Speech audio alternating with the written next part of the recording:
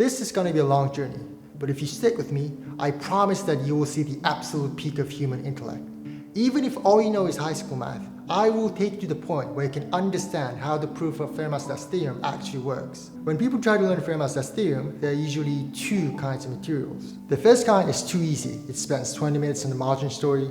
Fermat wrote something in a book, mathematicians struggled for hundreds of years, Wiles worked in secret. Fine. And then when the mathematics should actually begin, everything suddenly gets replaced by metaphors. Oh, an elliptic curve is a donut, modular form is some kind of symmetry, and the next thing you see is Wiles crying. The second kind is complete opposite. It's serious mathematics, but ordinary people cannot understand it. It literally starts from, oh, let's look at this residual Galois representation. But like, what the hell is a residual Galois representation, right? So here are some easy ones. Elliptic curve is a donut. Wiles work in secret. Modular form is a symmetry. Hardest problems in the world. The most famous one, Fermat wrote some 350 years of mystery. A legendary proof. And these are the hard ones.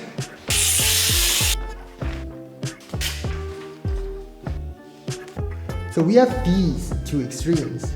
On one side, a beautiful story, but no real mathematics. On the other side, real mathematics, but locked behind years of background. And between them, there's nothing. And I wanted to fix this. I wanted to build a ladder between them. So I bought this for like $5.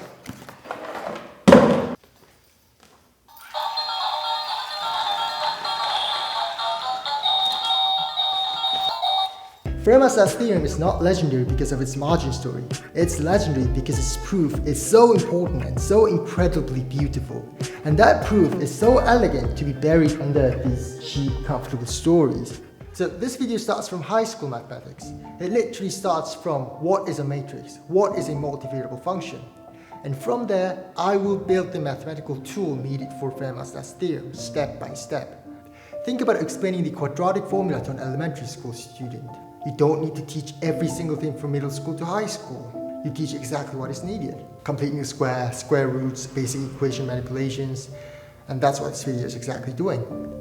I will assume you only know high school mathematics, and from there, I will introduce the pieces we need, one by one, everything. Last October, I made the Korean version of the video, and it went viral. People were talking about it, spread to online communities, and most importantly, there were people who understood the proof through my video. People who had always thought Fermat Last Theorem was out of reach. For the first time, the proof made sense to them. And that was exactly what I wanted to do. After that, I started thinking about what I could improve.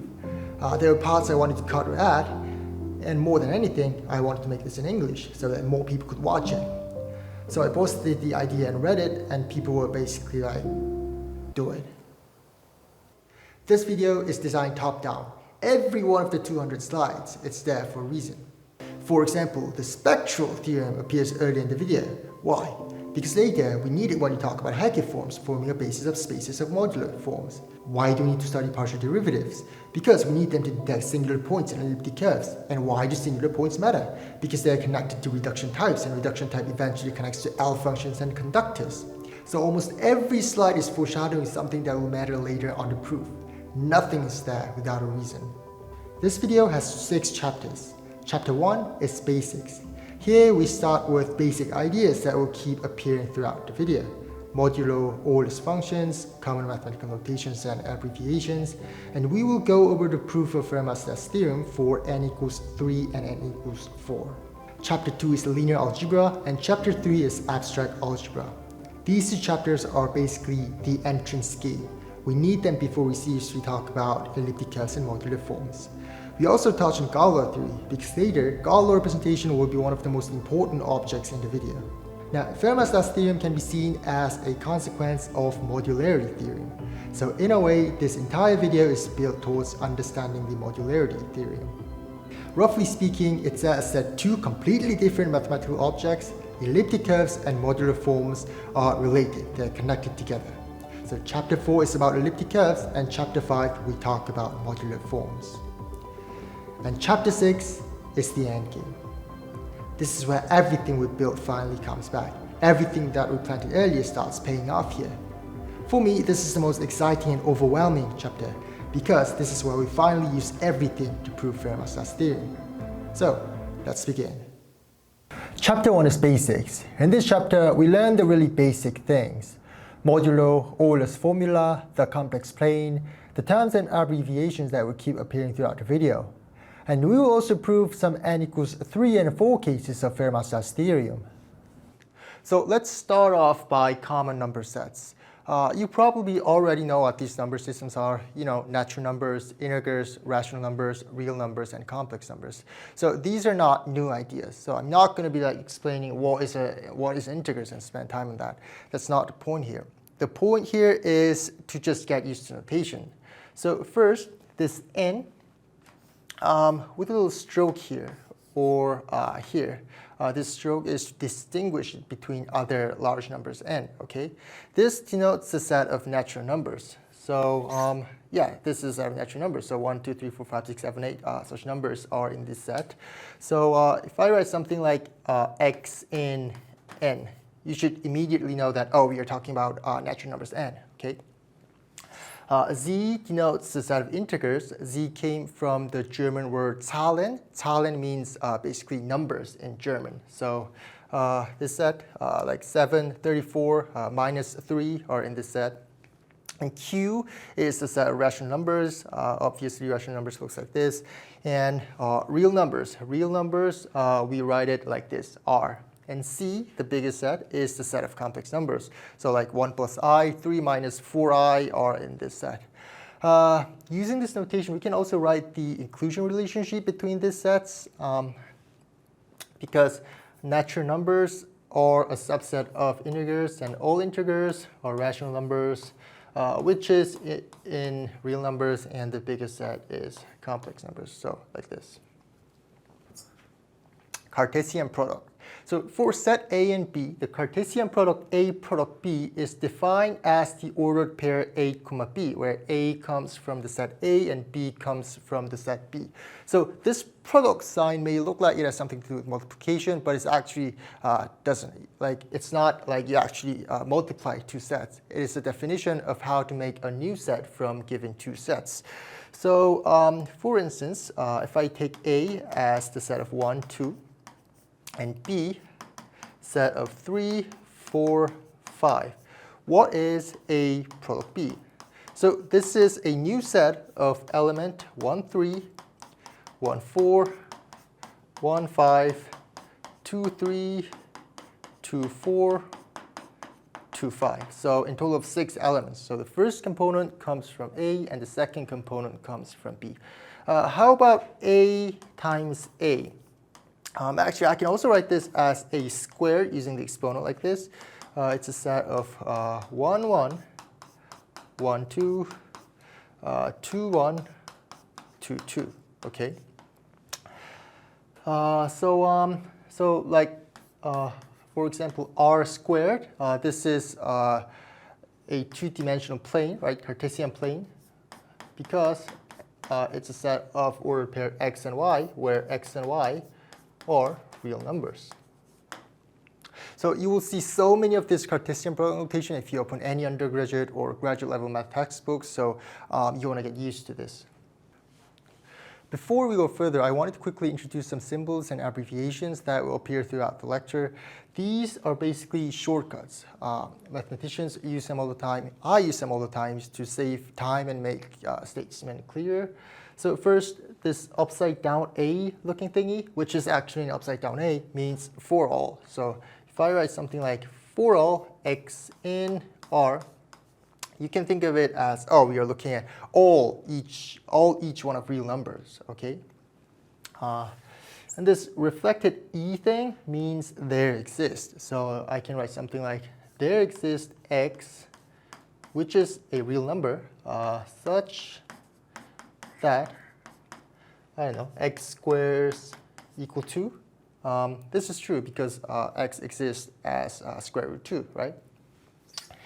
And this 2 dot and equal sign means it's defined as something. So if I write A is defined as B, this does not mean that A and B are the same. This is different to an equal sign. It means that we are defining A as B, okay? And WLOG here means without loss of generality. So what does it actually mean by without loss of generality? Suppose we're looking at integers x, y, z. So we know that x, y, z is an integer. And we also know that x, y, z, the product of them, is even.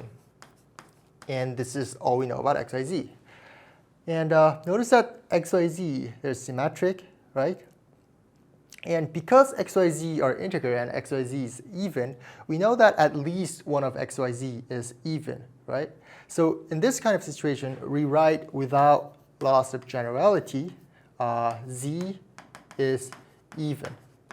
So we don't know which one of x, y, z is even, but we know that even number exists among x, y, z, right? So we just name that even number as z because x, y, z are symmetric. And this st means such that. It's a shortcut for such that. So instead of writing the full such that, we write s dot t dot. Okay? And WTS means want to show, and ETS means enough to show. So suppose we are in some complicated situations involving an integer n. So n is integer. And we want to show that n squared is even. We want to prove that n squared is even. So we want to show that n squared is even, right? But since n is integer, we can just show that n itself is even, right? So we can write, it's enough to show that n is even. And before we go on, we can write Fermat Last Theorem using these symbols and abbreviations. So for n greater or equal to 3, there does not exist x, y, z, which are integers such that x to the power of n plus y to the n equals z to the n. Of course, x, y, z is not 0. Now let's talk about divisibility and congruence. These are extremely basic ideas in number theory, but they appear everywhere, so I want to fix the notation carefully. So first, this a bar b means that a divides b. Equivalently, there exists k such that b equals ak. Of course, k here is an integer. Easy. 3 divides 6, right? 6 is a multiple of 3. And I don't know, 17 divides 68. 100 divides 2000.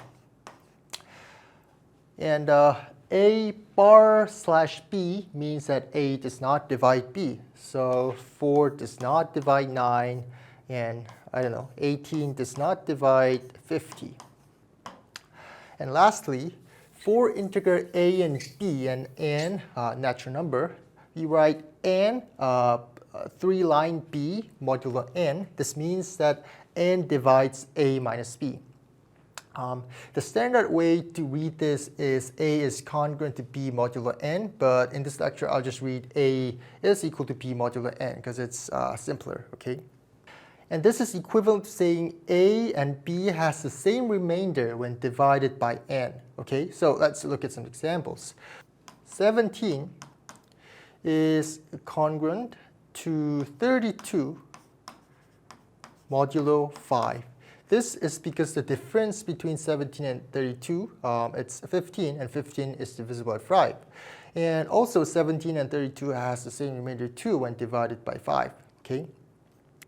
Another examples would be 15 equals 29 modulo 7. Because the difference between 15 and 29, it's 14, right? And 14 is a multiple of 7. And this is also because 15 and 29 has remainder 1 when divided by 7, okay? Greatest common divisors. So you know what greatest common divisor is. So this is just a notation for integers a and b. The greatest common divisor of a and b is denoted by like this, GCD parenthesis a comma b. And sometimes I'll just don't write the GCD, I'll just write a comma b, something like this. So for example, the GCD of 24 and 36 equals 12. GCD of 28 and 49 is equal to 7. And GCD of 17 and 32 equals 1, which means that they're coprime or primitive. Okay. And these below three properties, these are more of a technique that we'll be using when you prove the case n equals 3 and n equals 4 of the Fermat Last Theorem right after. And these properties can be proved rigorously using elementary number theory, but I'm not going to prove every single one of them here. For our purpose, we can just understand them intuitively. Okay.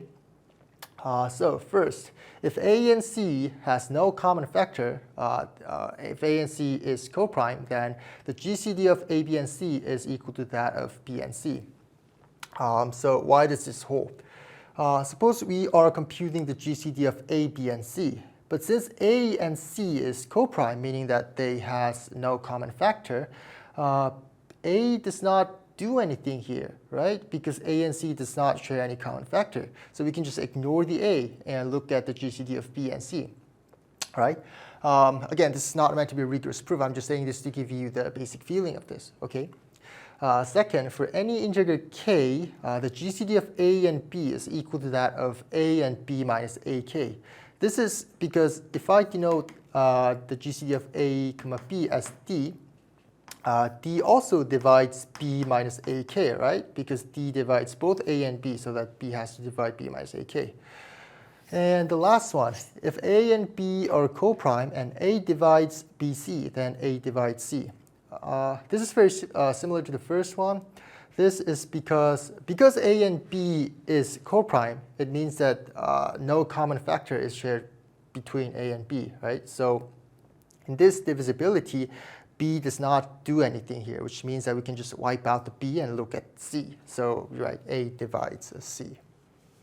Now we are going to prove Fermat Last Theorem for n equals 3. And to do that, we need one lemma. And what is a lemma? So a lemma is basically a supporting theorem. It's not usually the final result we want, but it's a smaller result that helps us prove the main theorem. For now, we will take this lemma as given and not prove this right now. And later, we will prove this using something called a unique factorization domain in abstract algebra part. So what does this lemma say?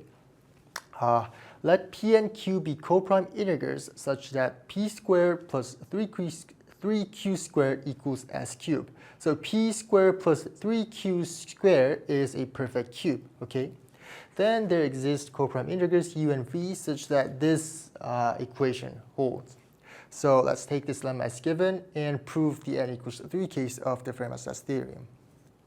So we want to prove that there exist no integers such that x cubed plus y cubed equals z cubed, right?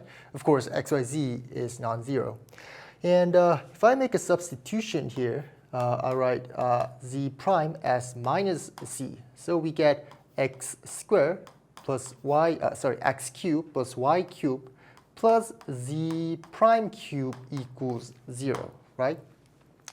And to me, this equation looks more symmetric and easy to handle than this equation. So how about we just start from this equation and show that this equation has no solution, right? So we start from this equation, x cubed plus y cubed plus z cubed equals 0. And we will show that this equation has no non-trivial solution. So let's assume that xyz satisfies this equation, right? So xyz is not 0. And we can also assume that xyz are pairwise coprime or primitive, because we can just divide by their common divisor if there is a solution to this equation, okay? So xyz are pairwise coprime. And we are going to look at the parity on each side. Notice that xyz cannot be all odd numbers, because if they were all odds, the left-hand side would be odd, and it doesn't make sense because the right-hand side is even. So we know that at least one of xyz is even. But since xyz are pairwise coprime, exactly one of xyz is even, right? So without loss of generality, we let that even number be z. And xyz, we know that they're odds.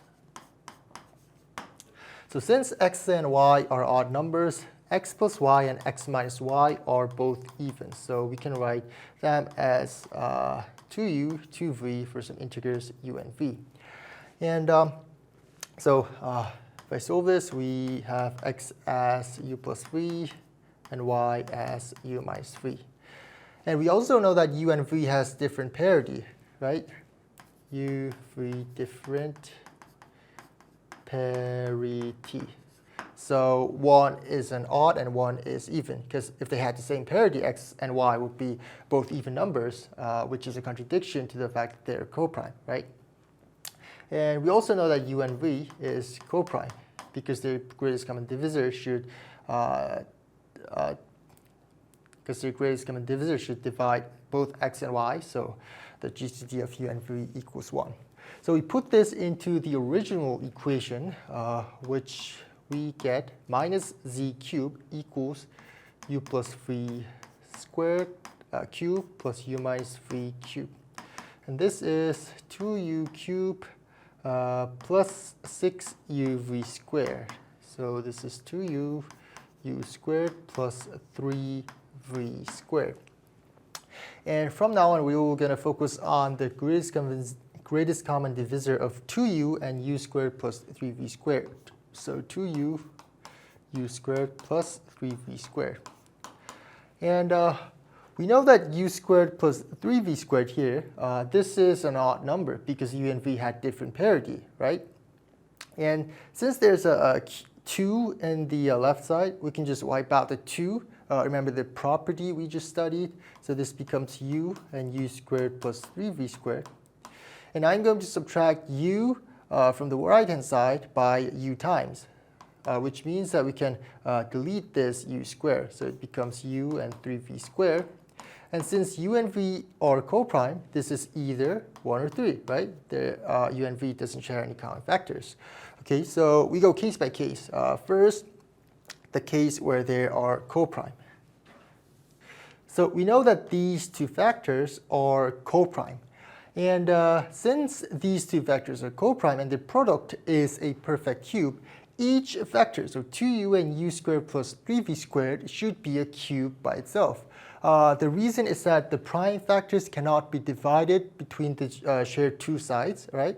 So 2u and u squared plus 3v squared should be both a perfect cube. So 2u I'll write as r cubed for some r, and u squared plus 3v squared as s cubed for some r and s. So we know that r and s, they're coprime, okay? So from this equation, this is familiar, right? This is from the lemma, so we can use the lemma here, which gives us u equals e squared minus 9f squared for some e and f, and v as 3f e squared minus f squared. And if I put these two into this equation, we also get s, and s is actually e squared plus 3f squared, okay? And so r squared here, r squared is 2u, so 2e. If I factorize this latter factor, we have e plus 3f e minus 3f, okay? And we can also know that 2e, 2 plus 3f, 2 minus 3f are all pairwise coprime. So how do you know this? For example, if we look at the GCD of 2e and e plus 3f, E and F has different parity, because if they had the same parity, U and V should be all even number, and that cannot be happening. So E and F are all, E and F has different parity, which means that we can ignore the 2 on the left side. So this becomes E plus 3F. And if I subtract E from this side, becomes E and 3F. And E cannot be a multiple of 3, because if E is a multiple of 3, U and V would be all multiple of 3. So this is 1. And likewise, we can show that 2E, E plus 3F, and E minus 3F shares no common factors. So we use the property we used here, same as here. So since these three factors are co-prime and their product is a perfect cube, each of them should be a perfect cube. So minus 2e equals k cubed for some k, and e plus 3f, I'll write it as L cubed, and e minus 3f as m cubed. So if I add this together, we get k cubed plus L cubed plus m cubed equals 0. Also, one thing, the absolute value of z cubed equals, where is z? Z is here. So z cubed equals minus 2u and u squared plus 3v squared, and these are here. So this is same as r cubed s cubed, right? R cubed s cubed. And r cubed here is equal to k cubed, L cubed, m cubed, right? So this is equal to r k L m cubed. So this is strictly greater than k or L or m, okay? So what have we actually done from this argument? So we started by assuming that there exists a non-trivial integral solution to this equation. So x cubed plus y cubed plus z cubed equals 0. And from this solution, through these arguments, we constructed another solution of the same type. K cubed plus L cubed plus m cubed equals 0. So we made k L m from x, y, z. So we made k L m from x, y, z, right? But the important point is that the new solution, KLM, is strictly smaller than the original solution, XYZ, right? You can see it from here. Z is strictly greater than K or L or M. More precisely, if the original solution had some non-zero integer z here, then we produced another solution which the corresponding value, m, has strictly smaller absolute value. So suppose that we do the same thing to KLM, right? So we make another solution. And we do this again, make another solution. But as we do this, the solution keeps getting smaller and smaller, right? But this cannot go forever because XYZ, KLMN, they all should be integers. And because there cannot be an infinitely strictly decreasing sequence of positive integers, this cannot be happening, which is a contradiction. So this means that there cannot be existing integral solution to this equation, x cubed plus y cubed plus z cubed equals 0. So we proved the n equals 3 case by the lemma. Now we are going to prove the FLT for n equals 4. And to do that, we also need one lemma. This says no right triangle with integral sides can have an area that is a square. So first, let's prove this lemma. So to prove this lemma, we assume that there exists a right triangle with integral sides and square area. So the area is a square. So by the Pythagorean theorem, a squared plus b squared equals c squared. And here we are going to prove n equals 4 case of the Fermat Last Theorem. And before that, we were going to look at some lemma. This lemma says no right triangle with integral sides can have an area that is a square, right? So let's prove this lemma. We assume that there exists a right triangle with integral sides with a square area. So area S is a square. So because this is a right triangle, we have a squared plus b squared equals c squared. And we also assume that ABC are pairwise coprime. ABC pairwise coprime. And we will examine both sides of the equation by using what I call a modulo 4 table. So what is modulo 4 table, right? So it looks like this, x modulo 4, x squared modulo 4, 0, 1, 2, 3. So this table tells us that if x is 1 modulo 4, x squared is, modulo 4, okay? So if x is 1 modulo 4, it means that x is a form of 4k plus 1. And if I take a square, it becomes 16k squared plus 8k plus 1. And this is a multiple of 4, right? So this is actually equals to 1 modulo 4. So this means that if I take x that is 1 modulo 4, the x squared is 1 modulo 4. And like this, I can fill out the blank part of this modulo 4 table. And it looks like this, 0, 1, 0, 1. And if a and b here are both odd numbers, means that they're either 1 or 3 modulo 4, then c squared would be 2 modulo 4, right? 1 plus 1 equals 2. But no squared is 2 modulo 4, right? So a and b, at least one of a and b should be an even number.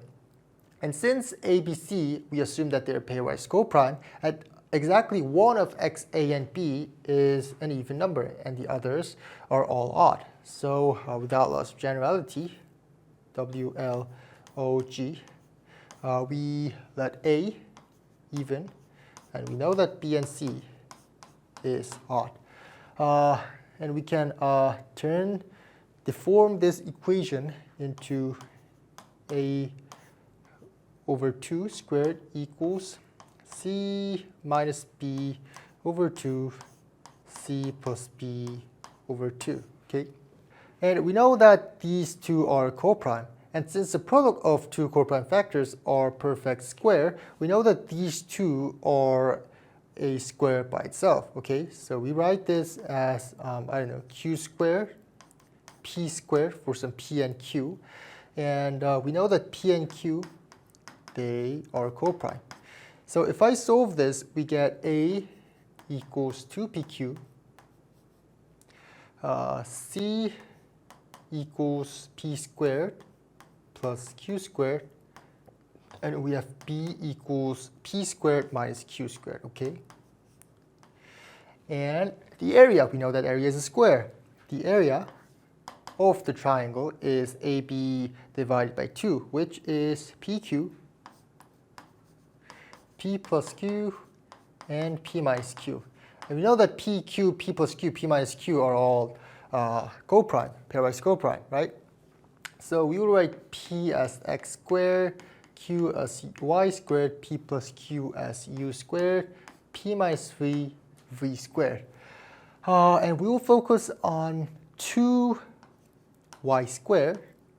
2y squared equals 2q, and 2q equals the difference of these two factors. So u squared minus v squared, right? So u plus 3, u minus 3. And we know that u and v are pairwise coprime. So the possible greatest common divisor of u plus 3 and u minus 3 is either 1 or 2, right? But since the left-hand side, we have 2y squared, which is an even number, we can write this as something like 2r squared, 4s squared for some coprime R and S, okay? So now we're going to look at x squared. X squared here, x squared is p, and p equals adding this 2 and dividing into 2. So we have u squared plus v squared over 2. And this is actually squaring this 2, adding this, and dividing by 2. So this is equals to, I don't know, r to the 4th plus 4s to the 4th, right? And on the other hand, if we look at c here, c is p squared plus q squared, right? And this is greater than p. And p was x squared. So of course this is greater than x, okay? So what have we done here? So we started from a, b, c here. And we made another solution, right? R squared, 2s squared, x that satisfies the same property, right? This also satisfies the Pythagorean theorem, and the area of the associated right triangle is r squared, s squared, which is a perfect square. So we made a new solution r squared 2s squared x from the original solution a, b, c. And same thing, the solutions get smaller, right?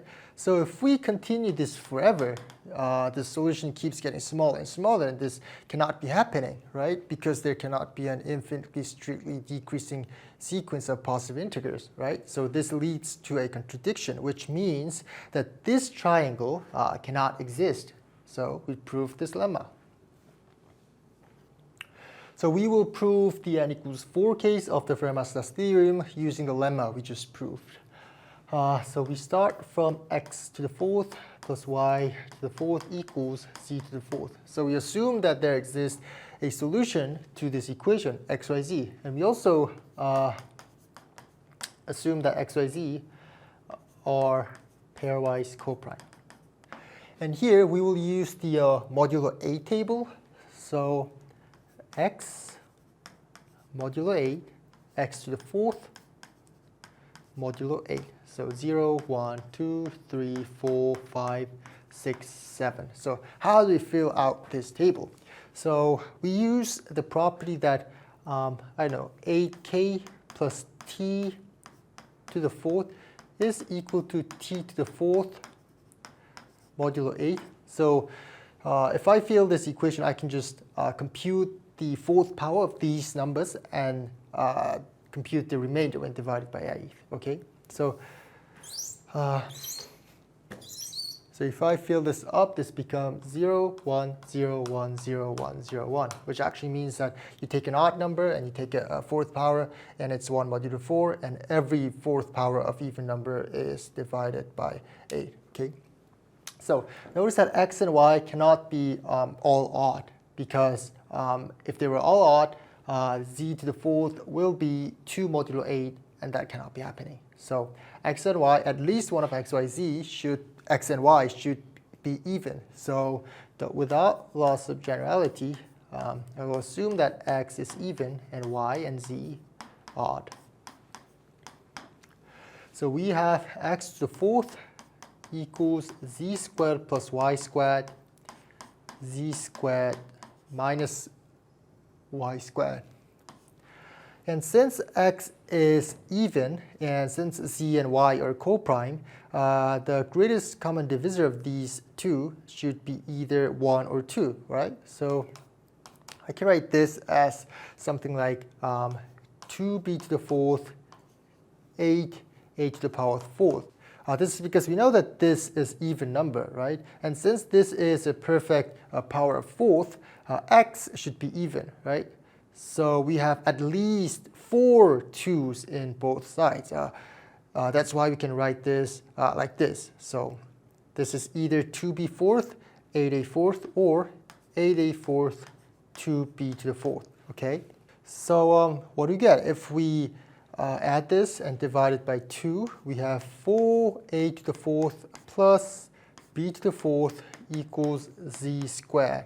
But this cannot happen because the solution 2a squared b squared z, if we make this a right triangle like this, 2a squared b squared z, we can make this a right triangle because of this equation. This satisfies the Pythagorean theorem. And this area of this right triangle is a perfect square. But that cannot happen from my lemma. So this is a contradiction, which means that we prove the n equals 4 case of the Fermat Last Theorem. Multivariable functions. So you're probably already very familiar with functions of variables. For example, fx. If I define fx as x squared, it takes one variable x, right? And it gives one output, x squared. So the input is one number and the output is also one number. But of course, we can also define functions with more than one inputs. For example, a function that takes two variables, x, y. And I can define fx, y as, I don't know, xy plus sine x cosine y plus y squared. I don't know, some weird function. But this actually works as a function. This is a valid, legit two-variable functions. And I can also define functions with three variables, if I define fx, y, z as the square root of x squared plus y squared plus z squared, this means the distance from the origin to the point x, y, z on a third-dimensional plane. So multivariate function, nothing special, we won't going to be deep, just that the number of variables can be more than one in a function.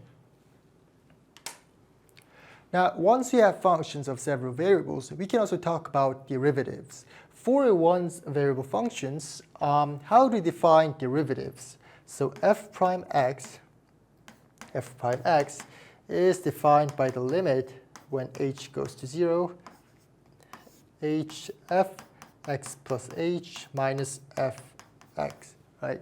So there's only one direction in which the input can change. Only x change here, right? So this means x changes by h here. But for a multivariable function, for example, fx, y equals xy plus x squared plus y squared, there are several variables. In this case, we have two variables, x and y. So how do we define derivatives when the number of the variables is more than one? So we can ask, what happens if only x changes here while y stays fixed? What happens if only y changes if we fix x? Okay, and that is the idea of a partial derivatives. A partial derivative is just a derivative when we treat one variable as the actual variable and treat all the other variables as constants. So we define partial derivative like this. This is the partial derivative of x with respect to xi. So here, only xi changes while other x1, x2 through xn stays fixed, right? So for example, if I define fx, y as x cubed plus y cubed plus xy plus, I don't know, sine x cosine y. And if I take a partial derivative with respect to x, so this is called del x, del f, we assume that y is constant, okay? And only x is the variable. So we have 3x squared, and this is variable, so it goes to 0, plus y, because y is a constant, plus cosine x cosine y.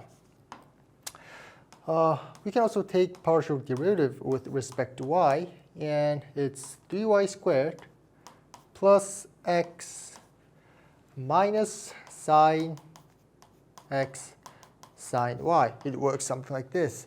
So we will not actually compute partial derivatives in detail, but they will show up later when we talk about singular points and elliptic curves. So I want to introduce the idea briefly here.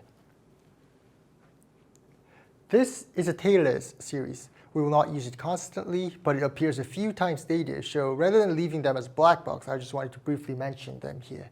So a Taylor series is a way to represent a given function as an infinite polynomial. For example, the power function here, e to the x, is equal to 1 plus x squared over 2 squared plus x cubed over 3 factorial plus blah, blah, blah. And it goes on. And if we take infinitely many terms here, it converges to e to the x.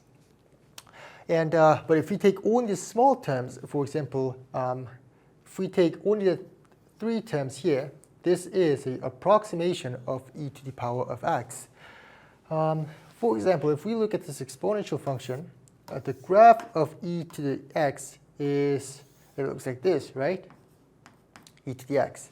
If I only take the first term here, y equals 1, and the graph will look like something like this.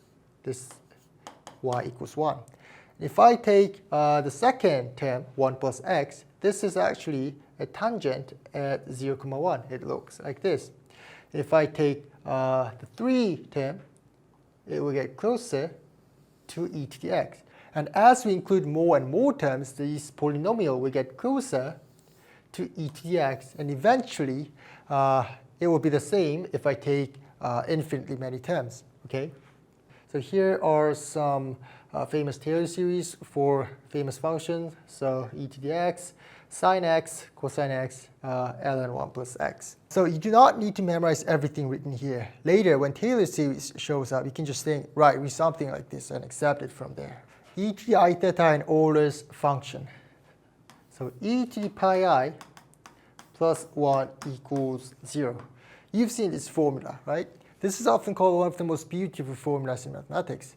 And the reason is that it contains so many important constants in one tiny equation. So we have Euler's constant here, natural constant E, pi, and I is the index and complex number, and 1. 1 is called a multiplicative identity, which means that you take any number, multiply it by 1, and it gets the same number back. And 0 is the additive identity. But behind this famous formula, there is a more general formula, and this is called a Euler's formula.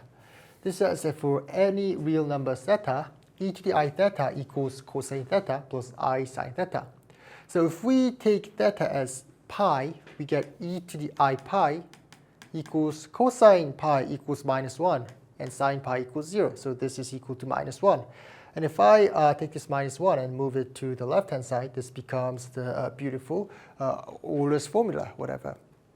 Now, depending on how you build the theory, you can approach this formula in slightly different ways. But for our purpose, it's perfectly fine to think of it as a definition. So what does it mean to even put an imaginary number in the exponent, right? It doesn't mean to like multiply by I times. That doesn't make any sense. So this definition tells us how to do when we see a complex number in an exponent. And this definition is not arbitrary, meaning that it's designed to fit perfectly with the exponential function we already know. And if you know the Taylor series, this definition matches very well with the Taylor series. So let's see.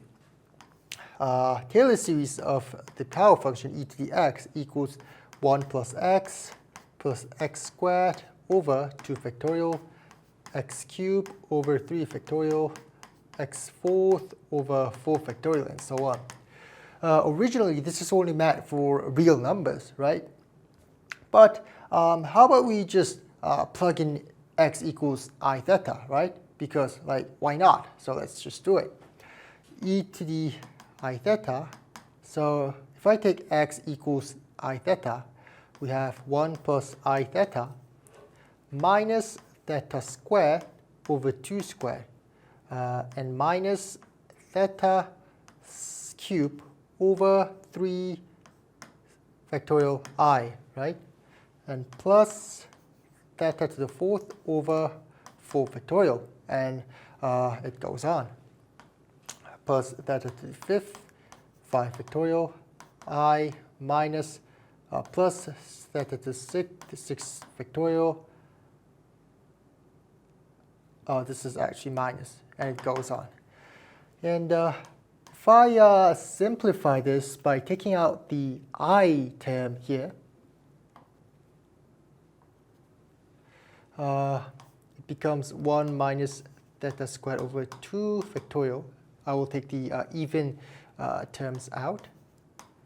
Theta to the fourth, 4 factorial, minus theta to the sixth factorial, etc., etc. Plus, I will take out the I on the odd number terms. So theta minus theta cubed over 3 factorial plus theta to the fifth over 5 factorial, and it goes on. And this is actually a Taylor series of cosine theta. And this is a Taylor series for sine theta. So it's equal to cosine theta plus I sine theta. So you can see that this definition matches perfectly with the Taylor series we just saw. So let's look at this formula, and maybe we can plug in some famous theta. So if I take theta as 2 pi, we have e to the 2 pi I equals cosine 2 pi equals 1, and I sine 2 pi equals 0, so we have 1. And we also computed that e to the pi I equals minus 1, right? If I take theta as some pi over 6, pi over 6I equals cosine pi over 6 equals square root 3 over 2, and sine pi over 6 equals 1 over 2I. So it's like this. And also, if I take theta as theta plus 2 pi, so ei theta plus 2 pi, cosine theta plus 2 pi and sine theta plus 2 pi are all equal to just cosine theta and sine theta, right? Because this is a periodic function with period 2 pi. So this is equal to cosine theta plus I sine theta. And again, this is equal to e to the I theta. So we know that if we view this e to the I theta as a function of theta, this has a period of 2 pi, right? So e to the, I don't know, pi over 3I, you can take any number, and it's actually equals to e to the pi over 3 plus 2 pi I at e to the pi over 3 plus 4 pi I, and it goes on. So in general, we know that e to the I theta is equal to e to the I theta plus 2n pi, when n is a natural number. Now let's look at the nth root of unity. The phrase sounds a little bit fancy, but the idea is simple. We are looking for complex numbers such that the power z to the power of n equals 1. For example, if n, we take n equals 2, and we are solving z square equals 1. So we know that z is simply either 1 or minus 1, okay? Now, in general, the equation z to the n equals 1 is same as z to the n minus 1 equals 0. And we know that this is a nth degree equation. So over the complex numbers, we expect exactly n roots. And indeed, the n roots are given by this formula. So how does this formula work? So we are looking at z such that z to the n equals 1. And 1, we know that the 1 is equal to e to the 2 pi ik, right? So here we take the 1 over nth power on each side, and we get z equals e to the 2 pi ik over n. Of course, here k could be any integer. So if we write this explicitly and plug the values of k, first, if I take k equals 0, it becomes 1. Of course, 1 is a solution to this equation, right? And if I take k equals 1, 2 pi I over n, okay?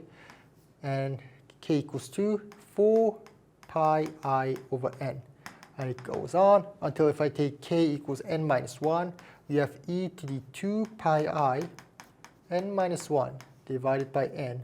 And if I take k equals n, we have e to the 2 pi I. And if I take k as n plus 1, we have e to the 2 pi I n plus 1 over n.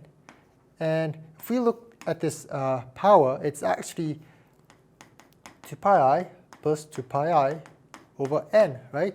So while k could be any integer, if we put every k here, this repeats because this one is the same as this e to the 2 pi I. This value is same as this value because of the periodicity of e to the I theta function. So we restrict the range of k to 0 to n minus 1, and we can find all the values that we want to find, okay? So let's test this formula in small cases. This actually works, right? So if I take n equals 2, we know that the values we are looking for is 1 either minus 1, okay? So z to the k equals e to the I 2 pi k over 2, and this is equal to e to the pi I k, okay? So if I take k equals 0, we have 1. And if I take k equals 1, we have e to the pi I equals minus 1. So we found all these. If I take n equals 3, first of all, without knowing this formula, if we just solve z cubed minus 1 equals 0, what do we get? We can factorize this into z minus 1 z squared plus z plus 1, right? So the expected value is z equals 1 and minus 1 plus or minus root 3i over 2. So we are looking for these three values, okay? So if we use the formula zk equals e to the power of 2 pi I k over 3. So if we take k equals 1, this is 1, k equals 1, this is e to the 2 pi I over 3. And if I actually write this explicitly, it is I sine 2 pi over 3 plus cosine 2 pi over 3. And sine 2 pi over 3 is square root 2i. And cosine 2 pi over 3 is minus 1 over 2. If I take k equals 2, the value is e to the 4 pi I over 3. And if we compute this using the same method, we have minus square root 3 over 2i plus 1 over 2. So we found the value that we are looking for. This gives exactly the same value as actually solving the equation. Now let's talk about complex plane. So what is a complex plane? If you take any complex number, it has the form of x plus iy, right? So it means that if you pick any complex number, this corresponds to two real numbers, x comma y. And x comma y we can correspond to a point on a two-dimensional plane. So this means that we can correspond any complex number into a point on a two-dimensional plane. And that two-dimensional plane, we call it a complex plane. So this is a complex plane. The horizontal line is real axis, and the vertical line is the imaginary axis. So if I take z equals, 4 plus 3i, and we mark this z onto this complex plane, this is somewhere around here, where the real value is 3 and the imaginary part is 3. So here we have z equals 4 plus 3i. If I take z equals minus 1 plus 2i, it would be somewhere around here, minus 1, 2. This point is minus 1 plus 2i. And we can also do this kind of thing in the complex plane. For example, suppose we want to draw the set of complex numbers z satisfying the absolute value of z equals 1. So if I write z as x plus iy, the absolute value of z is the square root of x squared plus y squared. And if this is equals 1, this means that x squared plus y squared equals 1. So this is a unit circle with center and the origin. So if I collect every complex number that has absolute value 1, this is on this unit circle. How about the real part of z equals 2? Right? If I write z as x plus iy, the real part of z is just x. So this z is on a vertical line here, where the point meeting the horizontal axis is 2. Okay. Now let's connect this with what we just talked about, the nth root of unity. We said that the nth root of unity are z to the k equals e to the 2 pi I k over n. And this is equal to I sine 2 pi I k over n plus cosine I pi I k over n.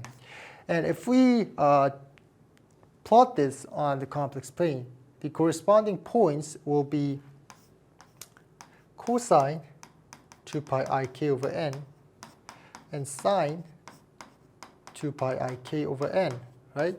So this will be on a unit circle, and the associated angle here would be this 2 pi k over n.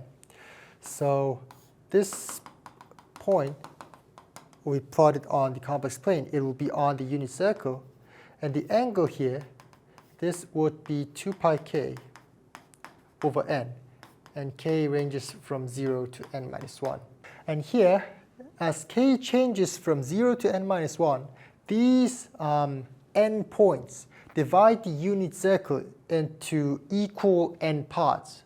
So what do I mean by this? If I take n equals 3, third root of unity will be e to the 2 pi ik over 3 when k equals 0, 1, and 2, right? So the associated angle will be, of course, on a complex plane with a unit circle. The angle would be 0 when k equals 0, and if I take k equals 1, the angle would be 2 pi over 3, so it will somewhere be like here, right? This is 2 pi over 3. And if I take k equals 2, the angle will be 4 pi over 3, and the point will be here. So if I connect these 3 points,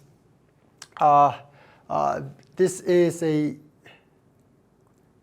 equilateral triangle, right? And if I also take n equals 4, zk equals e to the power of 2 pi ik over 4, right? So if I take k equals 0, it will be this point. This is actually 1, right? If I take k equals 1, the angle will be pi over 2, this point. This is I, right? I to the 4th equals 1. And if I take k equals 3, it will be this point. This point denotes minus 1, and k equals, this is k equals 3. And if I take k equals 3, this will be this point, and this will denote minus 1. And see what we got. This is a perfect square.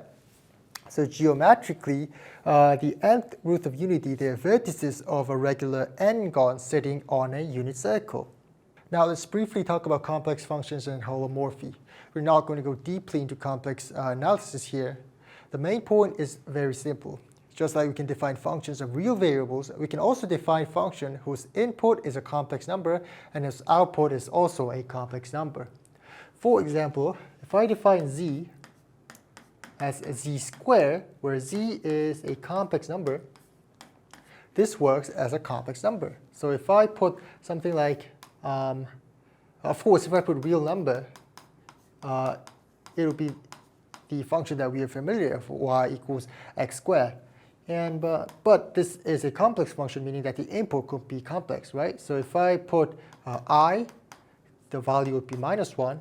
If I put f1 plus I, it will be 2i, right?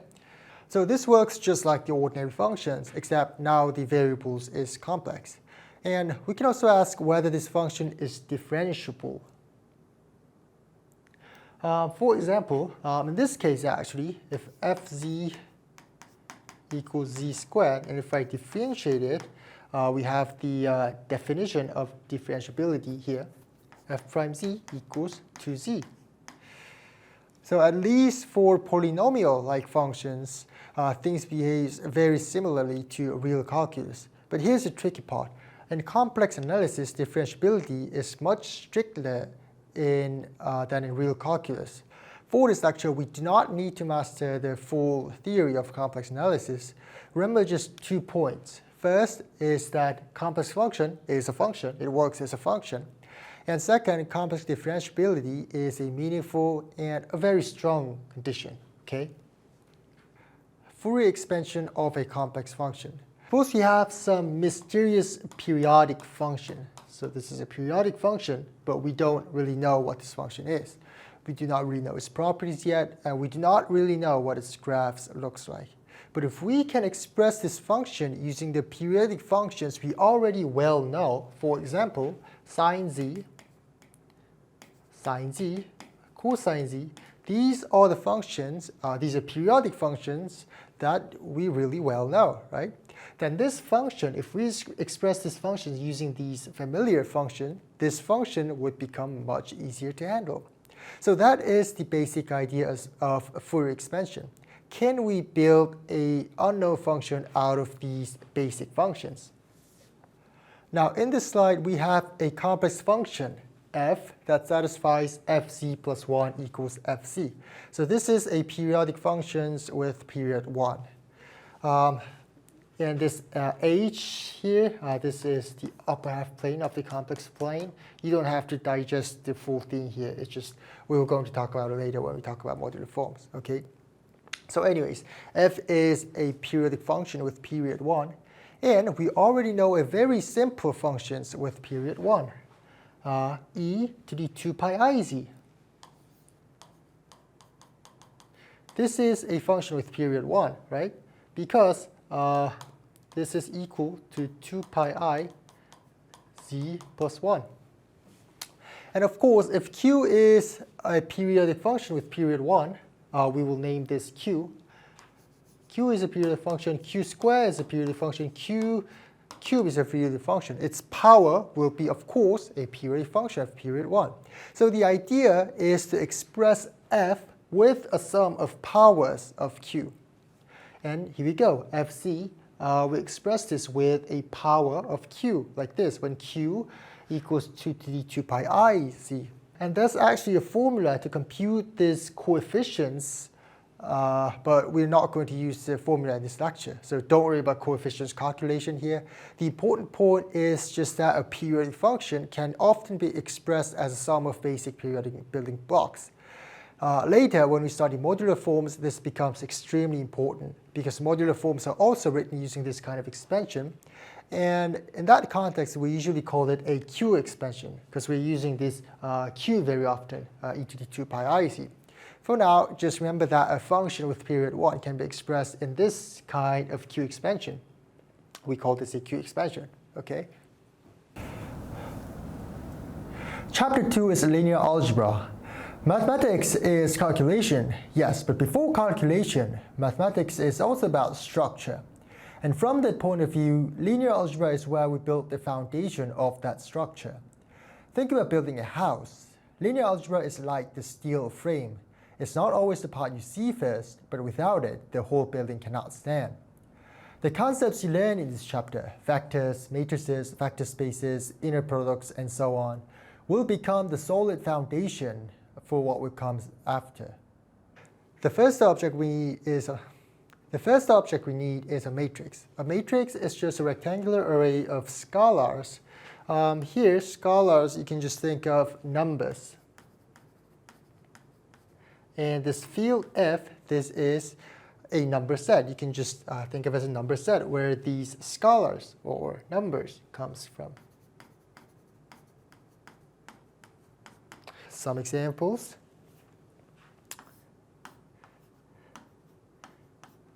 This is a matrix, and this is a 2 by 2 matrix because it has 2 rows, right? 1, 2, and this has 3 columns, 2 columns, 1, 2. So this is a 2 by 2 matrix. We write like this, and we often write like this, 2 by 2 matrix.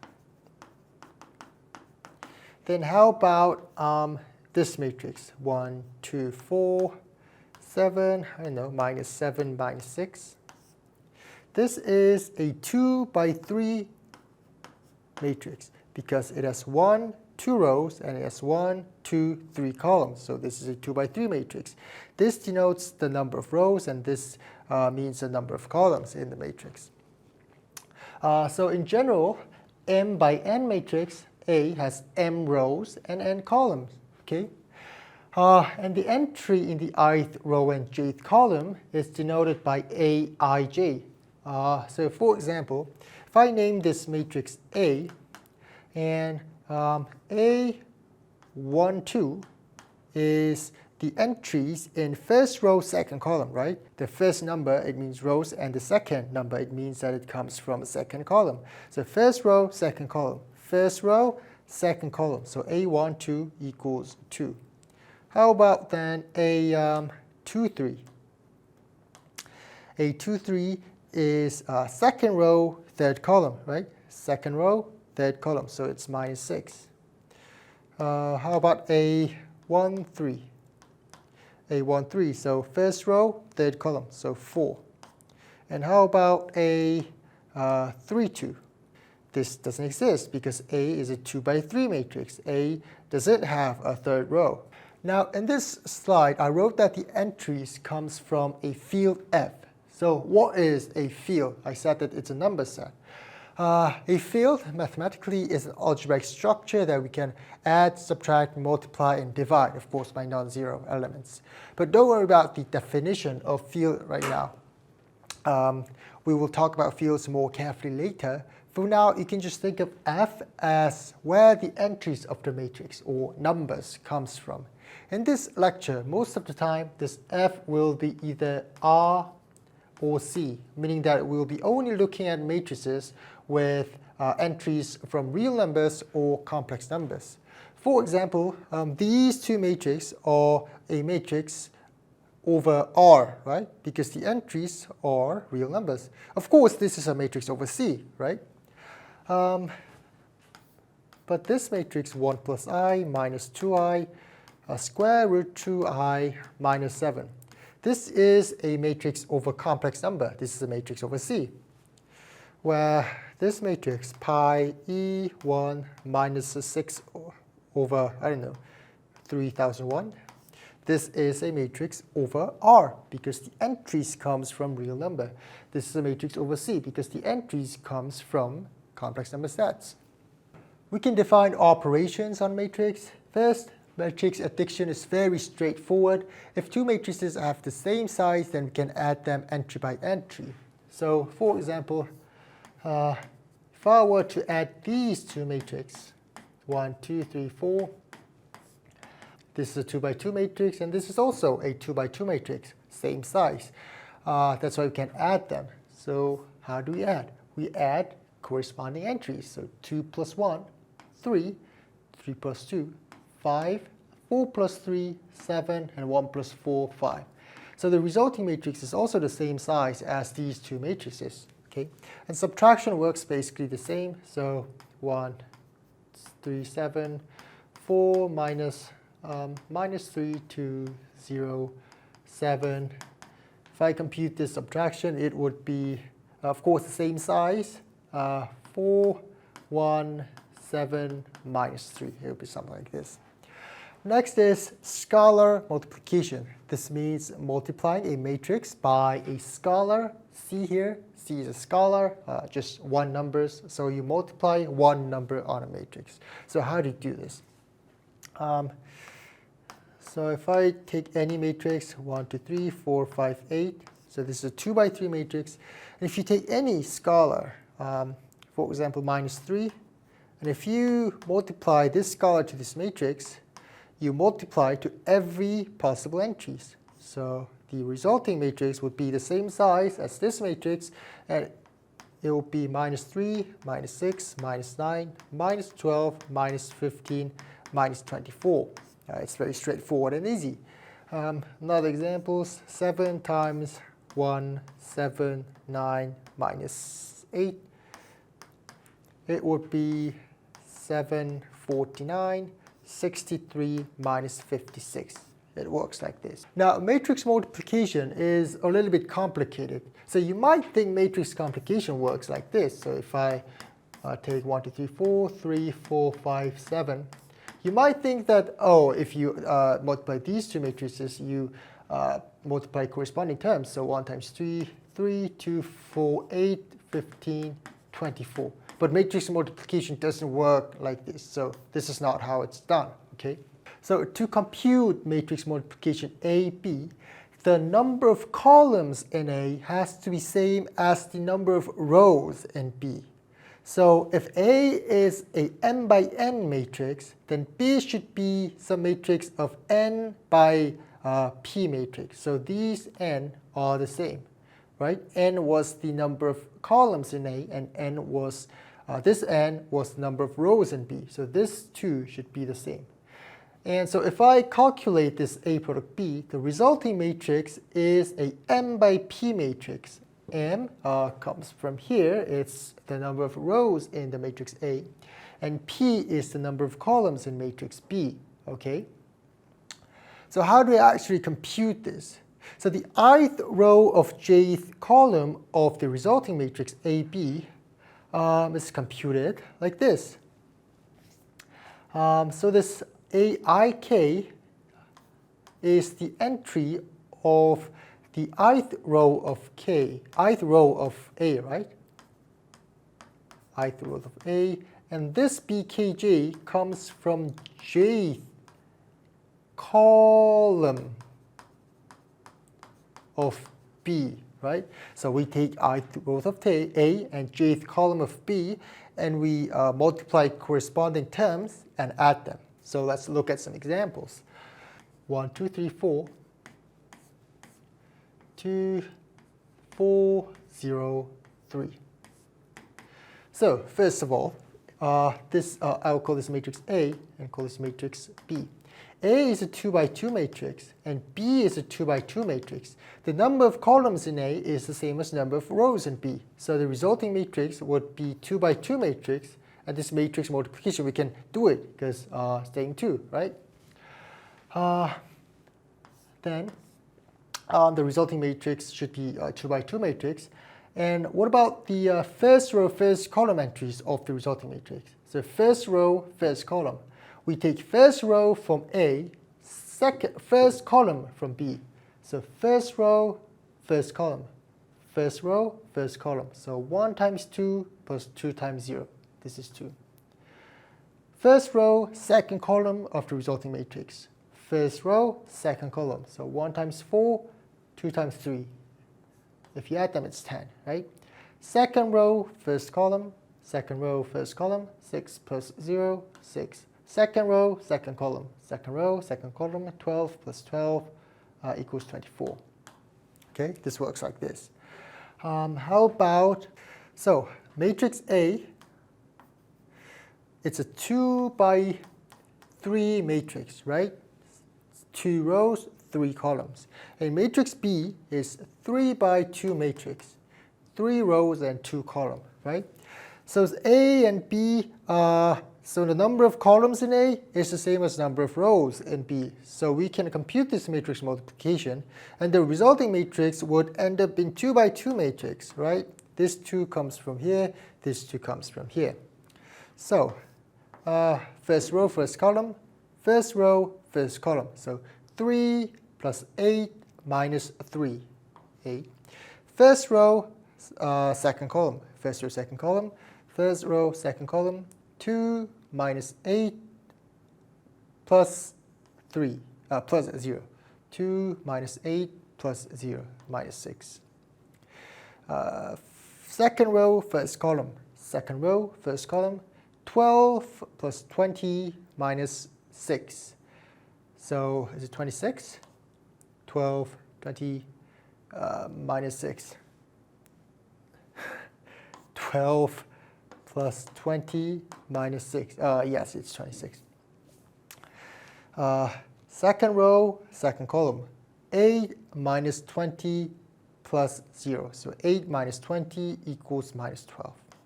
And in general, matrix multiplication is not commutative, meaning that AB is not equals to BA. So you cannot change the order of multiplication.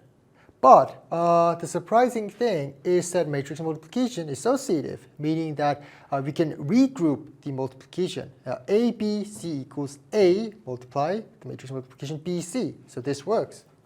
We will not go to prove this, but we can check that these hold, right? So maybe we can pick any matrix ABC, 2 by 2 matrix, 1, 2, 3, 4. I don't know, I'm choosing any random numbers, minus 2, 3, minus 1, 1, 2, minus 2, okay? So first, we will going to compute this first, and this gives us minus 4, 1 plus 6 is 7. Second row, first column, minus 8. Second row, second column, so 3 plus 12 is 15. And if you do the multiplication one more time, we have first row, first column, 18. Is it right? I think it's right. First row, second column, minus 4, minus 14, minus 18. Second row, first column, 38. Second row, second column, minus 38. Okay. So now we will go to regroup this by doing this multiplication first, okay? And it becomes, okay, we had 1, 2, 3, 4, and 2 minus 2, 2 plus 6, 8, minus 2 minus 6 minus 8. And this is equal to 2 plus 16, it's 18, minus 2 minus 16, it's minus 18. 6 plus 32, 38, minus 6 minus 32, it's minus 38. So it's the same. So we check that matrix multiplication is associative. Some types of matrices. First, a square matrix. What is a square matrix? A square matrix is a matrix where the number of rows equals the number of columns. So generally, an n by n matrix is a square matrix. Number of rows equals the number of columns. So this is a square matrix. This is a 2 by 2 matrix, right? Same row, same column. And minus 7, 6, 77, 0, minus 6, 1. This is a 3 by 3 matrix, so this is a square matrix. And zero matrix. Zero matrix is a matrix where all entries are 0, and it acts as the additive identity, which means that we can pick any matrix and add to the zero matrix, and we get the same matrix back. So for example,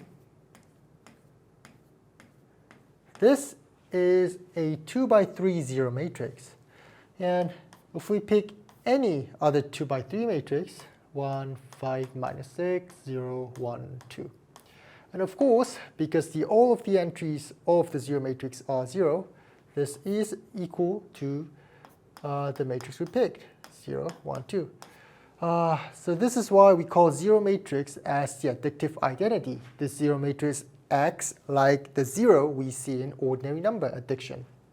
Because 0, you add to any number, you get the same number back, same as the zero matrix. Okay? And what is a diagonal matrix? Diagonal matrix is a square matrix where all non-diagonal entries are 0. So what does diagonal mean for a matrix? The entries of a square matrix on this line is called the diagonal entries. Usually when you say the diagonals of a matrix, we mean this diagonal, the top left to the bottom right. About the other diagonal, this, we did not usually call this a diagonal of a matrix. If we call diagonal of a matrix, we usually only mean this line, okay? So for a diagonal matrix, all the non-diagonal entries, the entries that are here, should be all 0. Some examples of diagonal matrix. 1, 3, 0, 0. This is a diagonal matrix, right? Only the entries in the diagonal could be non-zero. This is also a diagonal matrix. This is a 3 by 3 diagonal matrix, okay? And lastly, the identity matrix. The identity matrix is the n by n diagonal matrix with 1s on the diagonal. And it acts as a multiplicative identity, which means that you pick any matrix, any square matrix, multiplying the identity matrix does nothing to the matrix. So, for examples, the 2 by 2 identity matrix is the matrix 1, 0, 0, 1. And if you pick any 2 by 2 matrix, for example, A, B, C, D, and multiply to the identity matrix, so 1, 0, 0, 1, let's actually compute this. So first row, first column, first row, second column, second row, first column, C, and we have D. So we got the same matrix back. And even if you change the order of the multiplication,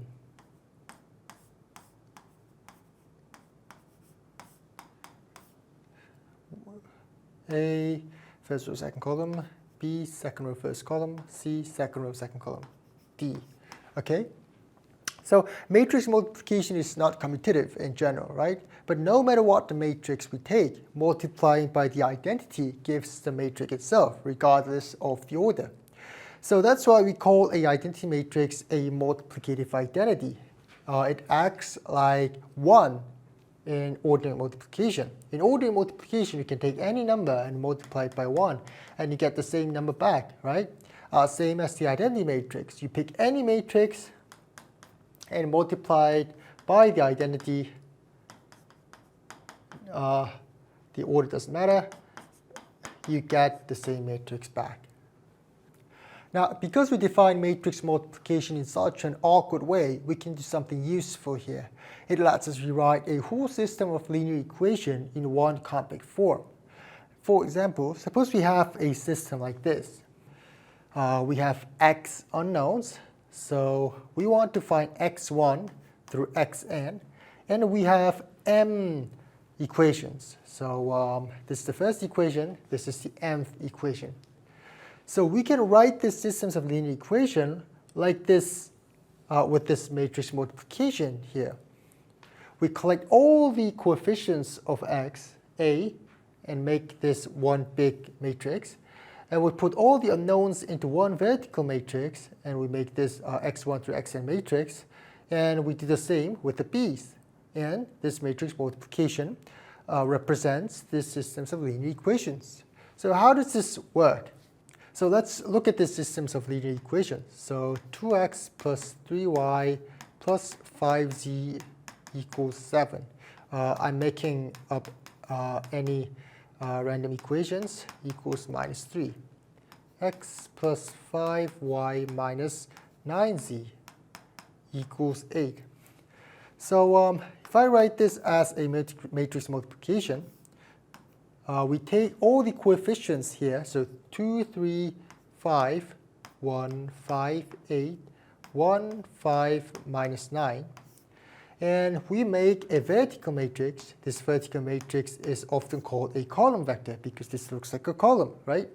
And we make it a unknown vertical matrix like this, a column vector.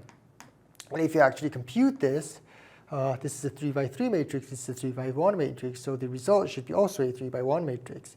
So first row, first column, 2x plus 5y, 3y plus 5z, x plus 4y plus 8z, x plus 5y minus 9z. And look at this. This is equal to this equation. So this is equal to 7 minus 3, 8. So if I name this big matrix as A, and if I name this as x, of course this x is different to this x, and if I name this B, we can write this huge systems of linear equation into just this one simple matrix multiplication, AX equals B. So the natural question is that how do we solve this, right? We want to actually find the values of x, y, z. How do we find this? For ordinary numbers, if we have something like ax equals b, of course when a is not 0, we divide both sides by a. It's equivalent to saying we multiply the reciprocals of a both sides, right? So we multiply 1 over a into both sides, right? And since multiplication is associative, we can regroup this like this. And the reciprocals times the original value is just 1, right? So 1x equals 1 over a, b. So we found x as 1 over a times b, which is simply b over a, right? So here, the key value is 1 over a, right? 1 over a, if you multiply with the a, you get 1, which is the multiplicative inverse in ordinary multiplication. But multiplicative identity in matrix multiplication was the identity matrix, right? So we would want to find something, I don't know, but some matrix that satisfies AB equals BA equals I. We want to find this B for a given A. And that is the idea of an inverse matrix. A square matrix A is invertible if an inverse matrix A minus 1 exists such that AA minus 1 equals A minus 1A equals the identity matrix.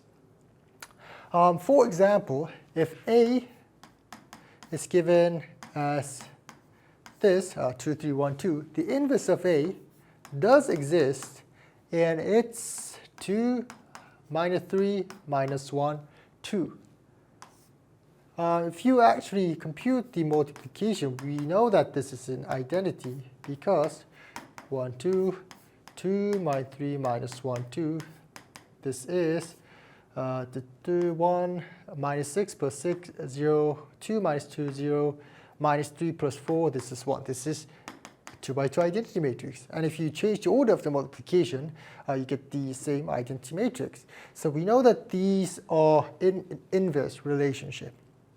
Another example, if I take B as 1, 1, 1, 0, 1, 1, 1, 0, 1, B minus 1 exists, and it is 1 minus 0, 1, 0, 1, minus 1, 1, 1. This is actually minus 1.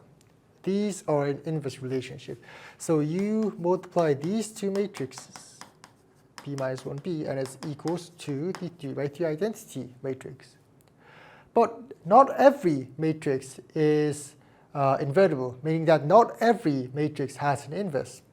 Like a zero matrix, 0, 0, 0, 0. Is there an inverse to zero matrix?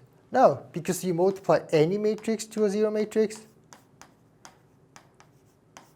and it's still a zero matrix. This cannot be an identity matrix, right?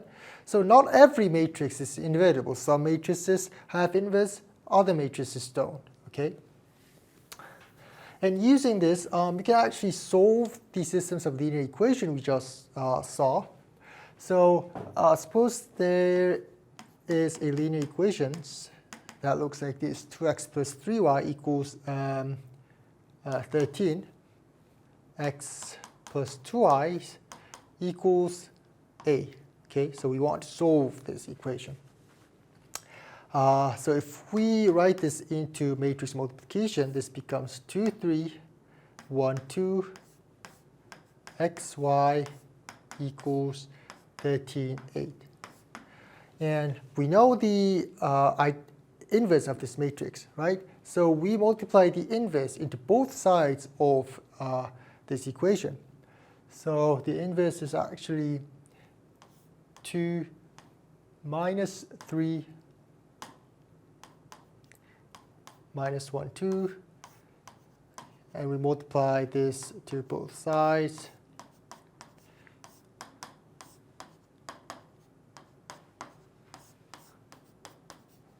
And because matrix multiplication is associative, we can compute this first, and we know that this is an identity matrix because this is the inverse of this matrix. So this is I2. But if you multiply any matrix to an identity matrix, you get the same matrix back. So this is, the left-hand side is x comma y. And the right-hand side, oh, this is 13, 8. The right-hand side, if you compute the multiplication, 26 minus 16, 10, minus 13, plus 16, 3. Oh, this is actually 2. So we have found x and y, right? You put x equals 2, y equals 3, and you know that this holds. Now that we've learned about invertible matrix and inverse matrix, we want to find an inverse of given matrices. Let's start with the 2 by 2 case. So we want to find the inverse of this matrix ABCD. At this point, we don't even know that this matrix has an inverse, right? If A, B, C, D are all 0, this matrix is not invertible, meaning that there does not exist any inverse, right? So hopefully, we want to find matrix X, Y, Z, W such that the multiplication of this is equal to the identity matrix, like this. So if we actually compute this explicitly, we have xz, ax plus bz, ay plus bw, cx plus dz, cy plus dw. So we have ax plus bz equals 1, ay plus bw equals 0, cx plus dz equals 0, and cy plus dw equals 1. I'm going to multiply d on both sides of the first equation. So a dx plus b dz equals d. And I'll multiply b in this equation. So bcx plus b dz equals 0. If I subtract this 2, the b dz disappears, and we have ad minus bc x equals d. Oh, so we found x. X equals, of course, when ad minus bc is not 0, is d over ad minus bc when ad minus bc is not 0.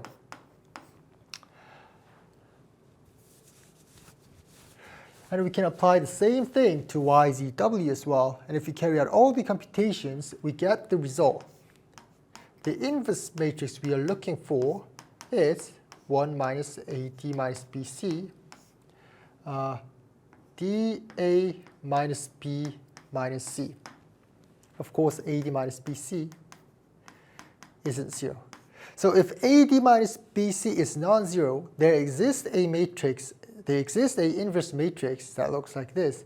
And if ad minus bc is 0, the matrix does not have an inverse, meaning that it's not invertible.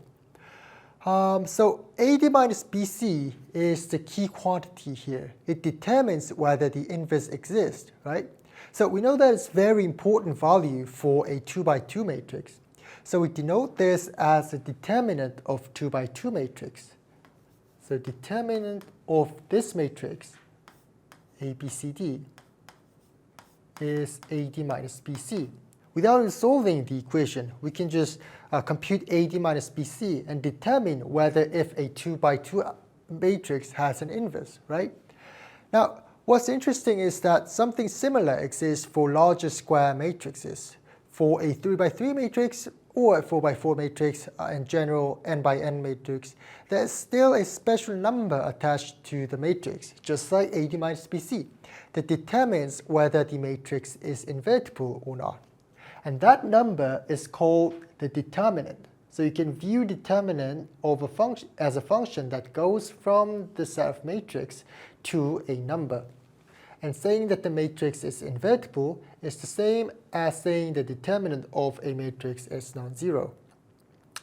And particularly, determinant AB actually separates into determinant A, determinant B, which is a very good property. And for a 2 by 2 matrix, like we derived here, the determinant is AD minus BC.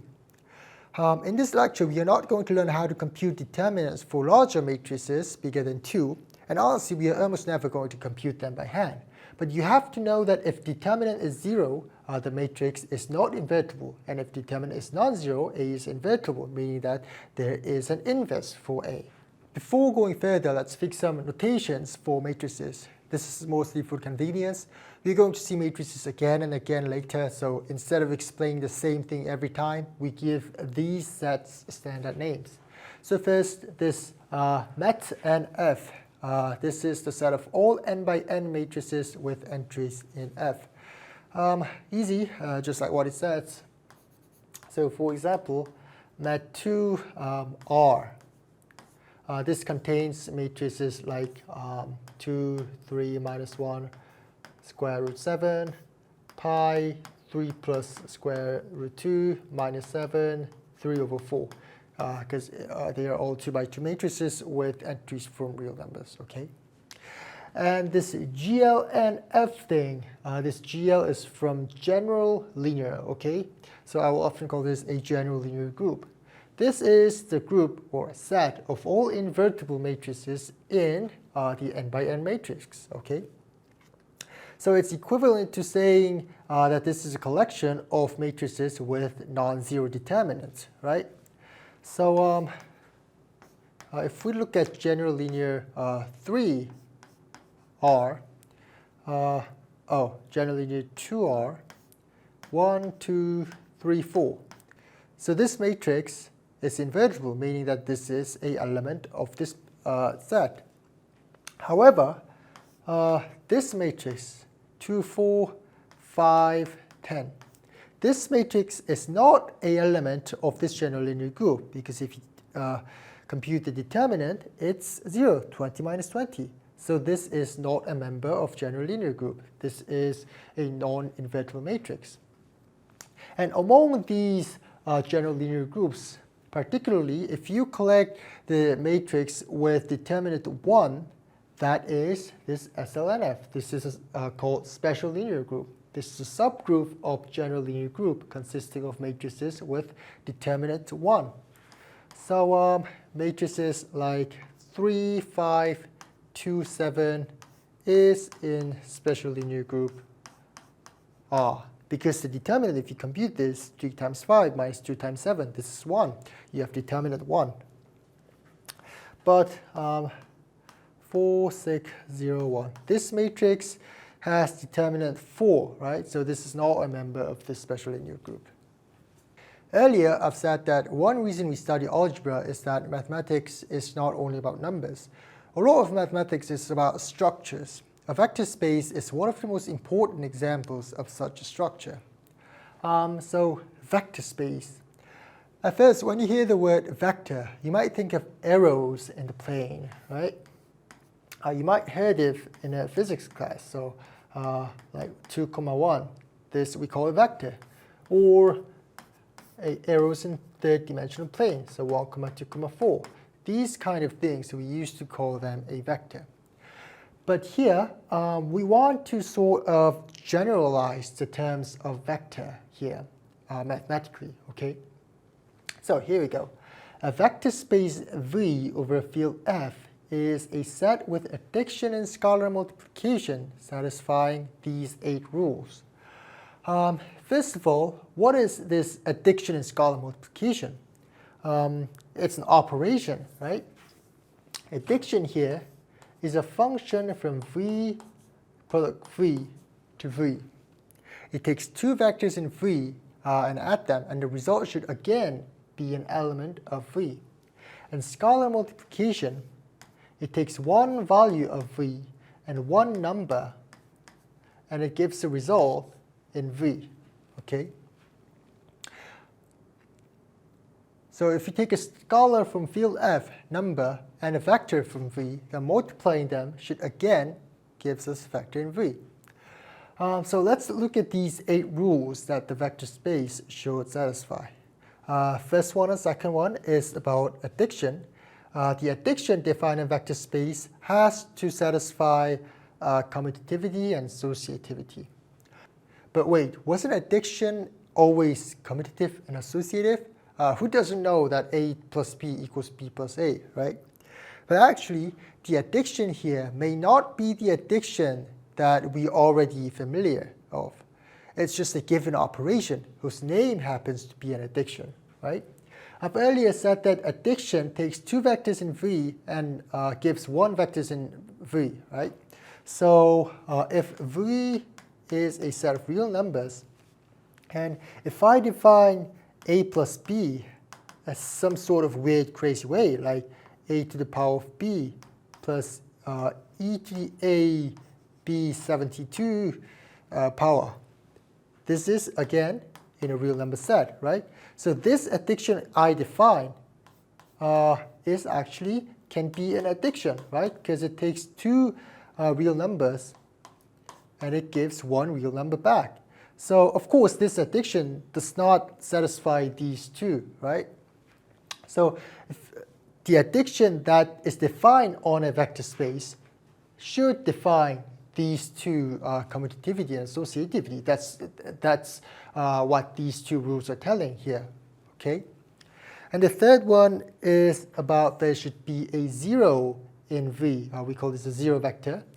And it has to satisfy x plus 0 vector equals x for all x, no matter what x you pick in V, okay? And rule number 4 says for every vector, every element in V, minus x should exist in V such that x plus minus x should be 0. And 0 here is the 0 from the third rule. And number 5 and 6 is about scalar multiplication. 1 times x should be x, and ab times x should be same as a scalar multiplication, b scalar multiplication x. and number 7 and 8 is about distributive law. So what are some examples of vector spaces? First of all, R is a vector space. It's so obvious that it's a vector space, right? Because rule number 1 through rule number 8 satisfies, right? C is also a vector space. And R to the power of n is actually a vector space. Remember, this was a Cartesian product. And how do we define addition and multiplication here? Of course, R and C, the addition and multiplication, is the operation that we are familiar of. And here, Rn, the addition is multiplication defined like this. So if you add x1, x2, blah, blah, blah, xn, plus y1, y2, blah, blah, blah, yn, you add corresponding entries, x plus y1, x2 plus y2, blah, blah, blah, xn plus yn. Scalar multiplication, if you scalar multiplication A with any vector or elements in Rn, this is defined as ax1, ax2, ax3, blah, blah, blah, axn.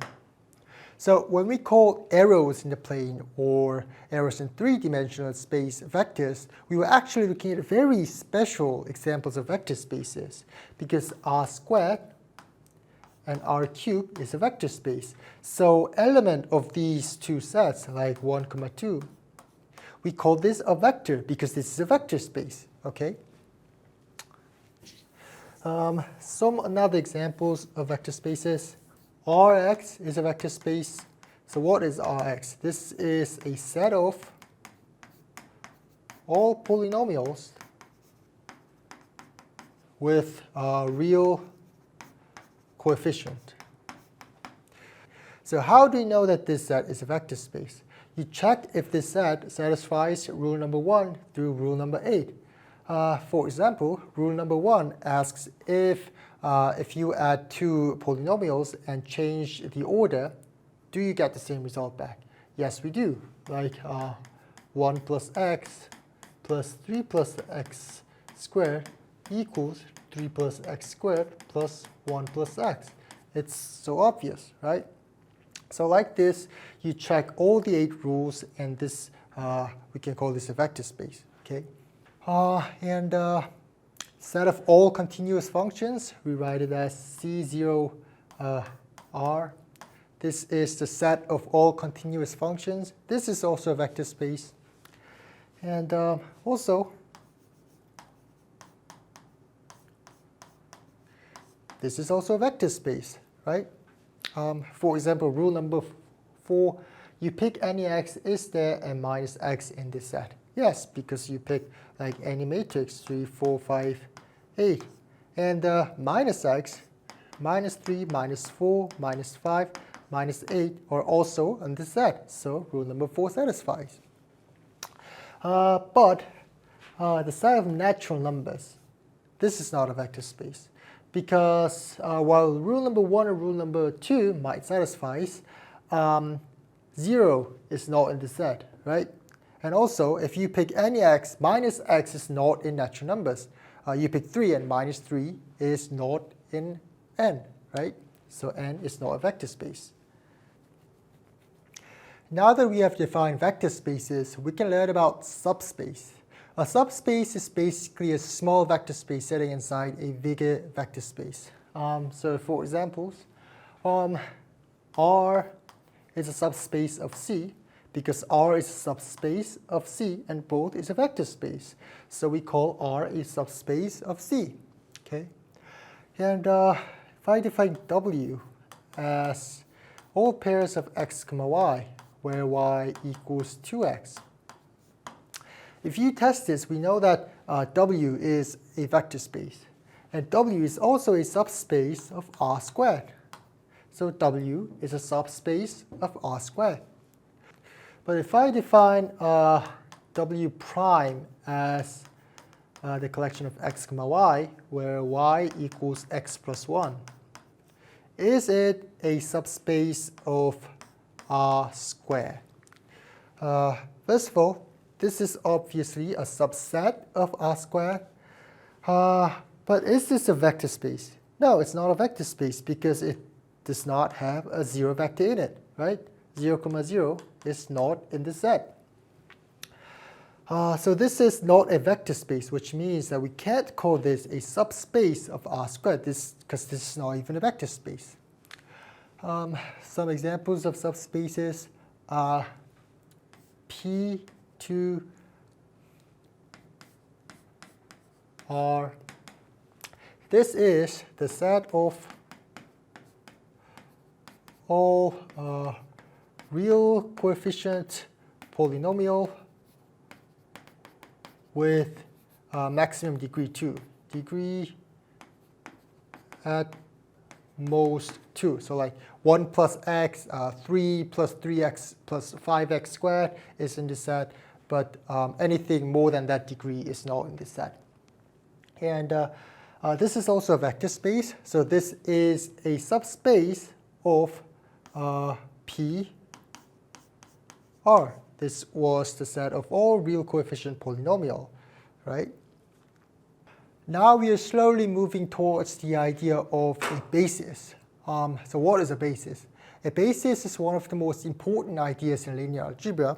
Roughly speaking, a basis is a minimal set of building blocks for a vector space.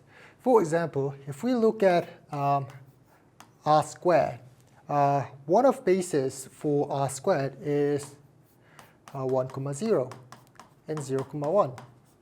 Because you can pick any element in R squared and you can make this a, b using these two elements, like this. So we can build every elements in R squared using these only two elements. So we call this a basis. So if you know the basis, then you can build every vector in the space from those basis vectors, and you can do it in a unique way. But before we can define basis properly, we need a few smaller concepts. And the first one is linear combination. So a linear combination of vectors in a set S, v1 through vk, is any vector u of the form a1 v1 plus a2 v2 plus blah blah blah ak vk, where a1 through ak's are numbers. Okay. So for examples, in R2, I'll pick any subset of vectors.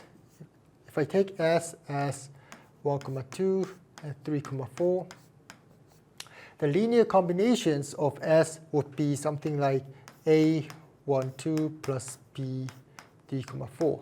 Okay. So is 5, 8 linear combination of S? We check if there exists A and B such that this equation holds. And actually there is. Because if we take A equals 2 and B equals 1, this is 5, 8. So 5, 8 is a linear combination of these two vectors. However, if we look at another example, if we look at vector space R squared, and if we take S as 1, 2, 3, 1 to 0, 4, 7, 0. Is 3, 4, 5 a linear combination of S? No, we can't, because no matter how you combine these two vectors, plus b 4, 7, 0, the third coordinate will always be 0, right? It cannot be 5, right? So 3, 4, 5 is not a linear combination of S. So we know what a linear combination is. We can now define what is a span. Suppose we have a set of vectors, S, we will write S as v1, v2 through vn. So in total of n vectors. The span of S, denoted by this span S, is the smallest subspace of V containing S. Smallest subspace of V containing S. But what does that actually looks like? Well, if a subspace contains S, V1 through Vn, then it must also contains things like 2V1 plus V2, or something like V1 minus 7V2 plus 5V3, right? Because a subspace has to be closed under scalar multiplication and addition. That's because subspace is also a vector space, right? So once it's contained the original vectors V1 through Vk, it is forced to contain every possible linear combinations of them, right? That means any subspace containing S must contain all vectors of the form A1V1 plus A2V2 plus blah blah blah AnVn, where A1 through An is numbers or scalars. Now the nice thing is that if you collect all these linear combinations, this forms a vector space. So while the definition of span is the small subspace of V containing S, blah blah blah, you can just think of span of S as the collection of all the linear combinations of S. So we will now going to learn about linear independence and dependence. A set of vectors S containing V through Vk, we call it linearly dependent if the only solution to the equation A1V1 plus A2V2 plus blah blah blah AKVK equals 0 is the trivial solution A1 through AK equals 0. And if a set is not linearly dependent, we call them linearly dependent. Let's look at some examples. In R squared is 1, 2, 1, 0 linearly dependent. To know this, we make an equation. So A1, 1, 2 plus A2, 1, 0. And this is equal to A1 plus A2 to A1, right? And in order for this vector to be a 0 vector, A2 should be 0 and A1 should be 0. So the only solution to this equation is A1, A2 being both being 0. So these two vectors are linearly dependent. Okay. How about in R cubed, 1, 2, 3, 1, 3, 5, 2, 5, 8.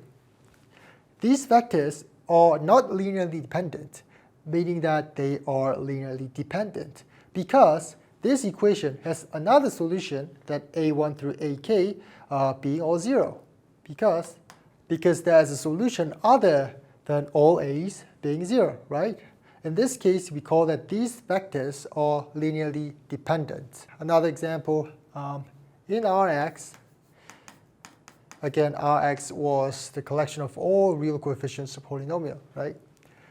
It's 1 plus x, x squared plus x, 2 plus 3x plus x squared, linearly dependent or linearly dependent.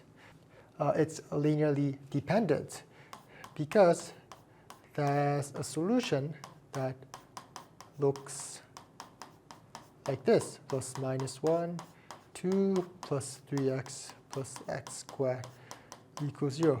Since there is a solution, then all the a's being 0, we call these vectors linearly dependent. So we finally define what is basis and what is dimension. So we finally define basis and dimension. So we want a set of vectors that can build the entire vector space by taking linear combinations. For examples, we saw this before, R squared. The basis of R squared, so one of many bases of R squared was 1, 0, 0, 1. This could make the entire vector space R squared by taking linear combinations. For example, you take any vector from R squared, and this could be represented by a linear combination of these two vectors, like this. But we don't want this set to be unnecessarily large, right?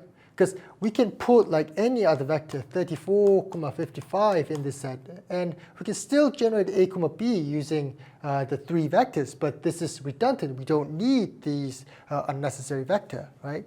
So what we really want is a set that is large enough to generate the whole space, but small enough to contain only the necessary information. And that is the idea of a basis. So a basis for a vector space V should satisfy 2 conditions. First, it should be linear independent. And second, it has to span V. It has to make V, and it has to be small enough, compact and small enough. Okay? And the dimension of V would define as the number of vector in a basis. So some examples. What are basis and dimension of R cube? The most common one would be 1, 0, 0, 0, 1, 0, 0, 0, 1. This is one basis of R cube. And since the number of elements in the set is 3, the dimension of this vector space is 3. But basis is not unique, meaning that there could be other bases. For example, 0, 1, 0, 1, 0, 1, 1, 1, 0, 1. This is also a basis of R cube. This is linear dependent, and this also spans V. So this is also a basis for R cube. Some other examples. P2R. This was a vector space of collections of all polynomials with real coefficients with degree at most 2, right? The basis of this vector space would be something like 1x, x squared, or maybe 7x plus x squared minus x. This is also basis for P2R. So the basis, so the dimension of this vector space is 3. What about the basis and dimension of this vector space? The most easy basis would be this, right? So the dimension of this vector space is 4. But you also have to know that dimension is well defined. In other words, a basis might be not unique, but the number of elements in a basis is always fixed for a given vector space. So it cannot happen like one basis of the same vector space has 3 elements and the another vector space has 4 elements. Then we can't define dimension of a vector space, right? That kind of things cannot happen, which means that basis and dimension, we can well define the 2 concepts. So far, we have mostly talked about a single vector space. Now we move on to functions defined between distinct vector spaces. So T goes from V to W. This means that T takes a vector from vector space V, and it gives a vector from vector space W. But among all possible functions between these 2 vector spaces, some functions are especially nice, and these are called linear transformation. So a linear combination is a function that goes from vector space V to vector space W that preserves vector space operations, which means that T, Cx plus y, equals Ctx plus Ty. Let's look at this equation. If you put x and y equals 0 and c equals 1, what do we get? Ct0 equals t0 plus t0. So we know that for you take any linear transformation and t0 equals 0. This means that t takes 0 vectors from V and sends it to the 0 vector to W, right? And now I would put c equals 1 in this equation. So we get t x plus y equals tx plus ty. Then I'll put y as 0. We get t cx equals ctx plus t0, but t0 equals 0, so it's just ctx.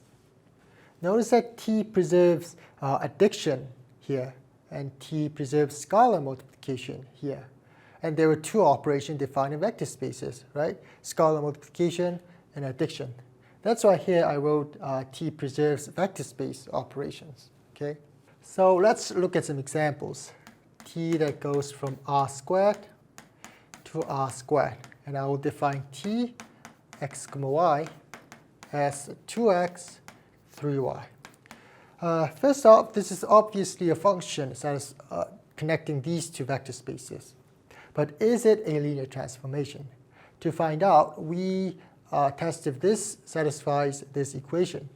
So t will pick any c and two vectors from r squared.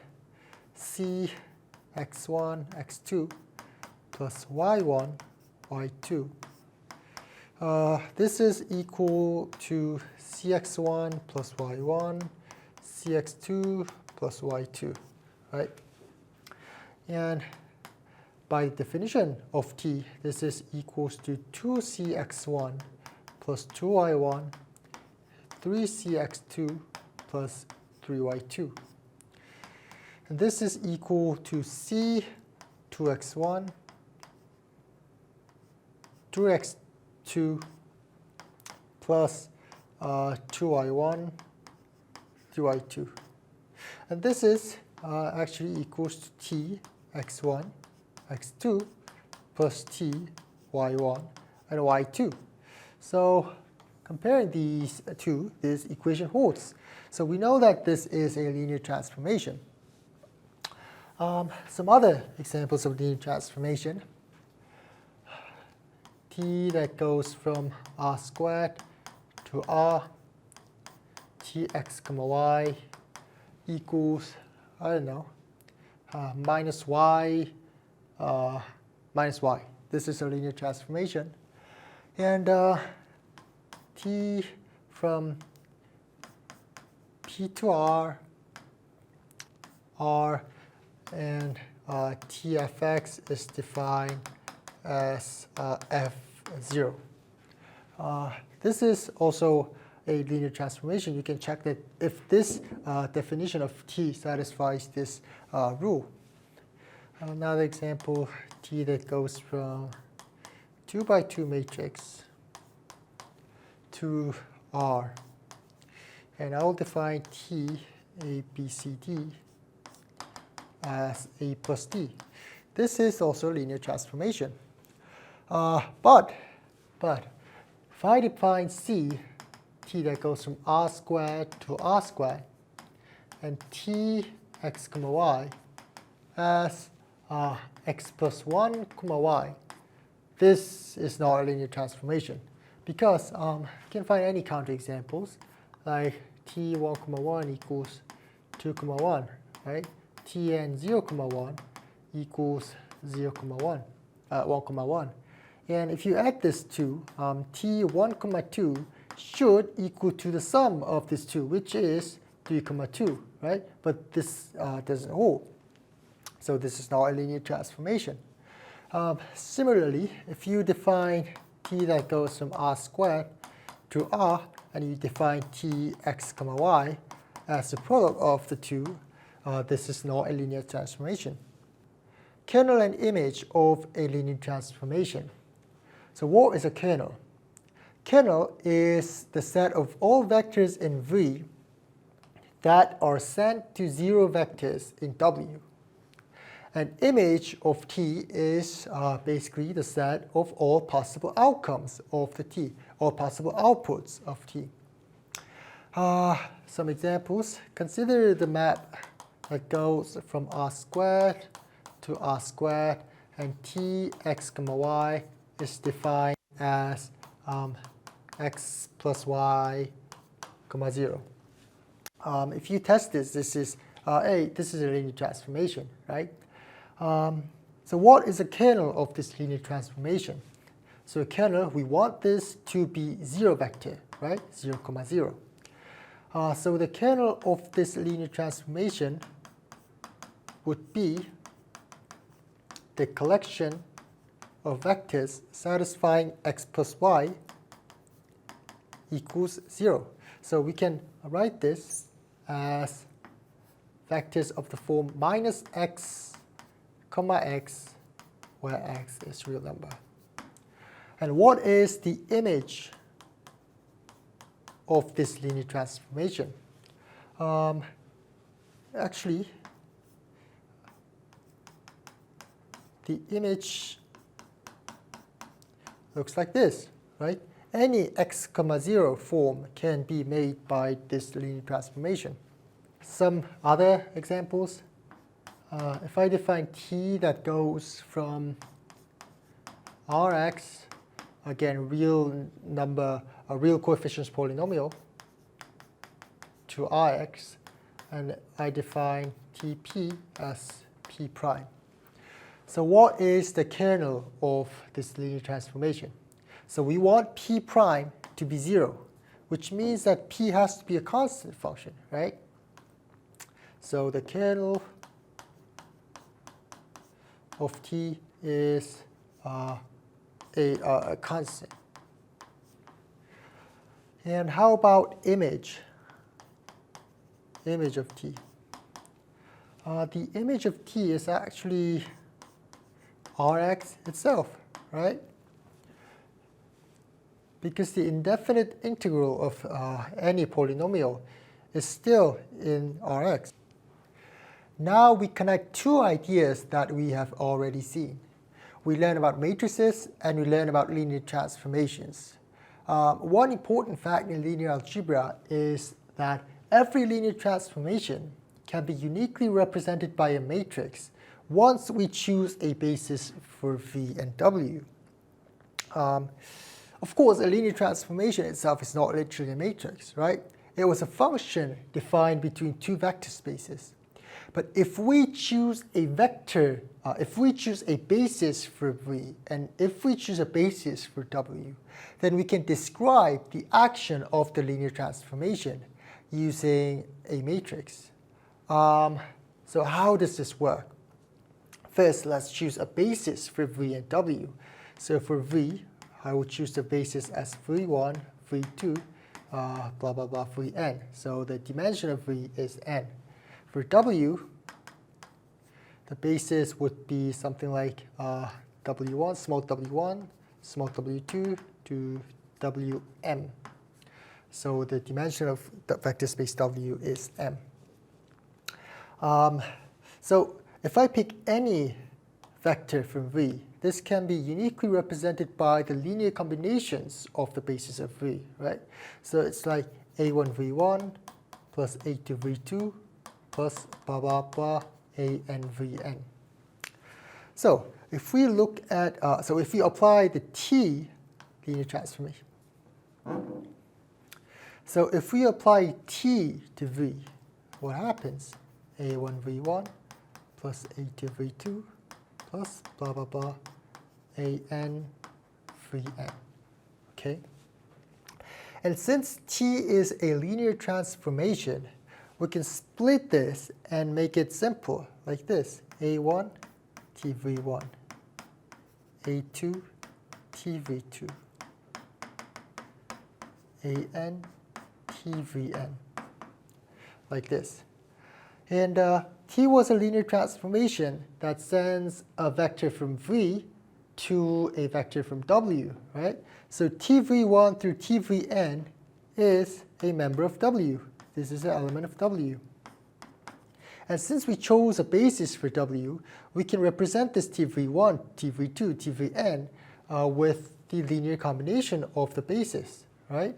So a1, I will write b11w1 plus b12w2 plus blah, blah, blah, b1m wm, okay, plus a2 b21 w1 plus b22 w2 plus b2m wm. And if you go till the end, plus an bn1 w1 plus bn2 w2 plus all the way up to bn m wm. So we want to simplify this, and we want to look at particularly the coordinates or the coefficients of the w1s, w2s, wm, right? And consider this matrix multiplication.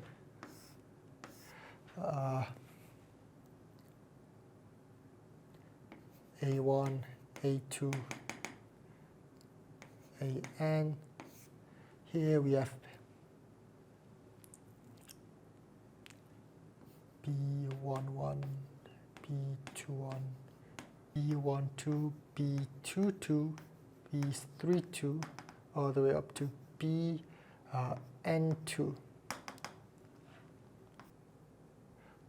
1M, B2M, blah, blah, BNM. So here, this is a M by N matrix, and this is a N by 1 matrix. And the result should be a M by 1 matrix. And it would be the coefficients, the collection of coefficients of W1s through Wm, right? You can compute this, and for example, the first entry will be something like A1B11 plus A2B21 plus blah, blah, blah, plus ANBN1. And if you look at this, this is actually the coefficients of W1, right? A1B11, A2B21, ANBN1, okay? So we can actually treat this matrix as the matrix representing this linear transformation.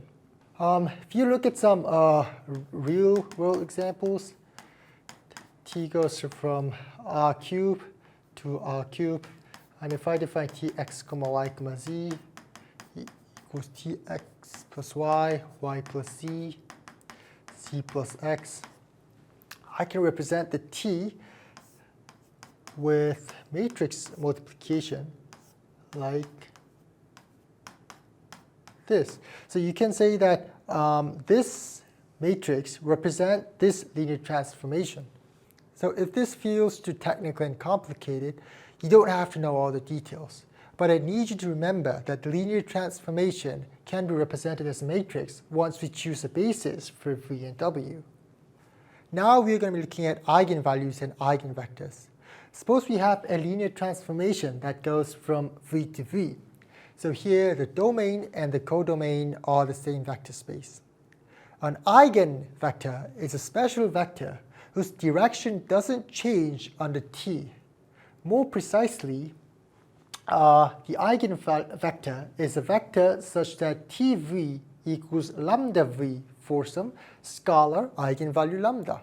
The direction of V does not change after applying T. An eigenvector and eigenvalue generally comes as a pair. So what do I mean by that? If V1 is an eigenvector of this linear transformation, there exists lambda 1 such that TV1 equals lambda 1 V1, right? So the associated eigenvalue for V1 is lambda 1. So lambda 1 and V1, we can make a pair of them. And there could be more than one eigenvector. So this would be something as like lambda 2 V2, so V2 and lambda 2. And you can find these pairs. So eigenvalues and eigenvectors comes in a pair like this. Some examples. T that goes from R squared to R squared. Consider Tx, y equals 2x, 3y. 1, 0 is an eigenvector. Why? Because if you apply T to 1, 0, this becomes 2, 0, and this is a multiple of 1, 0. So eigenvector here is this vector, and eigenvalue here is 2. And there's one more eigenvector to this linear transformation, which is 0, 1. because t 0, 1 equals 0, 3. And this is 3 times 0, 1. So 0, 1 is an eigenvector and 3 is an eigenvalue. Another examples, t goes from C infinite R to C infinite R.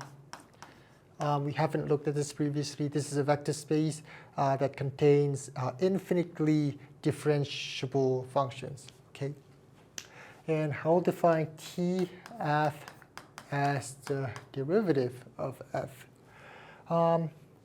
If I put Ex, the derivative of Ex is Ex, right? So Ex here, this is the eigenvector, and 1 is a eigenvalue.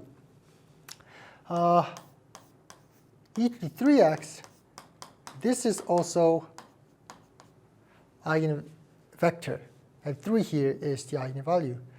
But if you put like any function, this normally doesn't work. So if you put t sine x, and the result is cosine x, and this is obviously not a multiple of sine x, right? So sine x is not an eigenvector of this linear transformation. And we can also define eigenvalues and eigenvectors for a matrix, similarly for what we did for a linear transformation. So if A is a n by n matrix, and if there exists a vector, a non-zero vector that is an Fn, so this is a n by 1 matrix, column vector, that satisfies AV equals lambda V for some number lambda, V is called eigenvectors, and lambda is called eigenvalue. So some examples. If I take A as a 2 by 2 matrix, 7, 2, minus 4, 1, 1 comma minus 1 is a eigenvalue of this matrix, eigenvector of this matrix. Because if you compute the matrix multiplication, we have 5 and minus 4 minus 1 equals minus 5. So the direction did not change after applying the matrix multiplication. So here, 1 comma minus 1 is a eigenvector, and 5 is an eigenvalue. Actually, one more eigenvector to this matrix. 1 comma minus 2 is an eigenvector because if you compute the multiplication, this is 3 minus 4 minus 2, 6. So this is a multiple of the vector 1 comma minus 2. So 3 here is an eigenvalue, and 1 comma minus 2 is an eigenvector here. And we can also find eigenvalues and eigenvectors for a 3 by 3 matrix. If I take A prime equals 8 minus 13, 7, 3 minus 6, 5, 3 minus 9, 8. The vector 1 comma 1 comma 1 is an eigenvector for this matrix because if you compute the multiplication, you have two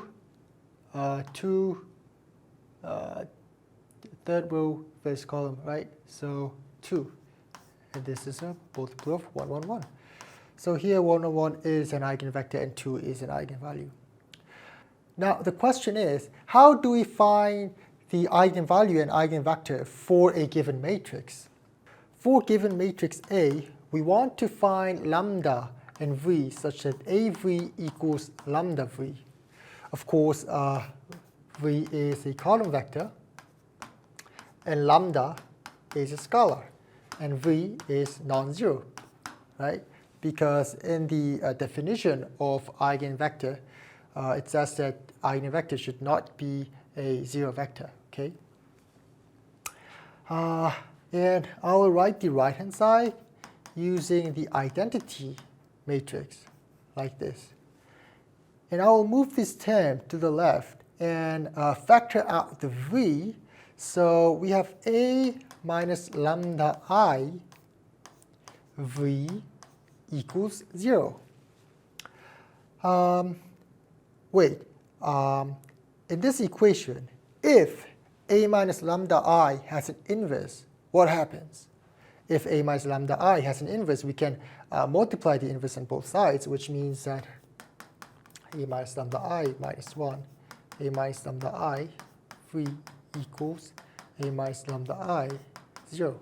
The right hand side is 0, and this is identity, right? So IV equals V, and the right side is 0. So V automatically becomes 0. But we don't want V to be 0, right? So we don't want A minus lambda I to have an inverse, meaning that we want A minus lambda I to be not invertible. And we had a special function to determine whether if matrix is invertible or not, and that was a determinant. So since we want A minus lambda I to be not invertible, we want the determinant of A minus lambda I equals 0. So in order to find eigenvalues and eigenvectors of a given matrix A, we would solve this equation for lambda and find lambda such that determinant of A minus lambda I equals 0. So this determinant A minus lambda I is generally a polynomial of lambda. And we call this the characteristic polynomial of A. Okay, so the example we just saw, A was equal to 7, 2, minus 4, 1. Okay, so what is the characteristic polynomial of this matrix? So determinant A minus lambda I equals determinant 7 minus lambda, 2 minus 4, 1 minus lambda. And this is equal to AD minus BC, right? So lambda squared minus 8 lambda plus 7 plus 8, so this is 15, right? And this could be factorized into lambda minus 3, lambda minus 5. So we have lambda equals 3 and 5. And this was actually the eigenvalue we saw, right? So this characteristic polynomial actually works for finding eigenvalue. Now let's talk about a slightly different quantity attached to a matrix. And this one is called the trace. The trace is much simpler than the determinant, and it's only defined for square matrices. So the trace of a n by n matrix A, denoted by trace A, is the sum of its diagonal entries. So this is very easy. We take all the entries in the diagonal and we just add them. So for example, if A is the matrix that looks like this, the trace of A is equal to 1 plus A. So this is 9. If B is a 3 by 3 matrix, 7, 0, minus 4. The trace of B, we add 1, 5, and minus 4.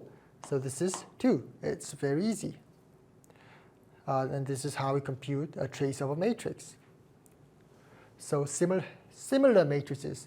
What it means by two matrices being similar. Let A and B be n by n matrices over a field F, and A is said to be similar to B if there exists an invertible n by n matrix P, such that B equals inverse P, A, and P. At first, this formula may look a little artificial, but the meaning is important. Similar matrices represent the same linear transformation, just written different bases. Remember, when we represent a linear transformation as a matrix, the matrix depends on the choice of a basis, right? We chose the basis for V and we chose the basis for W. So the matrix changed because the coordinate system changed, but the underlying linear transformation is the same. And this is why similar matrices share many important properties. So if A and B are similar matrices, the determinant are the same, and the traces are the same. And even they have the same characteristic polynomials and eigenvalues. So let's look at some examples. If A is a matrix of 2, 1, 0, 3, B is a matrix of 3, 2, 0, 2. We know that A and B are similar because there exists P such that this equation holds, and P looks like this. So if you compute this, we know that A and B are similar. And about the determinant of A and B, are they the same? Yes, they're the same because they have both 6 as determinant. And how about the trace? Both matrices have 5 as the trace, right? So their traces are the same. And the characteristic polynomial, of A is characteristic polynomial of A equals determinant 2 minus lambda 1, 0, 3 minus lambda, right? And this is equal to lambda squared minus 5 squared plus 6. Characteristic polynomial of B equals determinant 3 minus lambda 2, 0, 2 minus lambda. And this is equal to lambda squared minus 5 lambda plus 6. And this is the same. When people talk about vectors in physics, they usually mean vectors in R squared or R cubed, right? So that we can draw them as arrows. And once you have arrows, we can talk about their length and the angle between them, and whether two vectors are perpendicular, right? A Cartesian plane, if we pick arrow 3, 2, the length of the arrow is square root 13, and the theta, right? The tangent theta is 2 over 3. So we can do this kind of geometric stuff here. So all of this is usually done using the dot product. For example, in R to the n, the dot product is defined as x1, x2, x3, xn dot y1, y2, blah, blah, blah, yn equals x1, y1 plus x2, y2 plus all the way up to xn, yn. Using this, we can measure length because we can define length of a vector as a square root of the inner product, like this, right? And we say that two vectors are perpendicular if the inner product of them is 0. For example, in R squared, the vector, 2, 3 is perpendicular to 3, minus 2. We know this because if we take a dot product of these two vectors, this is 6 minus 6, and this is 0. So we know that these two vectors are perpendicular each other. So dot product lets us talk about length, angle, and orthogonality. But now we have seen the vector spaces was not always like R squared or R cubed, right? We have many other vector spaces. Anything could be a vector. So it's not immediately clear what it means for like a polynomial to be perpendicular or what length of a function should be. And that is why we introduced the idea of an inner product. An inner product is a function that takes two vectors and it extends to a scalar. In here, that is the complex number. So you can think inner product as a generalized dot product. It's designed to let us talk about geometric ideas inside abstract vector spaces. So for a function to be an inner product, it should satisfy these three rules. So first, x and y, inner product of x and y should equal to the conjugate of y and x. So here, this bar denotes the complex conjugation. So for example, the complex conjugation of 3 plus 2i is equal to 3 minus 2i. You've seen this, right? And second, inner product should be linear to the first coordinate. And rule number 3 says that if you inner product the same vector, it should be non-negative. And if the inner product of itself is 0, it means that x is 0. So if you have a valid inner product in a vector space, you call that vector space an inner product space. inner product space is a vector space equipped with an inner product. And the norm of a vector, you can think of norm as a generalization of length. The norm of a vector is defined as the square root of the inner product with itself. And two vectors, we call them orthogonal if the inner product is 0. And the orthonormal basis is a basis consisting of mutually orthogonal vectors of norm 1. So some examples of inner product spaces. The most common one would be the dot product in Rn if x is a vector of x1, x2 through xn, and y, y1, y2 through yn. The inner product of x and y is equal to x1, y2, y1, x2, y2 plus blah, blah, xn, yn. This is a valid inner product, and we know this because we can check the 3 rules we just saw. And some examples of another inner product spaces. If I take V as C minus pi to pi, this is the vector space of all continuous functions from minus pi to pi. And if I define the inner product of two functions as minus pi to pi integration, this is an inner product. So why is this an inner product? First, we need to show that this is equal to conjugation of g, f. But this is obvious because fg is equal to gf by the definition, and we can take a conjugation, and it does not do anything because this is a real number, right?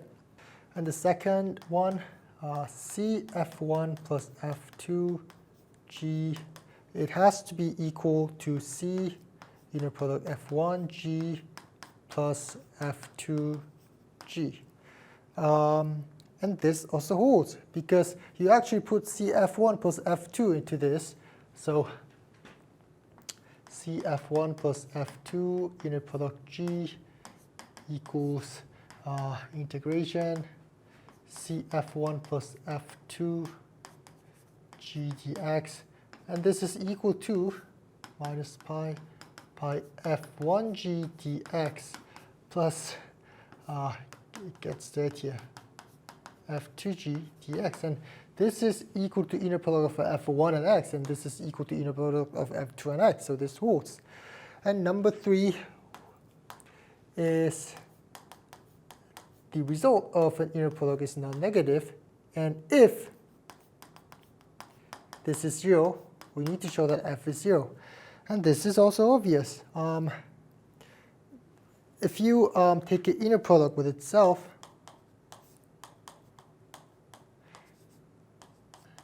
this is, of course, non-negative. And if this is 0, we know that f is 0 in this range, right? So this is an inner product. And using this, we can actually show that the function cosine x and sine x, actually they are perpendicular in this vector space, because if we compute this integral, this is sine x cosine x dx, right? And this is equal to sine 2x over 2 dx. And this is cosine 2x minus 4 minus pi, and it equals 0. So the inner product is 0, so we can say that the function sine x and cosine x, they're perpendicular in this vector space. Direct sum of subspaces. Let W1 and W2 be subspaces of a vector space V. And we write V equals W1, this is an O plus sign, W1, O plus W2, if V equals W1 plus W2, and W1 and W2 only share 0 vectors. So what does that actually mean? Because we never defined how to add between subspaces, right? It's equivalent to saying every vector v can be written uniquely as v equals w1 plus w2, when w1 is an element of w2 and w2 is a member of w2. So what does it actually mean? Sometimes a vector space can be decomposed into several smaller pieces. It's like breaking one vector space into independent components. For example, in R squared, so any element of R squared is the form of x comma y, right? And this is a sum of x comma 0 plus 0 comma y. So R squared, we can write it as a decomposition of two subspaces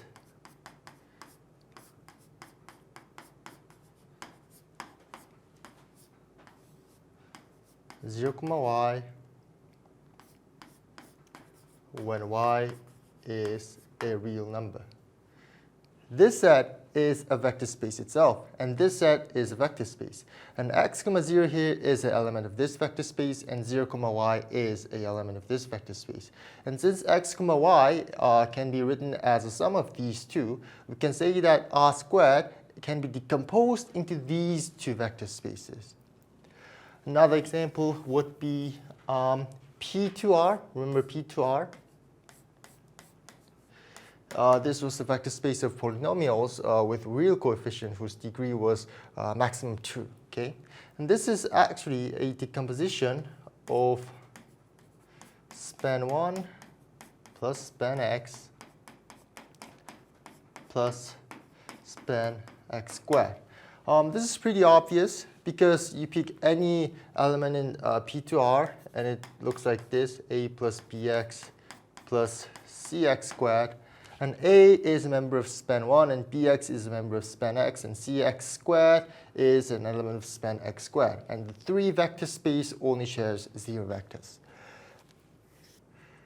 One last example, R squared can be also decomposed into two vector spaces such that the first one is a form of x, 1 comma minus 1, and the second one looks like this, y 1 comma 1, y equals r. First, all these two vector spaces, yes, they are vector space. This is a vector space and this is a vector space. And if you pick any element from R squared, can you write that element as the sum of these two vector space? Yes, because if you pick x comma y, this is equal to x plus y over 2 1 comma 1 plus x minus y over 2 1 comma minus 1. So this is a member of this vector space, and this is an element of this vector space. And we know that these two vector spaces only share 0 vectors, so R squared can be decomposed into these two smaller subspaces. And the last slide of linear algebra is spectral theorem. And honestly, at this point, it may feel a little bit unmotivated, but I want to put it here because it will come back later in a very important way when we talk about modular forms. This theorem is called the spectral theorem, or in this version, simultaneous diagonalization. If you Google spectral theorem, you'll see so many people talking about different theorems, and it's because there's many versions of this. And we are looking at this particular version. The rough idea is that suppose we have a finite dimensional inner product space, and we have several linear transformations acting on it. If these transformations are all self-adjoint means that, so we have an inner product because we are looking at an inner product space. Self-adjoint means that these two are the same. So inner product of ti x and y equals inner product of x and ti y for all xy in V and all ti's. And if the operators commute, it means that ti tj equals tj ti. You can think of commutativity, okay? So if these transformations are all self-adjoint, and if they commute with each other, then we can choose one orthonormal basis that diagonalizes all of them at the same time. This theorem is very powerful because it tells us that under the right condition, many different operators can be understood using one common basis. Chapter 3 is abstract algebra. Here we go a little deeper into the world of algebra. Remember what I said earlier? I said that the two main objects of the video are elliptic curves and modular forms. And one of the most important facts about elliptic curves is that their points form a group. That's the reason why we can view elliptic curves as algebraic objects. So in this chapter, we study that structure. We started with groups, then we move on to rings and fields. These are the basic algebraic structure we need before elliptic curves start making sense. And finally, we'll also take a glimpse at Galois theory. This will become extremely important later because Galois representations are one of the most important objects that connects between elliptic curves and modular forms. Earlier, when we talked about vector spaces, we defined a mathematical structure specifying what kinds of objects we have and what kinds of operations we can do with them. Now, we are going to define another important structure, which is called a group. But before defining a group, we need to clarify one basic idea first, and that is binary operation. So binary operation star on a set is a function that assigns to each ordered pair A, B of elements of S to some elements of S. So binary operation, you can just basically view it as a function that goes from S product S to S when S is a set. And we call a binary operation associative if the regrouping of the elements does not change the result of the operation. And we call them commutative if A star B equals B star A. The most common binary operations that we know would definitely be addition and multiplication, right? 3 plus 4 equals 7. This can be viewed as a function that assigns 3, 4 to 7. Same with the multiplication, 4 times 5 equals 20, and this is the same as we assign one ordered pair, 4, 5 into the number 20. Okay. We can define any weird binary operations. For example, I can define binary operation star that goes from R squared to R such that A star B equals A to the power of V plus sine A e to the power of B, something like this. And since this is still a real number, we can call this a binary operation. Finally, we go over the definition of a group. So what is a group? A group is a set G with a binary operation satisfying 3 axioms. First, the binary operation should be associative, meaning that for every ABC, no matter what ABC we pick in G, A star B C has to be equal to A star BC. Okay. And second, there is an element E, we call this an identity element, such that E star A equals A star E equals A for all A in G. This is called the identity element. Identity element. And for each element of G, there is an element A minus 1, such that if you binary operation these two, you have E. So this is called an inverse. Okay. And additionally, a group is called abelian if its operation is also commutative. And lastly, the number of elements in a group G is called its order, and it's denoted by like this absolute value sign. So what are some examples of group? This would be a group, the integer number set with addition. Why is this a group? First, is the binary operation well defined? Meaning that if you add 2 integers, does it give back an integer? Yes, you add 2 integers, and it's of course an integer, right? And is the binary operation, is the addition associative? Yes, addition is associative. And is there an element E such that E plus A equals A plus E equals A for all integer A? Yes, because we can take E as 0, and this holds. So identity element here is 0. And third, for each integer in Z, is there an element A minus 1 such that A plus A minus 1 equals A minus 1 plus A equals identity element. Identity element here is 0, right? But yes, A minus 1 exists because minus A exists in Z, right? Like if you pick A equals 3 and minus 3 exists in Z. So we can call this Z with addition a group. And particularly this group is an abelian group because addition is commutative. Similarly, Q with addition is also a group. R with addition, C with addition is also a group. However,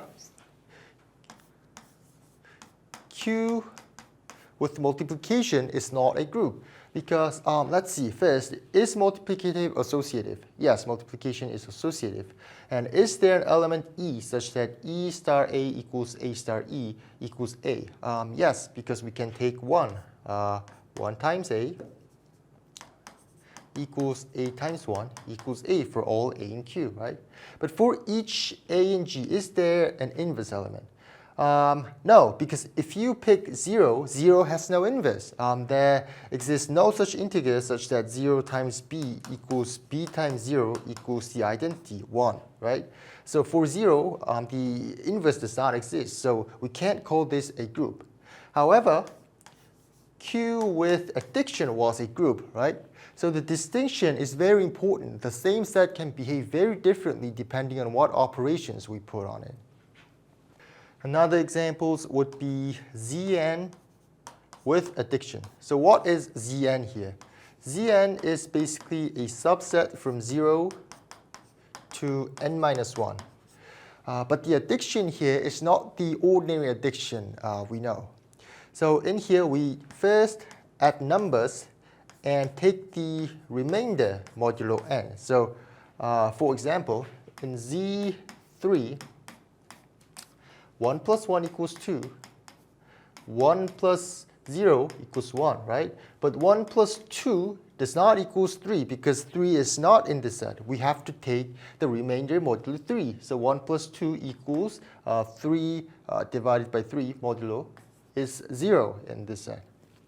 So for example, in Z5 with addiction, is this a group?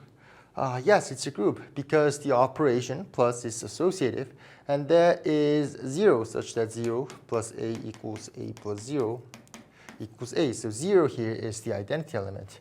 And for every element in Z5, an inverse exists. For example, if you pick 1, 4 exists as an inverse because if you plus 1 and 4 and take remainder modulo 5, this is 0 modulo 5, right? If you pick numbers like 2, 3 is an inverse because 2 plus 3 equals 3 plus 2 equals 0 modulo 5. So in general, Zn with addition, this is of course addition and then taking the remainder modulo n, this is a group. And using this Zn, we can make a new group. For example, Z3 product Z4. This is a Cartesian product. Here, how do we define addiction? So this forms a group. And we define addiction like this. A1, B1 plus A2, B2 equals, so A1 plus A2, we take a remainder divided by 3. So A1, A2 modulo 3, B1 plus B2 modulo 4. So for example, if you add 1, 2 with 1, 3, you get 2, 5 modulo 4 equals 1. Another example is 2, 2 plus 2, 3. This is equal to 1 because 2 plus 2 is 4 and 4 modulo 3 is 1. And 2 plus 3 equals 5 and 5 modulo 4 is 1. So this becomes 1, 1. And this is indeed, again, an element of Z3 product Z4. So this addiction is well defined here in the set. And since this is associative and there is an element, identity element, which is 0, 0, And for every element you pick here, there is an inverse. For example, you pick, I don't know, 2, 2. And what is an inverse element of this? 1, 2 is an inverse element, right? 2 plus 1, modulo 3 equals 0. 2 plus 2, modulo 4 equals 0. So this forms a group. And in general, Zn product Zm is a group. And if you add more group, for example, I don't know, Zn1 product Zn2 product Zn3 and so on and so on, this also forms a group. And general linear group, remember general linear group? A collection of matrices with non-zero determinant, so collection of invertible matrices.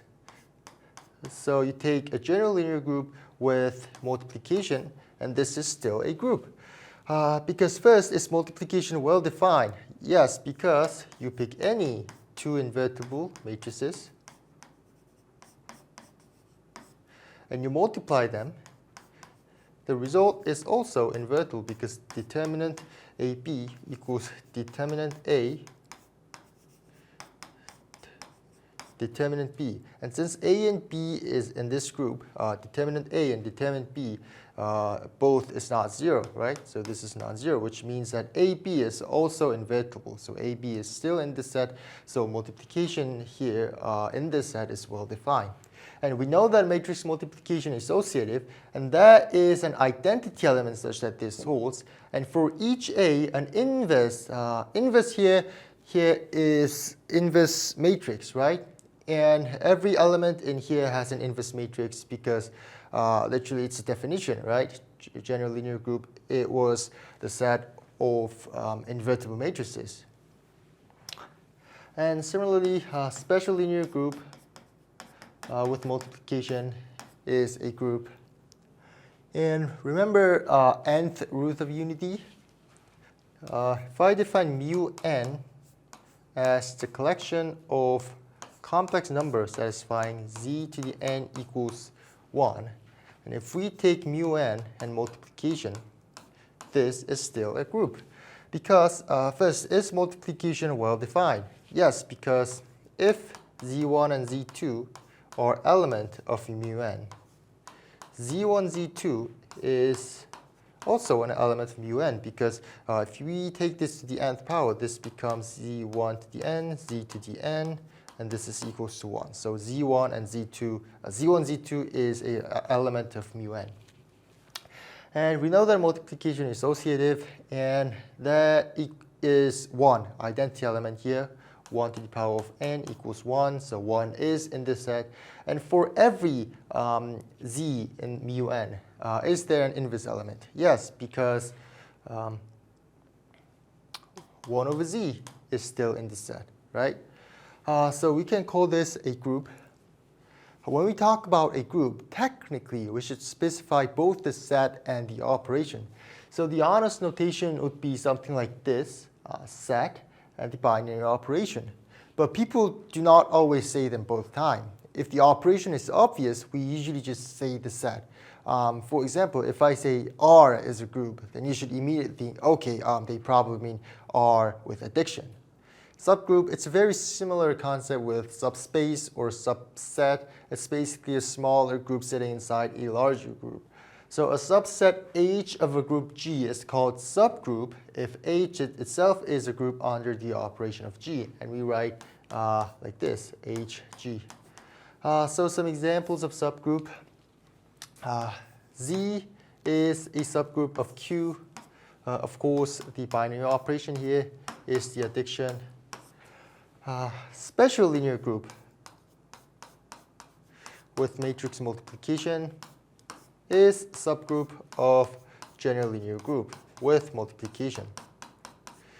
Because both are group itself under multiplication, and special linear group is a subset of general linear group. That's why we can call this a subgroup of this group. And another example would be mu4 is a subgroup of mu2 because these both are a group under multiplication, and mu4 is a subgroup of mu2. Now let's talk about cyclic groups. the idea is very simple. Sometimes an entire group can be generated by just one element. That means if we start from one element and keep applying the given binary operations and again,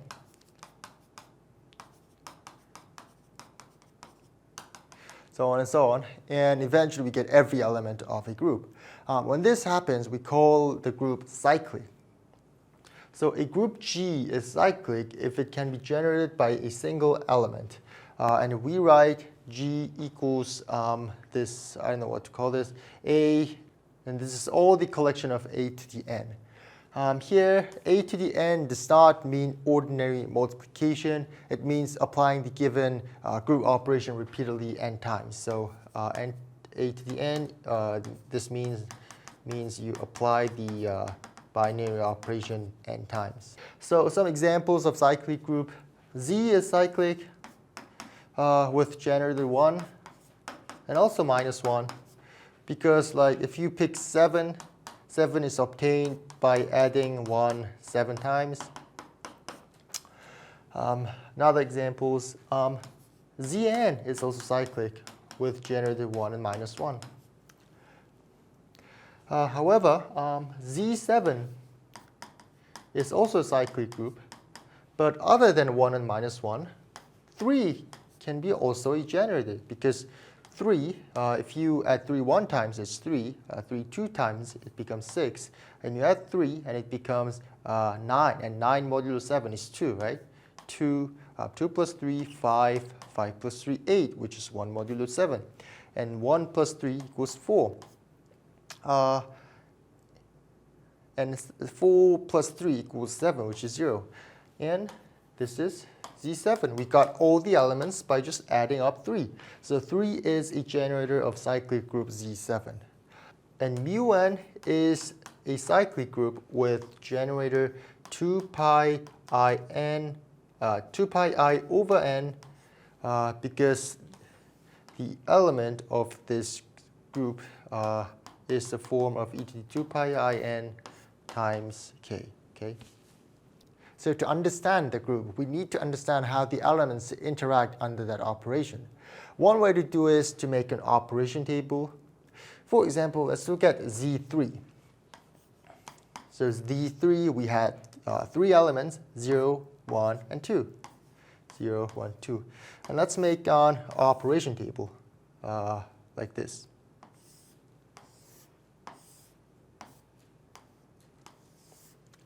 So here, the given operation was plus, and you take the remainder modulo 3. So 0 plus 0 equals 0, 0 plus 1, 1, 0 plus 2, 2. 1 plus 0, 1, 1 plus 1, 2, 1 plus 2 equals 3, but 3 modulo 3 equals 0, so this is 0. So 2, 0, 2 plus 2 equals 4, and 4 modulo 3 equals 1. Okay? So this was a group under adding, and then you take the remainder modulo 3. And on the other hand, let's look at mu3. Mu3 was the group of third root of unity, and it had 3 elements. 1 e to the power of 2 pi I over 3, e to the power of 4 pi I over 3. 1.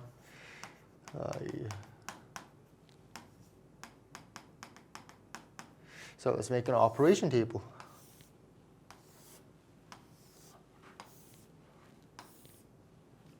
So this was a group under multiplication. So 1 times 1 equals 1. This is equal to 2 e to the 3 pi I over 3, e to the 4 pi I over 3, e to the 4 pi I over 3, e to the 2 pi I, this is equals to 1, e to the 4 pi I over 3, and e to the 6 pi I over 3, this is 1, and e to the 8 pi I over 3, and this is equal to e to the 2 pi I over 3. So let's look at this table side by side.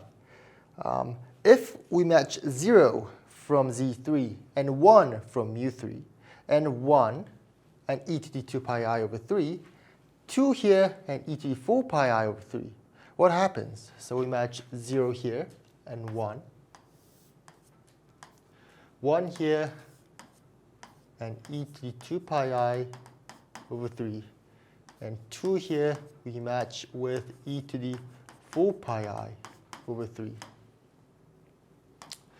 So we had 0 here, here, and here, here.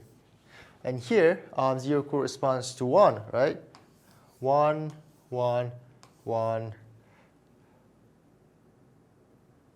1, 1. Oh, and there's one more 0 here.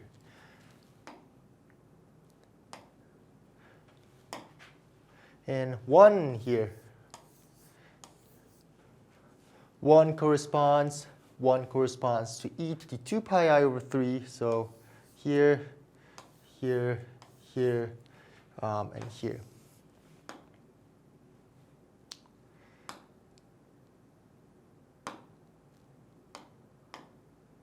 And lastly, 2 here corresponds to e to the 4 pi I over 3. 2 here, it's here, here, here, here, and here. And we can find e to the 4 pi I over 3 here in the right table. So notice that the same color sits in same relative positions in the two table. So we have red here, here, and blue, blue, and mint. If you erase all the number and just leave the color, the two tables will be completely same, right?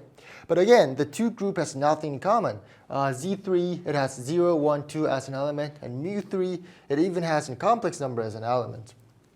And this was a group under addition, and this was a group under multiplication. So completely different group with completely different element and completely different binary operations. But it has exactly the same structure. So the actual names of the elements does not matter in this case. What matters is how the elements combine and interact with each other. If two groups have the same operation structure after relabeling the elements, they are called isomorphic. So in this case, we call these two groups isomorphic. So we write Z3 is isomorphic to mu3. Remember the examples we looked at? We saw that Z3 and mu3 was a different group, but we saw that they had the same structure, so we called them isomorphic. But how did we know? We drew two operations table, compared them, and matched the elements like this. So we matched 0 from Z3 side to 1 in mu3, and we matched 1 from Z3 with e to the 2 pi I over 3 and 2 with e to the 4 pi I over 3. And this matching can be viewed as a function. And from this matching or function, we know that these two groups are isomorphic. So what conditions should this function satisfy? So this is called an isomorphism. Isomorphism from a group G to group G prime is a function that goes from G to G prime that satisfies these two conditions. First, phi should be bijection, meaning that it should be 1-to-1 correspondence. And second, phi preserves the operation. Doing the operations in the original word and then sending the result is the same as sending the elements first and then doing the operations in the new word. So the function doesn't randomly just match elements. It matches them in a way that respect the operations. The relative positions in the table were all the same. Remember, we did the coloring. So an isomorphism is a structure preserving bijection between groups. And if that exists a isomorphism between two groups, then we say the two groups are isomorphic. So some examples of isomorphisms. C under addition is isomorphic to R squared. How do we know? How do you know? Because we can find an isomorphism. Phi a plus bi. If I define this phi to be a comma b, this is an isomorphism. Because first, is this function bijection? Is it 1-to-1 and onto? Yes, it is it is a bijection. And second, does this preserve the operations? So let's see.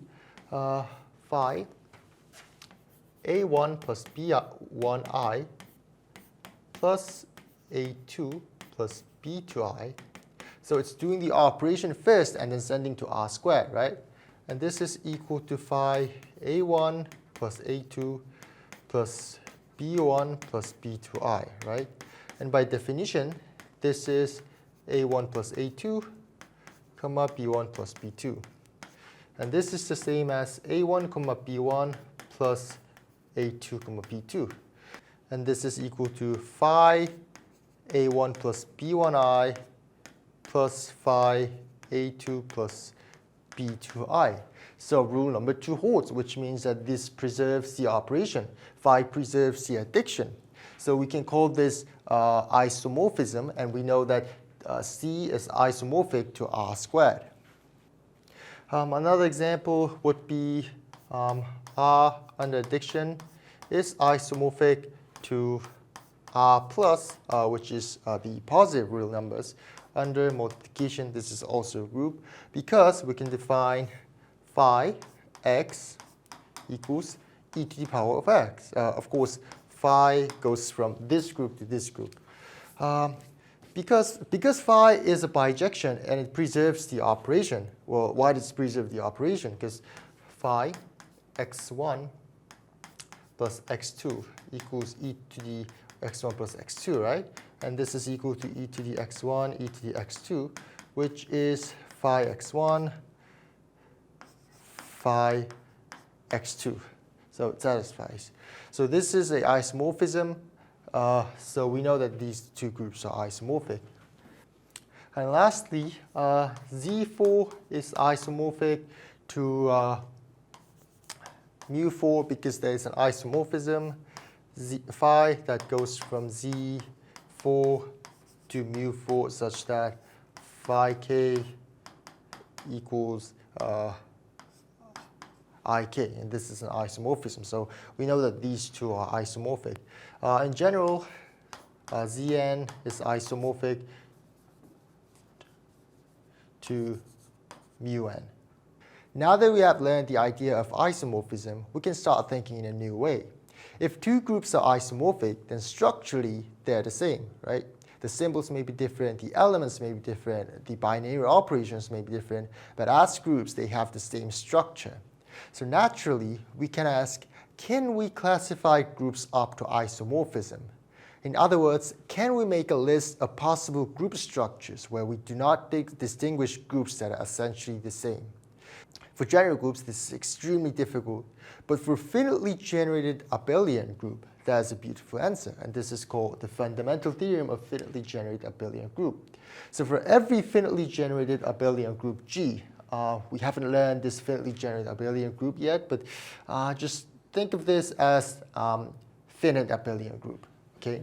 So this is isomorphic to a direct product of cyclic groups of the form that looks like this. So every finitely generated abelian group is isomorphic to a direct product of cyclic group. So for example, we know nothing about G. G is a group, and we know that G is abelian. And the order of G is 12. But from this theorem, we can see that, we know that G has the structure of Z4 product Z3 or Z2 product Z2 product Z3. Because every finitely generated abelian group has the form of this structure. Now we learn about cossets. Suppose we have group G and a subgroup H. A coset is when we take the subgroup H and shift it by an element of G. So it's a collection of all HAs when H is an element of H and A is a fixed element of G. So we take every element of H, do the operation by A on the left, and collect all the results. For example, 5Z is a subgroup of Z. So what are some cosets of 5Z? If we take A equals 1 and make a coset using 1 and 5Z, this is the collection of 1, 6, 11, 16, blah, blah, blah. And how about 2 plus 5Z? This is 2, 7, 12, 17, 22, blah, blah. And if we take, I don't know, 11 plus 5Z. This is equal to minus 4, 1, 6, 11, 16, blah, blah, blah. But this is the same as this set, right? So 1 plus 5z is equal to 11 plus 5z, and also it's equal to 6 plus 5z. And we can also take 21, for example, 21 plus 5z, and blah, blah, blah. So the way we represent this coset is not unique. It depends on which representative we choose. So 1 plus 5z, we have this one big set, and we can choose 1 as a representative, and 11 as a representative, 6 as a representative, and 21 as a representative. So a coset is usually not a subgroup, but the important thing is that they partition the subgroup.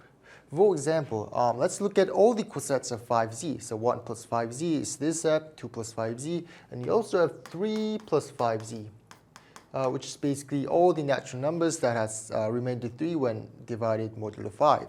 So minus 2, 3, 8, 13, 18, these kinds of numbers. And how about 4 plus 5z? Minus 1, 4, 9, 14. And 0 plus 5z. This is just equals to 5z, multiples of 5, so minus 10, minus 5, 0, 5, 10, blah, blah, blah. So if you see here, notice that the cosets of 5z partition z, right? If you drew a diagram here, 5z, 5z plus 1, 5z plus 2, 5z plus 4, 5z plus 5, which is 5z plus 3, okay? Like this. The cosets of 5z, 5z plus 1, 5z plus 2, 5z plus 3, 5z plus 4, they partition z. And this happens all the time. For example, if I look at z8, G is z8, and if I take this subgroup 0, 4, this is a subgroup. The coset of H, so we have H, and we have 1 plus H, right? This is equals to 1, 5. And we also take 2 as a representative and make a coset that has 2 and 6 as an element. And 3 plus H equals 3, 7. And these 4 cosets of H partition the original group Z8. Another example, Z12, and if we take a coset 0, 4, 8, H equals 0, 4, 8. And if we take element 1, so 1 plus H is equal to 1, 5, 9. And 2 plus H is 2, 6, 10. And finally, you take 3 as a representative, you get 3, 7, 11. So these 4 cosets of the subgroup H forms a partition of the original group Z12. Just before we talked about cosets, if H was a subgroup of G, then the cosets of H split the group G into disjoint pieces. So here, we define G slash N as the set of cosets made by subgroup N. We read this G mod N. So instead of looking at individual elements of G, we can also look at these larger pieces, which is cosets made by a certain subgroup. So let's slow down a little bit and think about what Z mod 5Z is trying to do. So Z mod 5Z. So this is a set of coset made by 5Z, which is 5Z, 5Z plus 1. Of course, this 5Z plus 1 is same as 5Z plus 6, 5Z plus 11. It depends on the representative, right? 5Z plus 2, 5Z plus 3, 5Z plus 4. So instead of treating 1, 6, 11, 16, blah, blah, blah, into different integers, we put them on one box, which is 5z plus 1. In the same way, all integers with the same remainder modulo 5s are grouped into the same box. Just before we talked about cosets. If H is a subgroup of G, then the cassette of H split the group G into disjoint pieces. So here, we define G/N as the set of cassettes made by subgroup N. And we read this as G mod N. So instead of looking at individual elements of G, we can also look at these larger pieces. So let's slow down a little and see what Z mod 5Z is trying to do. So Z mod 5Z is a set of cassettes made by 5Z. So 5Z, 5Z plus 1, 5Z plus 2, 5Z plus 3, 5Z plus 4. And we know that these 5 cassettes split Z. And of course, 5Z plus 1 is equal to 5Z plus 6 and 5Z plus 11. It depends on what representative we choose. So here, its elements are not single numbers anymore. So instead of treating 1, 6, 11, 16, minus 4 as different integers, we put them into one box, and we name that 5Z plus 1, right? In the same way, all integers with the same remainder modulo 5 are grouped into the same box. For example, integers with 3 modulo 5 are in this box. Integer with remainder 4 when divided to 5 are in this element, 5Z plus 4. So Z mod 5Z is basically the 5 remainder classes modulo 5. Now, this should feel very close to Z5.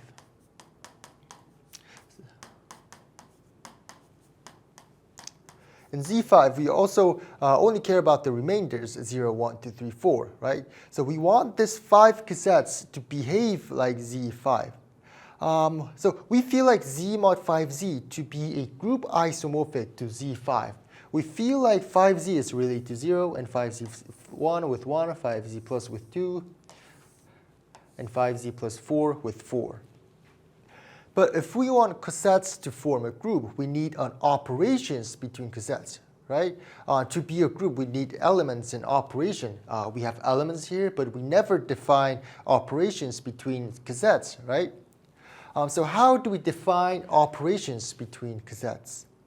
The most natural idea would be if we have cassettes AN and BN, we define the operation by multiplying the representatives.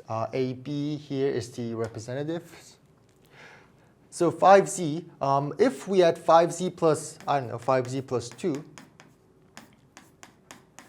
and 5Z plus 4, we define this operation by applying the operation to the representative of 2 cassettes. So 2 plus 4, and we make a cassettes with the new representative. So 2 plus 4 equals 1. So this equals 1 plus 5Z. So defining an operations between cassettes like this, G mod N actually forms a group. And here, Z mod 5Z is isomorphic to Z5. But here I missed a little detail. It says normal subgroup here, right? So what is a normal subgroup? Well, G mod N becomes a group if and only if N is a normal subgroup. But in this lecture, I'm not going to go deeply into what normal subgroup means. The reason is that most of the examples we will use are actually normal anyway, so we don't have to really care about a group being normal. Now, let's go back to the idea of isomorphism. An isomorphism was a map between 2 groups that satisfies 2 conditions. First, it had to be a bijection. It had to be 1-to-1 and onto. And second, it had to preserve the group structure, which means that phi A star B equals phi A star prime phi B. Now, the question is that what happens if we remove the bijection condition? And that, we call it homomorphism. So homomorphism is a map between groups that only preserves the group operation. So only this formula holds. So a homomorphism is a map that respects the structure of the group. So what are some examples of homomorphism? Of course, all isomorphisms are homomorphisms. And if we take phi that goes from Z to Z, we define phi n as 2n. This is a homomorphism because, well, it might not be an isomorphism because it's not a bijection, but it preserves the group structure because phi n1 plus n2 equals 2n1 plus 2n2, and this is 2n1 plus 2n2, and this is phi n1 plus phi n2. How about if I define phi that goes from general linear group to R without 0. So this is a multiplicative group. And I'll define phi A as determinant A. This is a homomorphism because phi AB, of course A and B is an element of general linear group. Phi AB equals determinant AB. And because determinant can be splitted like this, determinant A, determinant B, this is phi A, phi B. So it's called an homomorphism. Now that we've defined homomorphisms, we can define kernel and image again. This is almost the same idea as we saw in linear transformations. So for a linear transformation, the kernel was the set of vectors that get sent to 0. For a group homomorphism, the kernel is the set of group elements that get sent to the identity element. So the collection of G that satisfies 5G equals E prime. E prime is a identity element. And the image is the set of all possible outputs. So nothing special. So some examples. If I define phi, it goes from Z to C, and I'll define phi n as 3n. What is the kernel and image? So kernel phi would be the collection of n such that 3n equals 0. So kernel would be just 0 vector. And how about the image of phi? Image is the all possible outputs of 3n, so it's a multiple of 3, which is 3z. And how about if I define phi that goes from r squared to r, and I'll define phi x comma y as x plus y. The kernel would be the collection of x comma y that satisfies x plus y equals 0. So it will be a form of 1 and minus 1. So x and y has the same absolute value but different signs. So A is real number. How about image phi? Actually, image, this can be any real number. If you pick any number, any real number, and you can find x comma y such that x plus y equals that real number we picked. So image phi equals the set of real numbers. So far we have studied groups as objects by themselves, but very often groups become useful because they act on something else. The elements of a group can be thought as a transformation of some set. And this idea is very important when it comes to Galois theories or modular forms. So let's look at group actions and G set. A set X is called a G set if there is a map, and this map is called a group action. And this map takes one element from G, one element from X, and it gives one element back in X. And it has to satisfy the following. First, E star X should be same as X for all element in X. And second, this formula should hold for all G1, G2, and X. So some examples. If I take G as the additive group of integers and X as R, and I will define n star X equals n plus X. First of all, is X a G set? We should check if these two rules holds. First, identity element of this group is 0, right? 0 star X. Is it X? Yes, because the definition of star is adding this 2. This is equal to X. And second, this equation holds. Let's see.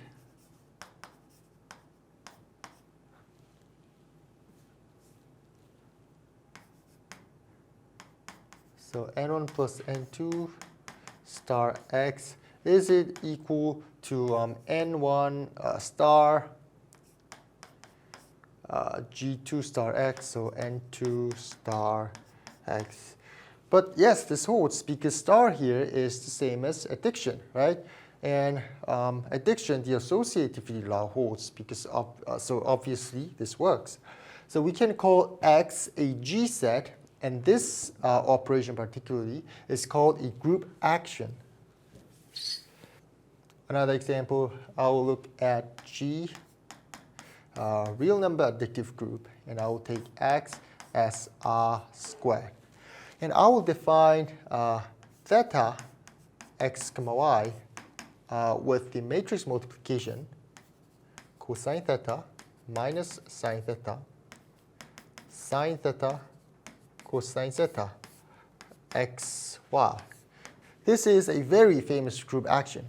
If you check these two rules, you can see that this satisfies, which means that we can call X a G set and this theta function as a group action. This is actually a transformation of rotating x comma y by theta by the origin. So what does it mean?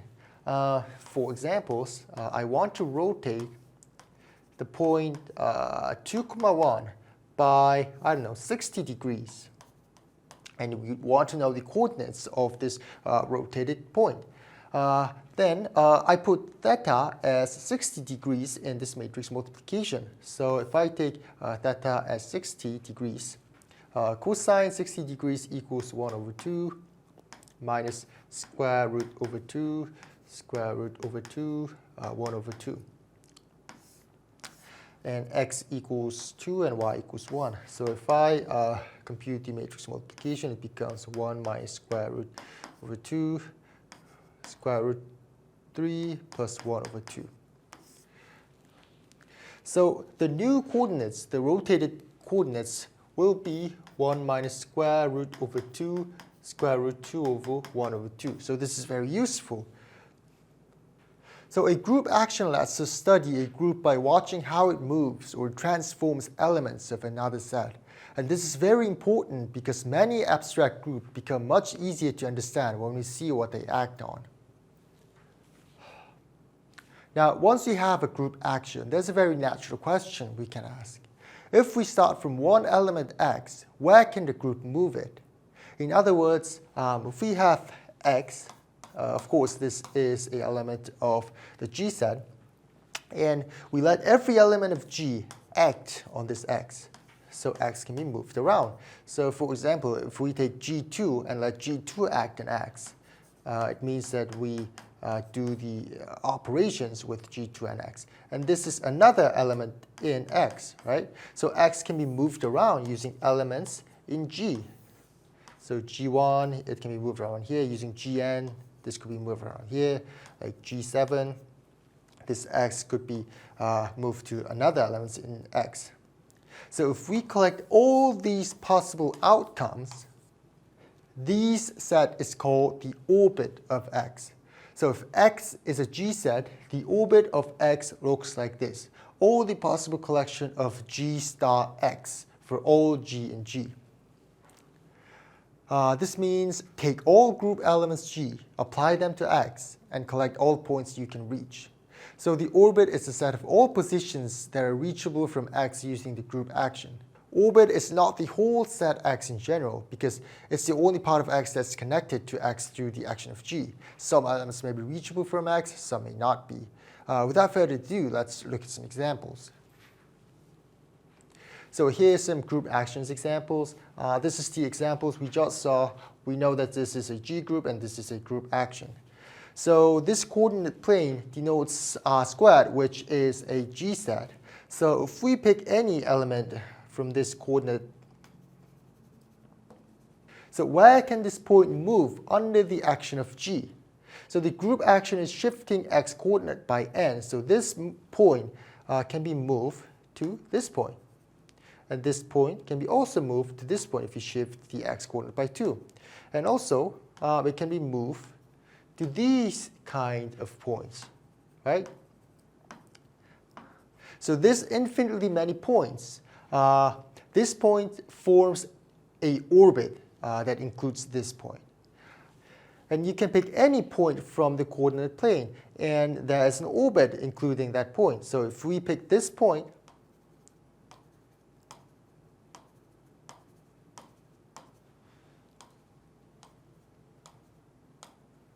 this is the orbit that includes this point. We pick this point, and there is an orbit for this point. So here, same color means same orbits. And the orbit can cover the whole set. In other words, the set can be partitioned into orbit. If you do this fit infinitely many times, this orbit will fill up the entire coordinate plane, right? And here, if we pick point x, y, the group action moves this point around the origin, right? So as theta changes over all real numbers, the points moved around a circle, because this point can be moved to this point and also this point. And if I take theta as pi over 2, this point can move to this point and also this point and this point and so on. So these points lie on a circle like this. So the orbit that includes this point forms a circle around the center and the origin. And you can pick another point, and the orbit that includes this point is also a circle. Another orbit. If you pick this point, the orbit, including the point, will be like this.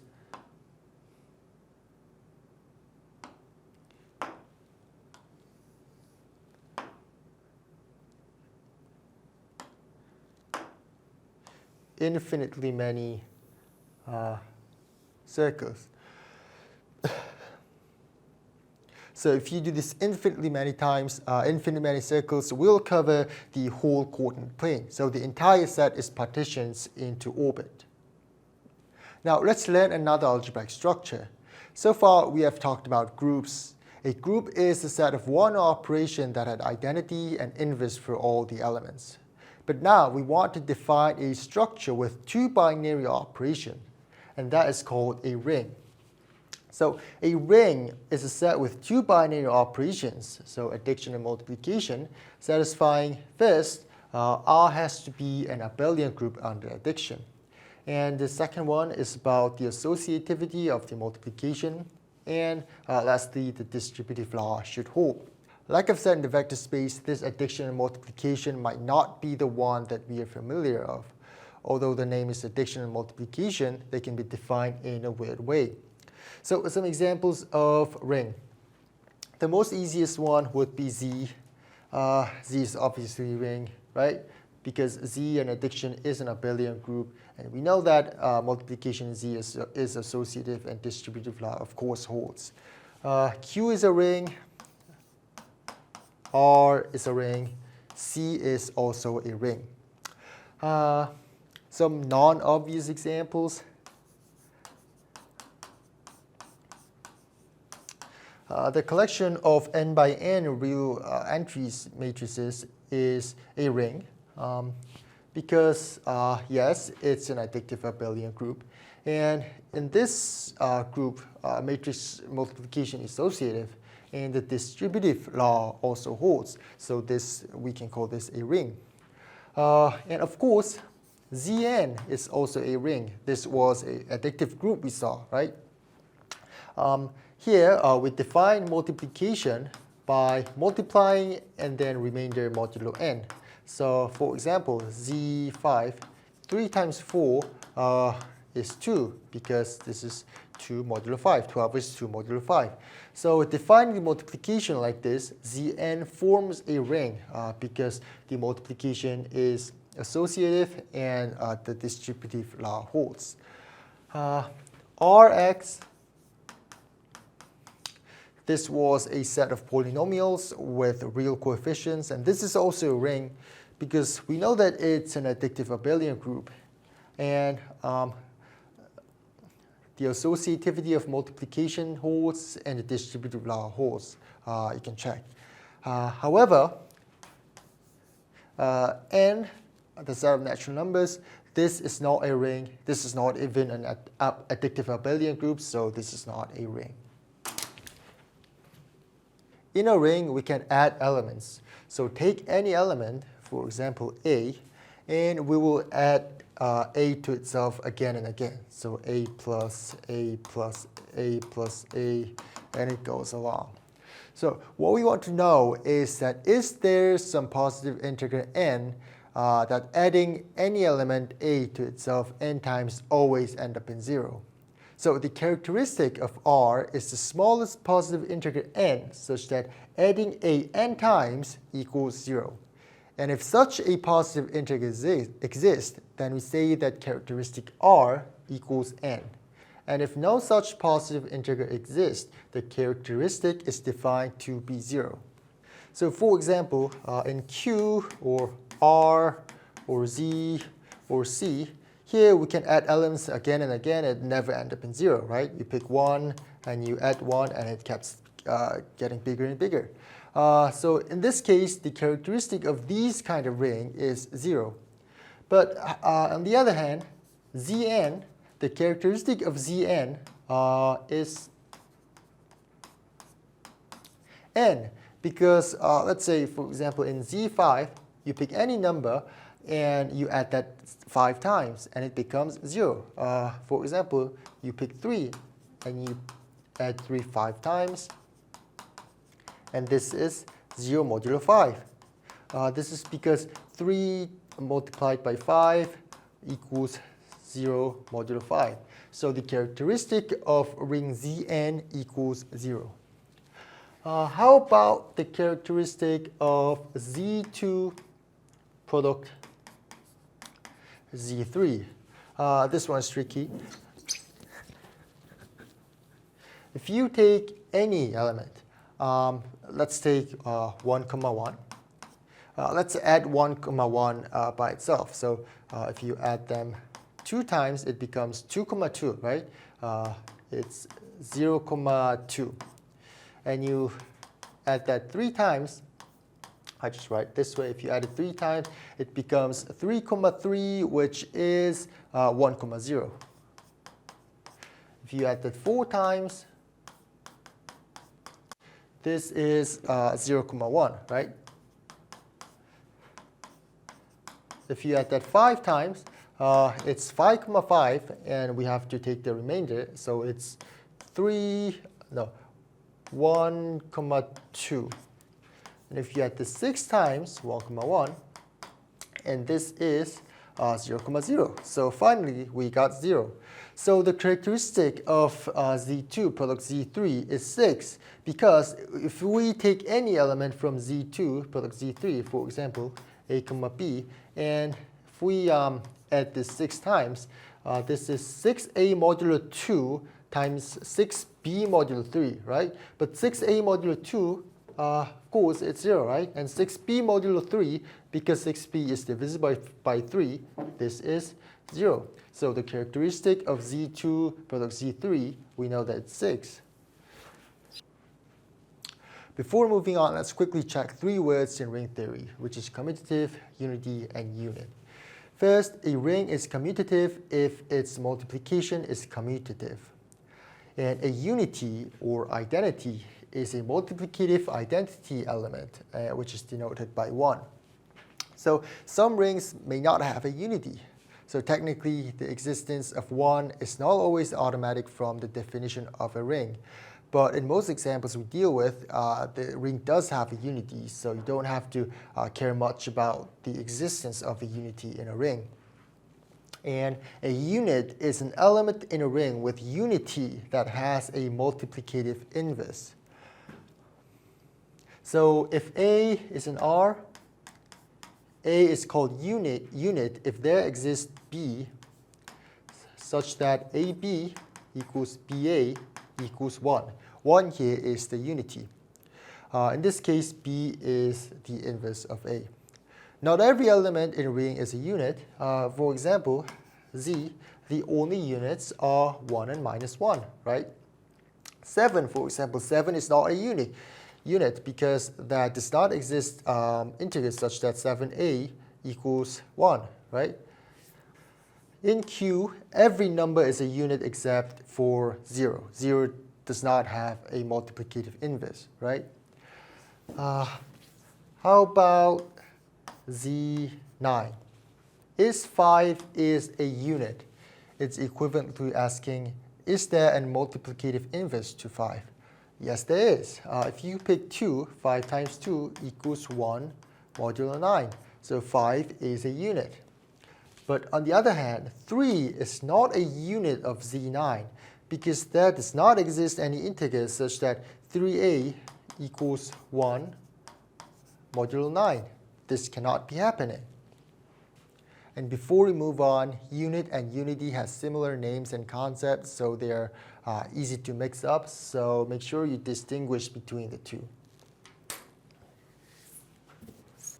Here's where things get a little bit complicated. The terms on the slides are closely related, so it's easy for them to get tangled up in your head. But if we separate them carefully, it's not that bad. And in fact, it's pretty important. So this slide is mainly here to understand two special kinds of ring, which is integral domain and a field. We are adding extra conditions to make more refined structures. Before that, we need to know what a zero divisor is. A zero divisor is a non-zero element A for which there exists a non-zero B such that AB equals 0 in a ring. For example, in Z6, 2 is one of the zero divisors because 2 times 3 equals 0 here, right? So 2 is a zero divisor, 3 is a zero divisor. 6 in Z8 is also a zero divisor because 6 multiplied by 4 equals 0 in Z8.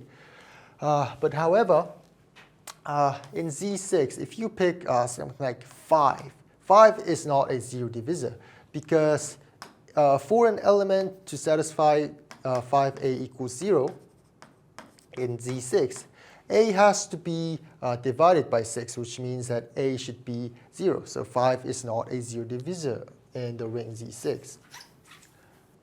And an integral domain is a commutative ring with unity that has no zero divisors. And an integral domain is a commutative ring with unity that has no zero divisors. So what are some examples of integral domain? The most common one would be Z. Z is obviously a commutative ring and it has no zero divisors, right? For an integer to satisfy AB equals 0, either A is 0 or B is 0, right? So Z has no zero divisors, which means that Z is an integral domain. And a field is one of the most restrictive structures we will see. A field is a commutative ring with unity where every non-zero element is a unit. You can think of a field as a number system where addition, subtraction, multiplication, and divisions are all possible, except, of course, division by 0. You can't do that. So what are some examples of a field? Q is a field, right? Because Q is a commutative ring with every non-zero element is a unit, right? 0 is the only element that does not have a multiplicative inverse in Q. Similarly, R is also a ring, and C is also a ring, and Z7 is also a ring. This one is kind of tricky. Why is Z7 a ring? We have to show that every non-zero element is a unit. For example, is 1 a unit, meaning that it's equivalent to asking, does 1 has a multiplicative inverse? Yes, because 1 itself is a multiplicative inverse. How about 2? 2 has a multiplicative inverse of 4, because if we product this 2, this becomes 1 modulo 7. How about 3? Is there an element such that 3x equals 1 modulo 7? Yes, because if we take 5, 3 times 5 equals 15, and 15 is 1 modulo 7. This is 1. And how about 6? 6 itself is the inverse, because 6 times 6 is 36, and 36 is 1 modulo 7. Okay, so every non-zero element in Z7 has a multiplicative inverse, which means that every non-zero element is a unit. And that's why we can call Z7 a field. A finite field is exactly what the name means, a field with finitely many elements. So unlike Q or R or C, which have infinitely many elements, a finite field has only finitely many elements. For example, the field we just saw, Z7. Z7 is a finite field because it has only 7 elements. It's commutative ring with every non-zero element that has a multiplicative inverse. The good thing is that the ring theory says that if a field has finitely many elements, then the number of elements should be some power of prime p, where p is prime. And the field with p to the n elements is unique up to isomorphism. So structurally, there are only one fields that have p to the n elements. So that can be fields with, I don't know, 2, 3, 5, 8, 9, 11, 16 elements, because 9 is a product of prime, 16 is also a power of prime. But there's no finite field with, say, like 6 elements or 10 elements, because this is not a product of a prime. So finite field with this many elements cannot exist. Now we look at ideals. We defined quotient groups earlier. Remember that the idea was this. We started with a group. We divided into cosets. And we treat those cosets as elements of a new group, right? Now we want to do the same thing, similar for rings. But to make that work, on the group side, we needed a special conditions on the subgroup. That condition was called nominality. We did not go deeply into normal subgroups, but anyway. We want to define a quotient-like objects for ring, which will be later be called as a factor ring or a quotient ring. But again, we cannot just take any random subset. We need a special kind of subset that's compatible with ring operations. And that special kind of object is called an ideal here. So an additive subgroup N of a ring R satisfying these properties, saying that AN is again a subset of N, and NB is also a subset of N for any A, B, and R. This is called an ideal.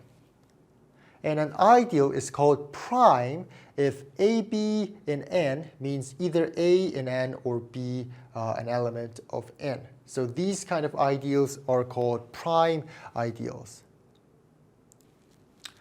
Let's look at some examples of ideals. First, if I take ring R as Z and the additive subgroup 6Z, 6Z is an ideal of Z. Because if we take any element from Z, so A is any integer, and if we multiply A to the left side or the right side of 6Z, this set is a subset of 6Z. This is because if we take any multiple of 6 and you multiply it by any integer, and that result is also a multiple of 6. This is obvious. So 6Z can be called as a ring of Z.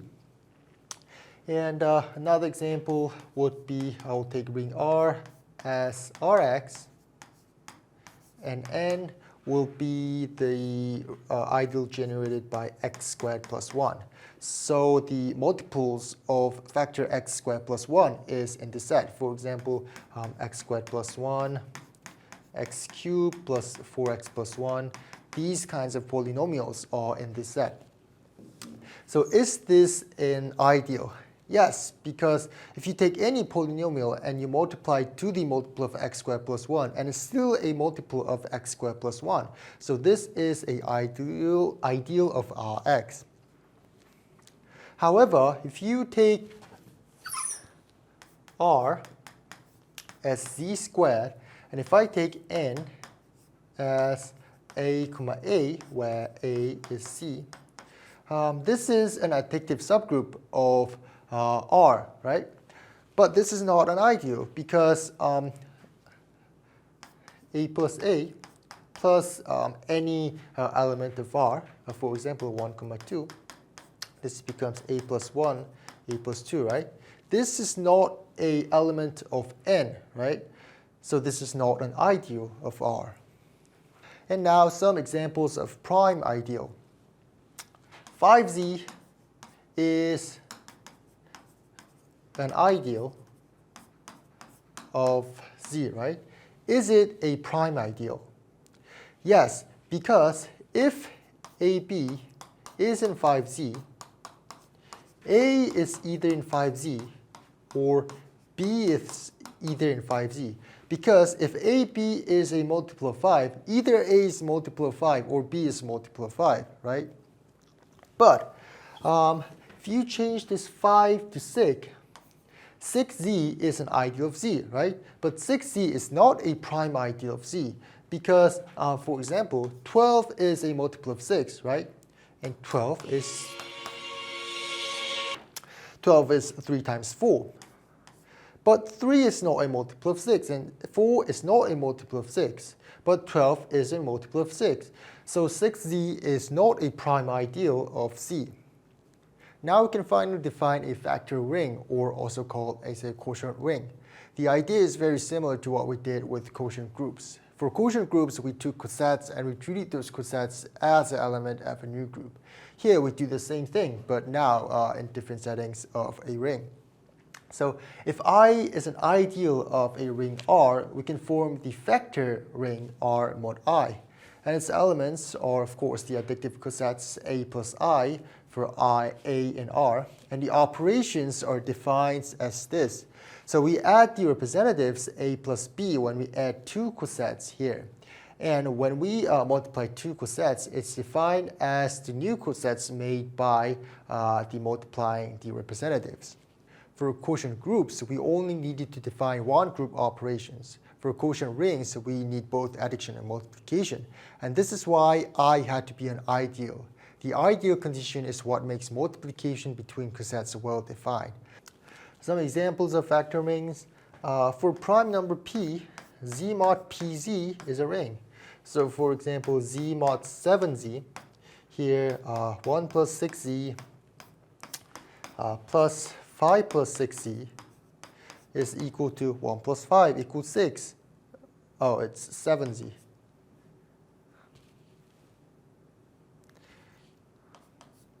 So 1 plus 5 equals 6, right? So this is 6 plus 7z. And the multiplication, for example, 2 plus 7z multiplied by 4 plus 7z is you multiply the representatives. 2 times 4 equals 8, and 8 modulo 7 equals 1. So it's 1 plus 7z. And if we take Rx, and we take a quotient by the ideal generated by x squared plus 1, this is also a ring. And the element would look something like x plus 7 plus ideal x squared plus 1.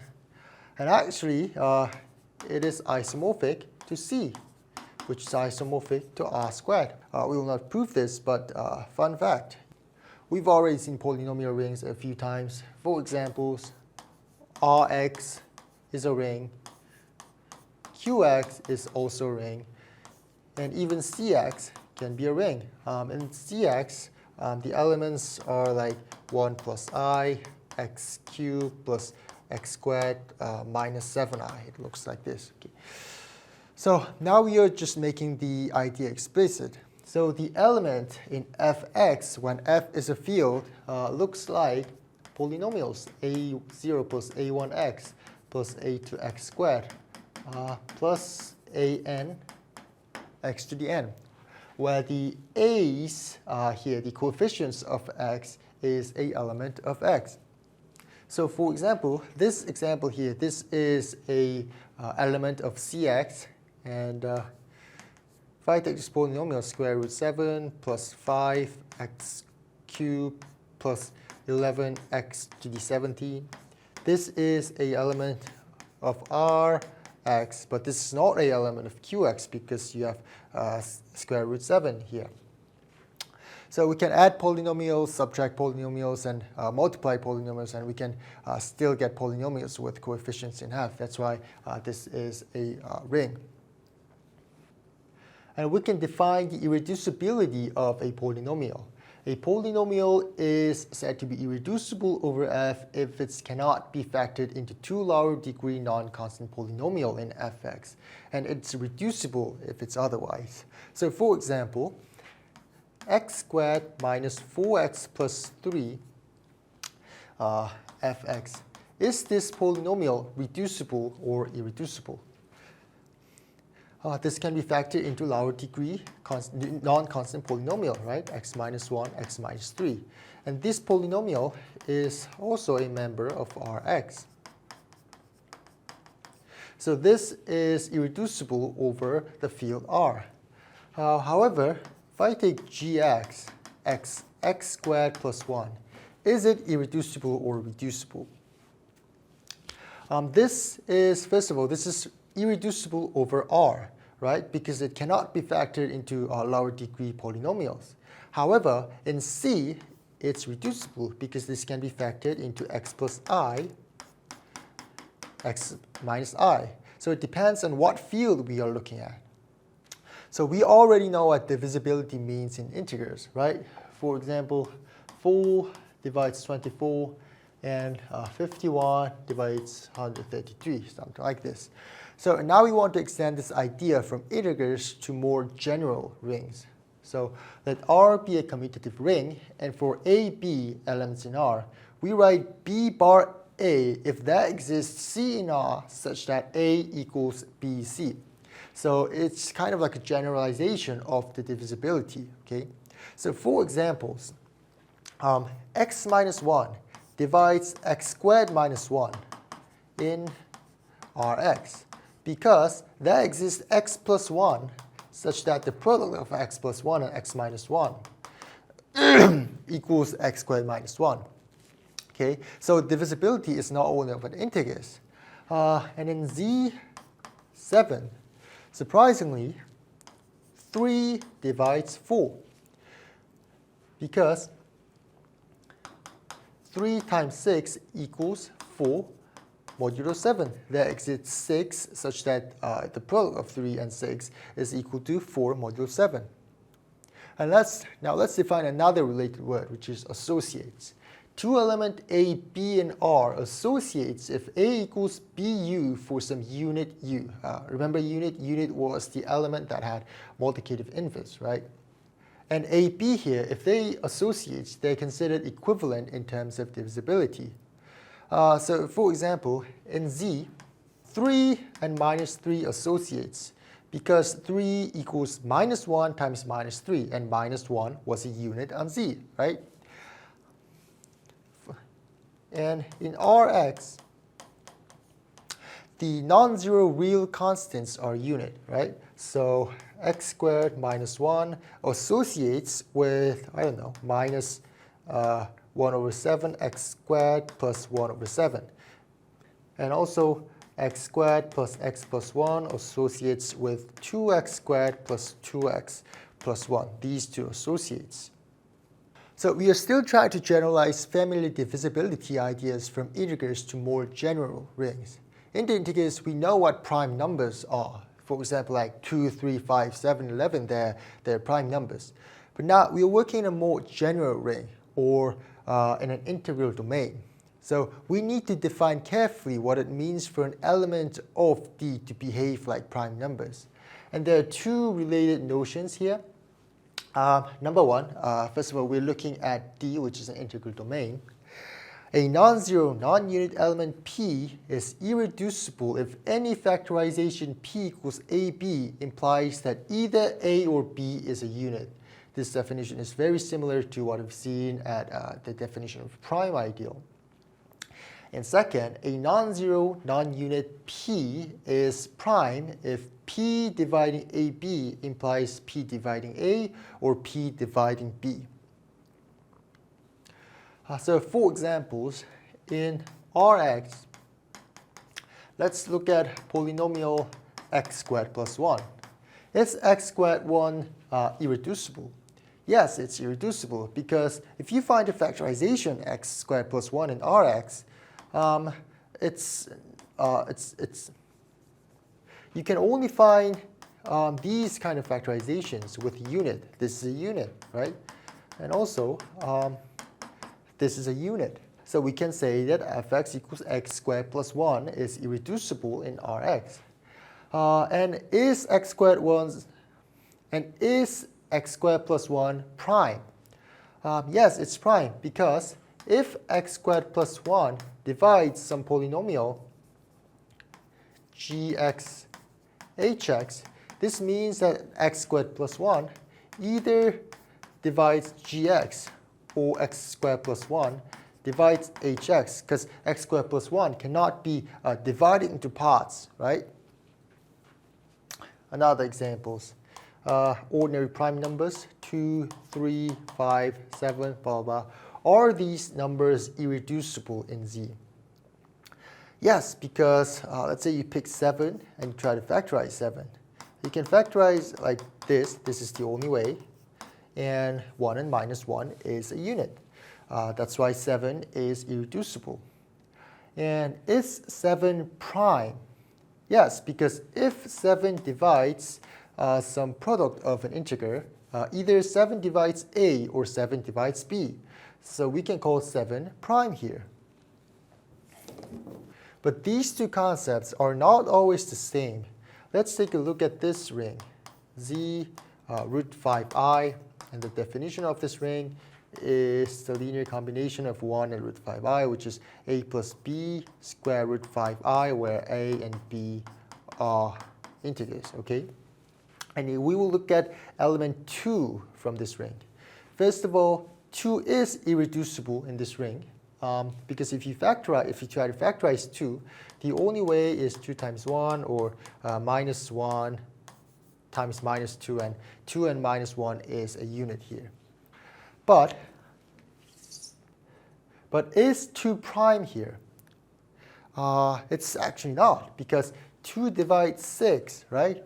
And 6 is factorized into 1 plus square root 5i, 1 minus square root 5i. And 2 divides neither of them. So 2 is not a prime in this ring. So UFDs, an integral domain. Now we're going to be looking at UFDs. An integral domain D is a unique factorization domain, or UFD, if every non-zero, non-unit element has a unique factorization into reducible elements up to orders and unit. First of all, what does it mean by up to order and units here? For example, let's say we factorize 24. We could write 2, 2, 2, 3. And we can even write, I don't know, 3, minus 3, minus 2, 2, and 2. So up to orders in unit means that in this kind of situations, we treat these two factorizations the same, because 2 and minus 2 are associates, and the factors only differs by units and by orders. So we treat these the same. So anyways, what are some examples of unique factorization domain? The most famous one is Z.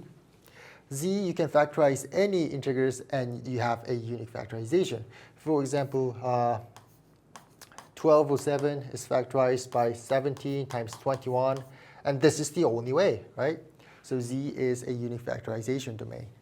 And QX is a unique factorization domain. RX is also a unique factorization domain, as well as CX.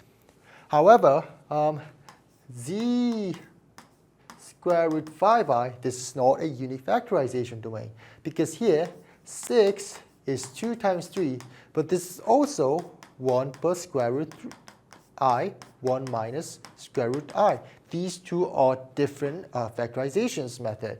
So this is, we can't call this a unique factorization domain. Now, we are finally going to prove the lemma we used when we prove the case n equals 3 of Fermat's Last Theorem. We are going to look at the set Z omega. This is defined as the set of A plus B omega, where A and B are integers.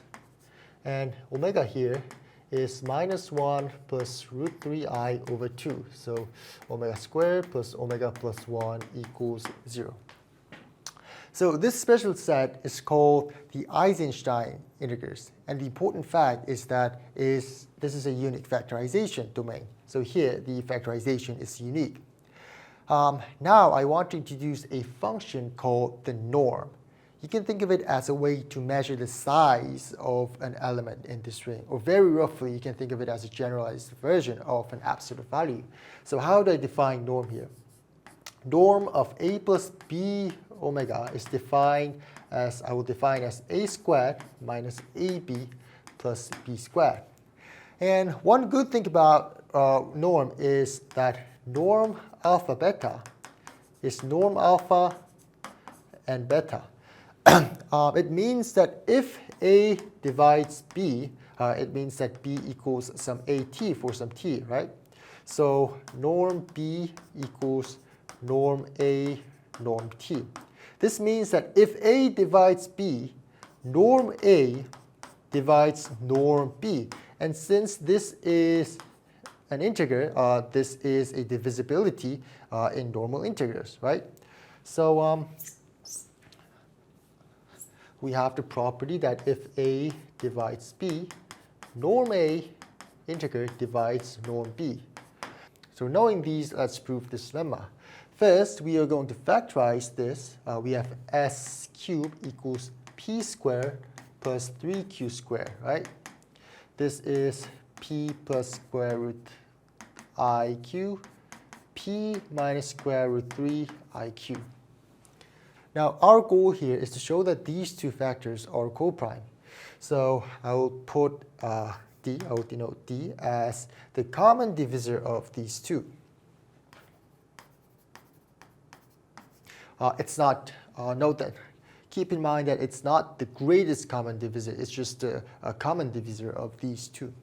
So if D divides both these two factors, D also divides 2p. And D also divides the difference, which is 2 square root 3iq, right? And notice that any common divisor that does not come from 2 root 3i would have to divide both p and q, which is impossible by the perimeter condition. Therefore, the only possible obstructions comes from the factor 2 square root 3i. So in order for us to show that these two factors are coprime, we just have to show that D is impossible at 2 square root 3i. And actually, we will split this problem, and we will show that D equals 2 is impossible, and D equals square root 3i is impossible, okay? And particularly, the square root 3i equals 2 omega plus 1, right? And 2 omega plus 1 equals omega minus omega squared, because here omega squared plus omega plus 1 equals 0, right? And this is equal to omega 1 minus omega. But omega here, this is a unit, because if you compute the norm here, this is 1. So we can just show that D equals 1 minus W is impossible. So in conclusion, for order for us to show that these two factors are coprime, we show that D equals 2 is impossible, and D equals 1 minus omega is impossible. So first, if D equals 2, 2 divides P plus square root 3iq, right? And square root I is equal to 2 omega plus 1. So 2 omega plus 1. Q, and this is equals to P plus Q plus 2Q omega. And since 2Q omega is divisible by 2, P plus Q is divided by Q. So P and Q has the same parity. But since P and Q is coprime, we know that P and Q is odd. So P squared plus 3Q squared equals S cubed. And here we'll examine both sides by modulo 8. And since the square of odd number is 1 modulo 8, the left-hand side, we know that it's 4 modulo 8. However, no cube is 4 modulo 8, right? Because 4 modulo 8 means that that cube number is even. And if you take a cube of every even number, it's a multiple of 8. So this is impossible, which is a contradiction. So D being 2 is impossible. And second case, we look at the case where d equals 1 minus omega. So 1 minus omega must divide p plus square root I cube. And this is equals to 2q omega plus p plus q. And here we will use these properties, and you will look at the norm value. Norm of 1 minus omega is 3, right? So 3 divides, the norm of this is 2q squared plus p plus q squared minus 2q times p plus q. And this is p squared and is it p plus 3 squared? Yes, I think it's right. Since this is p plus 3 squared, p squared is divisible by 3. So p can be written in 3p prime by some integral p prime. So we put this to this equation. Since p is a multiple of 3, the right-hand side is a multiple of 3. So s is a multiple of 3. So we put s as 3s prime. So we get 27s prime cubed equals 9p prime squared plus 3q squared. And if we divide both sides by 3, we have 9s prime cubed equals 3p prime squared plus q squared. So q is a multiple of 3, but that is a contradiction because p and q has to be coprime, right? So d being 1 minus omega is also impossible, which means that these two are coprime. And since the product of coprime factor is a perfect cube, and this is a unique factorization domain, these two factors should itself be a perfect cube. So I can put p plus root 3iq as some u plus square root I v cube for some coprime u and v. And if you expand this, you have u cube plus 3u squared root 3iv minus 9uv squared minus 3 root 3iv squared. And this is u squared minus 9v squared plus 3 square root 3i v u squared minus v squared. And if you compare both sides, you should know that p equals this and q equals, if you divide root 3i, q equals this. So we proved the lemma. We have already seen that fields can sit inside larger fields, right? For example, Q is in R and R is in C, and both are fields. So in this situation, we say that the larger field is an extension field of the smaller field. And we often write it like this, E slash F. This does not mean quotient. This means that F is a subfield of E. In other words, E is an extension field of F. So we write something like Q is a subfield of R, and C is an extension field of R, something like this. Now, there's one important number attached to a field extension, and that is called a degree of extension. And we write it as this, E2.f. And this is defined to be the dimension of E as a vector space over V. So what does that mean? So for example, C can be viewed as a vector space over R. If you take any complex number, it's a form of A plus BI, right? And we know that A and B is our real numbers. So here, it's like the basis is the set 1 and I, and the dimension is 2. So the degree of this extension, the degree is 2 here, because the dimension of the vector space C defined over R is 2. Another example is the degree of the field extension that looks like this. This Q parenthesis root 2 is actually the smallest field by putting root 2 into the rational number set, but you can just take it as like this, A plus B root 2, where A and B are rational numbers. In this situation, if you view Q root 2 as a vector space over Q, the dimension is 2, right? Because the basis of this vector space is 1 and root 2. So the degree of this field extension is 2. Then how about this field extension? Q root 2, root 3 over Q. So this is the smallest field we get when we put root 3 and root 3 into Q. So it looks like this. A plus B root 2 plus C root 3. We also have root 6, right? If you multiply these two, plus D root 6, where A, B, C, D's are all rational numbers. So here, the basis of the vector space is 1, root 2, root 3, root 6, and the dimension is 4. So the degree of this field extension is 4. Now we look at algebraic and algebraically closed field.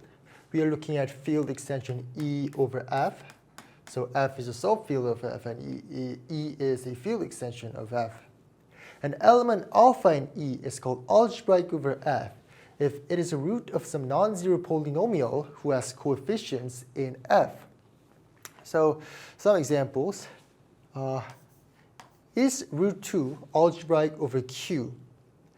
Yes, it's algebraic over Q because you can find a rational coefficients polynomial, x squared minus 2. And this has solution of square root 2, right? So root 2 is algebraic. So root 2 is algebraic over Q. Then how about pi? Is it algebraic over Q? It's not algebraic over Q because you cannot find any rational coefficients polynomial that has pi as roots, right? However, it is algebraic over R because you can easily find polynomial x minus pi. This is in Rx, and this has pi as roots, right? So pi is algebraic over R, and it's not algebraic over Q. Another examples, 1 plus square root 5 over 2. Is it algebraic over R? Yes, of course it's algebraic over R, right? Then is it algebraic over Q? Yes, it's algebraic over Q because we can find polynomials x squared minus x plus 1 in Qx, and this has this number as roots, right? So this is algebraic over Q. And the extension E over F is called algebraic if every element of E is algebraic over F. So for example, R over Q is not algebraic because we can find E and pi, or I don't know, log 2 in R such that they're not algebraic over Q. So we can't call this extension algebraic. However, C over R is algebraic, right? Because you can find any numbers in complex numbers, and there is a real coefficients polynomial that has those number we picked as roots, right? And a field K is called algebraically closed if every non-constant polynomial in Kx has a root in K. For example, Q or R, they're ring, but they're not algebraically closed. Because if you look at the polynomial x squared plus 1, this has coefficients in real number set or rational number set, right? But this doesn't have roots in them. So these fields are not algebraically closed. However, C is algebraically closed because if you pick any complex number coefficients polynomial, like 1 plus x to the 5th plus a square root 7 x 4 minus 7, and no matter how weird you make it, if it has a coefficients in complex numbers, this has a root in complex number. So C, we call it algebraically closed. So overall, algebraic over f is about whether an element satisfies a polynomial equation over f, and algebraically closed is about whether a field already contains the roots of all non-constant polynomials over itself. You ever seen those satisfying video on YouTube, like perfectly cutting something, filling every gap, or organizing everything into the exactly right place?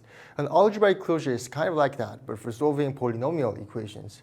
A field may not contain all the roots of the polynomials. For example, in R, we can pick x squared plus 1 from Rx, but this polynomial does not have any roots in R. So what do? We move on to a larger field. We go to C. And we have roots plus or minus I once you move to C. And once we move to C, something very nice happens. Every non-constant polynomial with complex coefficients has a root in C.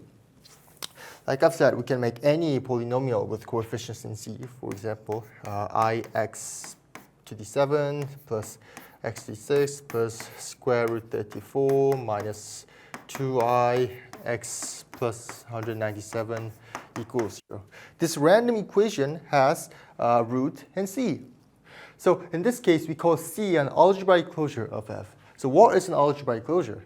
An extension field f bar of f is called an algebraic closure of f if, number one, the associated field extension is algebraic, meaning that you pick any element in the f bar and you have a f coefficient polynomial that has that number as a root. And second, f bar is algebraically closed. It means that every polynomial has a root in f bar. And the really nice thing is that the existence of an algebraic closure is guaranteed. So every field has an algebraic closure. So what is the algebraic closure of R? Algebraic closure of R is C. Now let's think about the algebraic closure of Q. What is the algebraic closure of Q? For example, we know that square root 2 or 1 plus I or minus root 34 plus 2i are elements of Q bar. But E or pi or sine 1, these kind of numbers are not elements of Q bar. So the algebraic closure of Q is somehow a little different from R or C. In this field, Q bar will be very important soon. Now we are taking our first step towards the Galois theory.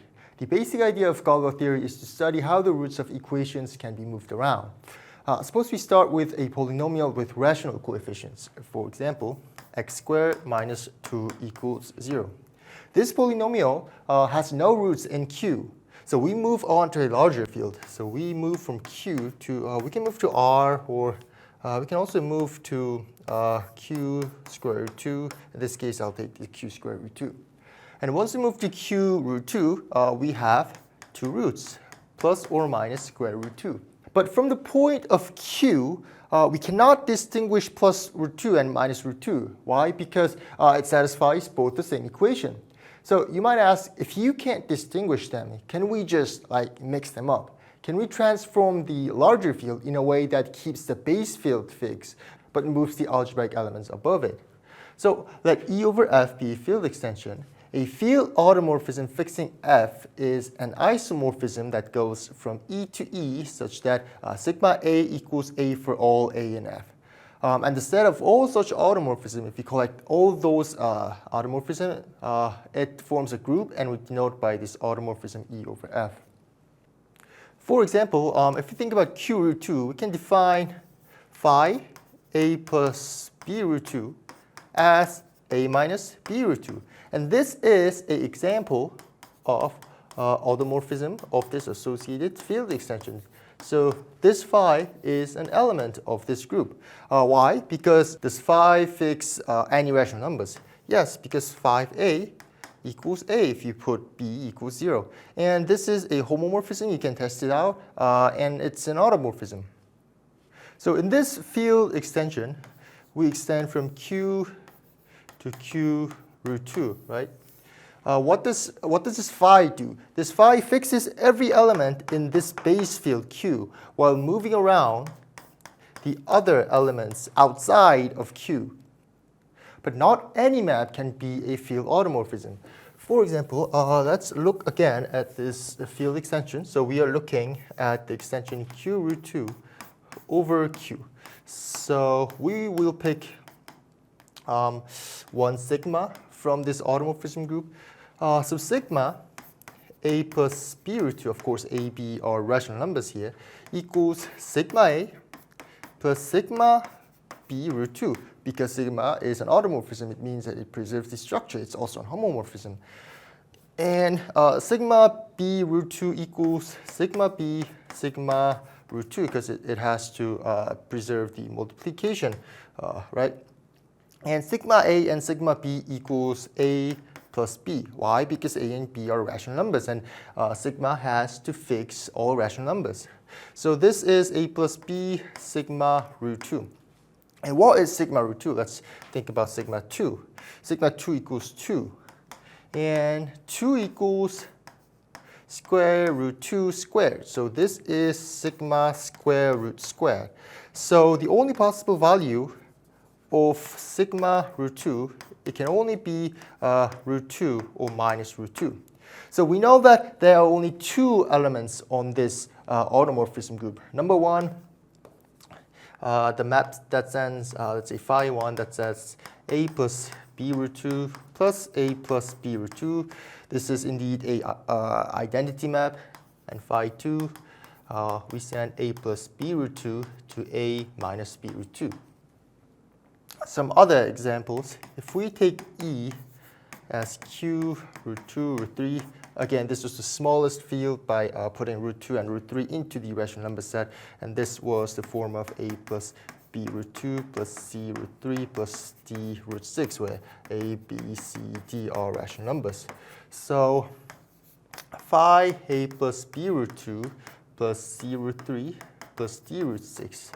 If I define phi to be something like a minus b root 2 plus c root 3 minus d root 6, pi is a field automorphism of this field extension. Another example, if I take E as q I, this is the collection of the form a plus bi, where a, b are rational numbers. If I look at field extension, that looks like this. And we look at the field automorphism of this field extension.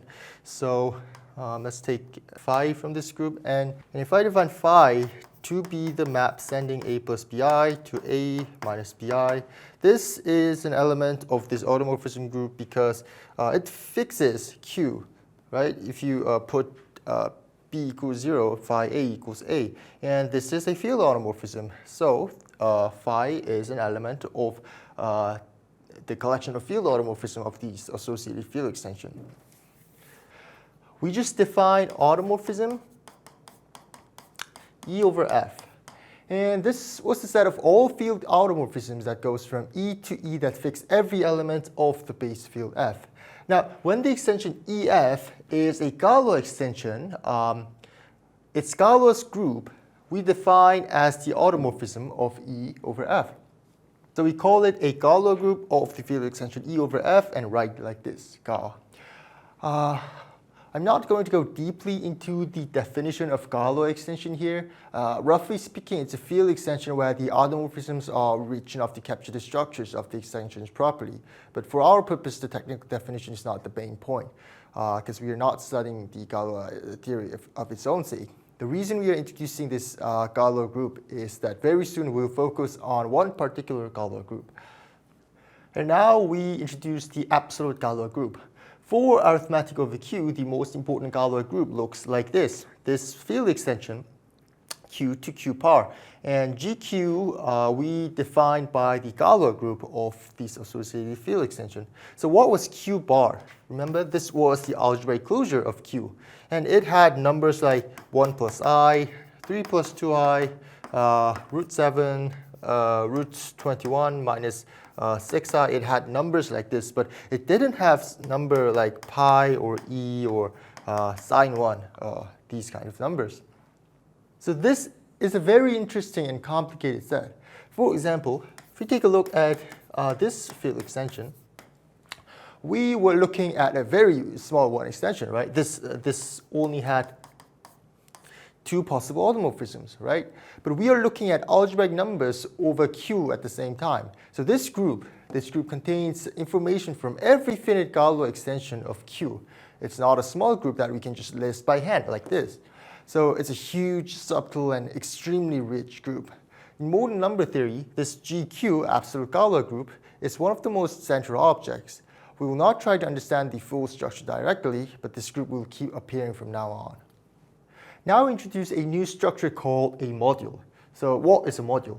Let R be a ring, and a R module is an abelian additive group together with an operations of scalar multiplication that satisfies these 8 rules.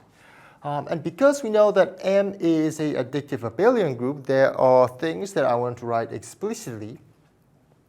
First, the commutativity of addition. And associativity also holds. And because this is a group, identity element exists. Identity element exists in M such that you add any element, you get the same element back. And for every x, there exists minus x such that if you add together, it becomes 0. So these rules, at this point, these 8 rules should sound very familiar because these rules are almost exactly the same kind of rules we saw for vector spaces. So what's the difference? The difference is the scalars. In a vector space, the scalars came from a field. So we looked at complex number vector spaces. We looked at vector spaces over R. But here, R is a ring. So in a module, the scalars come from a ring. So a module is basically like a vector space, but with scalars from a ring instead of a field. So some examples of modules. Z, this is a Z module. Of course, Z cannot be called a Z vector space because Z is not a field. But since Z is a ring, we can call Z a Z module. Zn is also Z module. Z mod nz is also a Z module. And Q is a Z module. R is a Z module. And of course, vector space V, this is an F module. And Fx, this is also a F module. And R, this is a R module. So simple comparisons between modules and vector spaces. The only difference in the definition of module compared to vector spaces is where the scalars come from. For a module, the scalars came from a ring, and for a vector space, scalars came from a field. So therefore, every vector space is a module over a field. And one important property is that module does not necessarily have a basis. For example, Q was a Z module. And also R was a Z module. But like, how are we going to find basis for Q and R? We can't find basis for Q and R if it's a Z module, right? So some modules does not have a basis, but there are modules that have a basis, and we call those modules with basis as a free module. So some examples of free modules would be Zn. Zn is a Z module, and we can find a basis.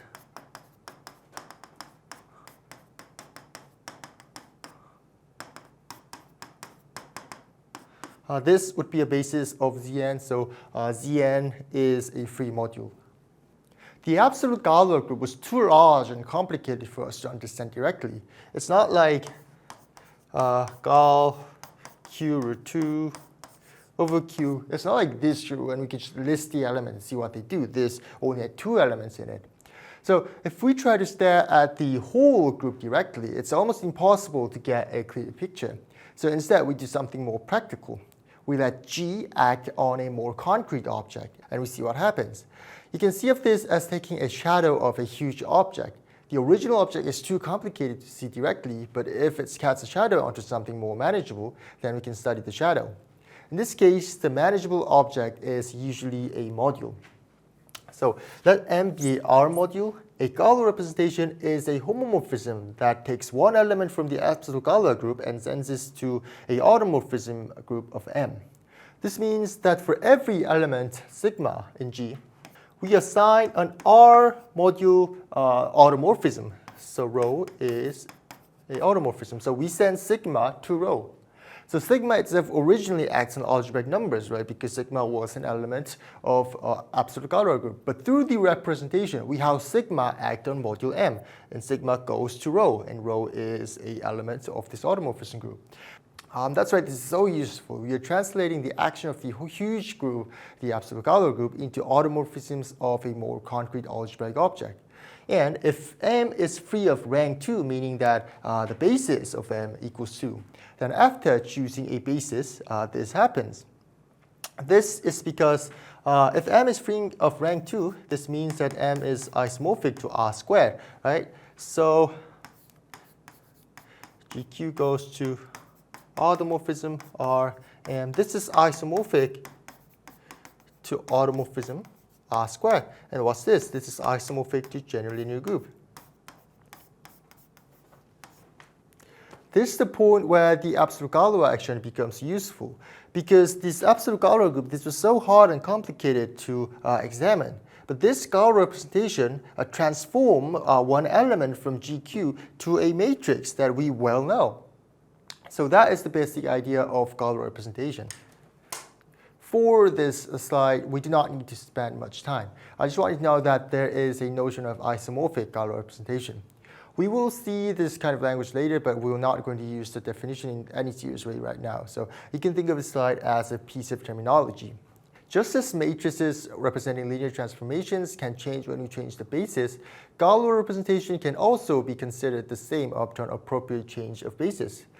From now, I'll just read the definition and we'll move on. So two Galois representation, rho and rho 2, are said to be isomorphic.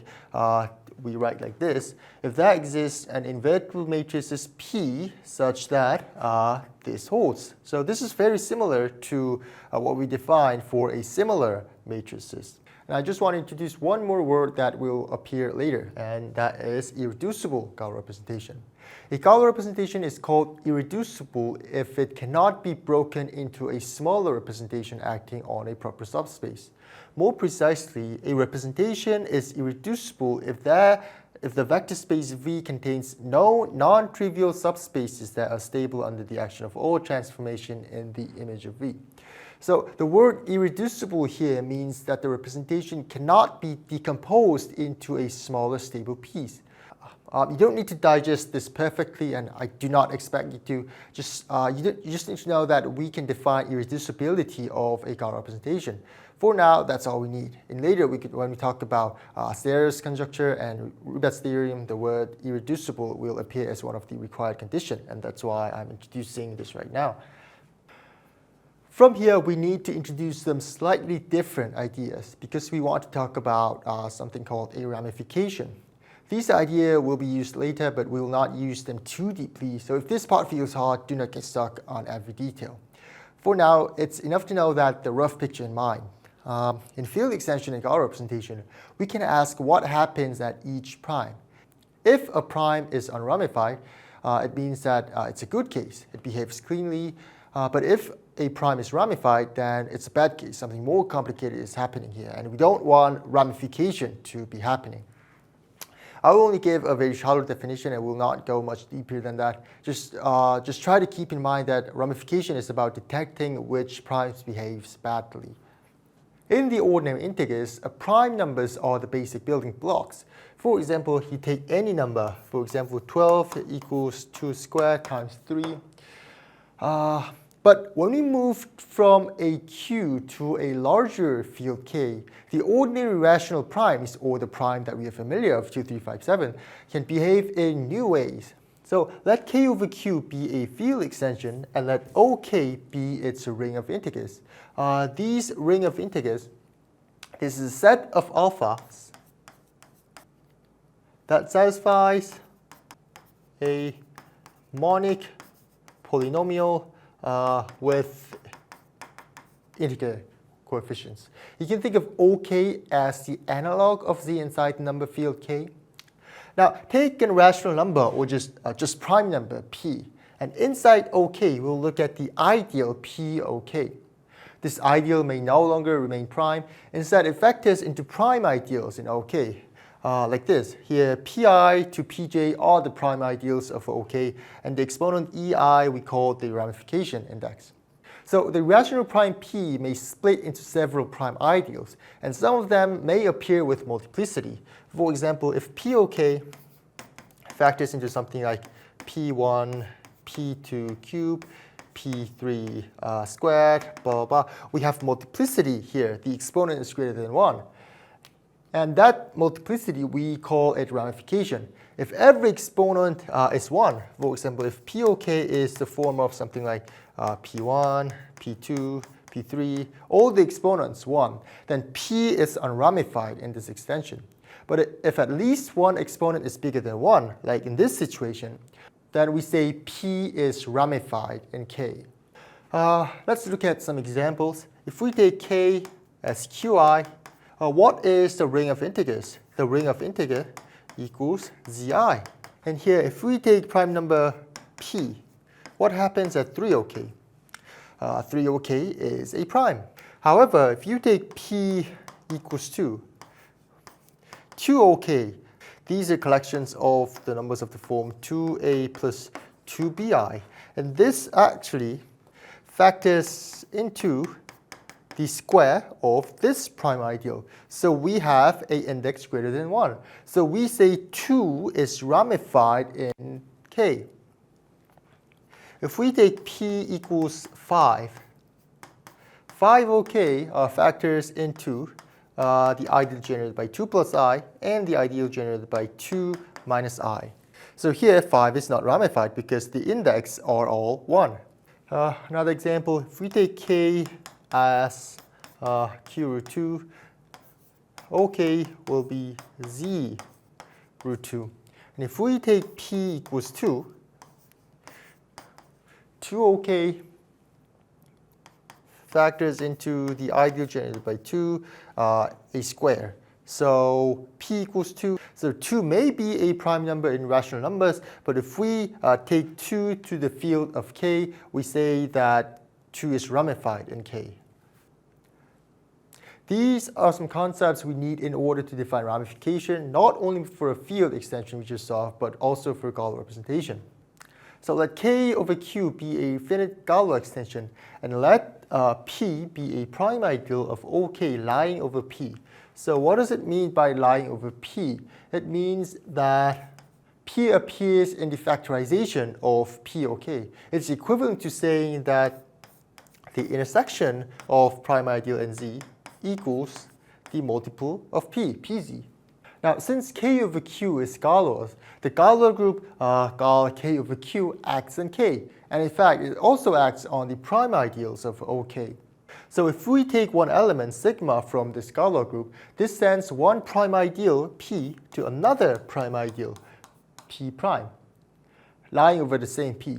But some automorphisms preserve this particular prime ideal, which means that this sends the prime ideal to the exactly same prime ideal.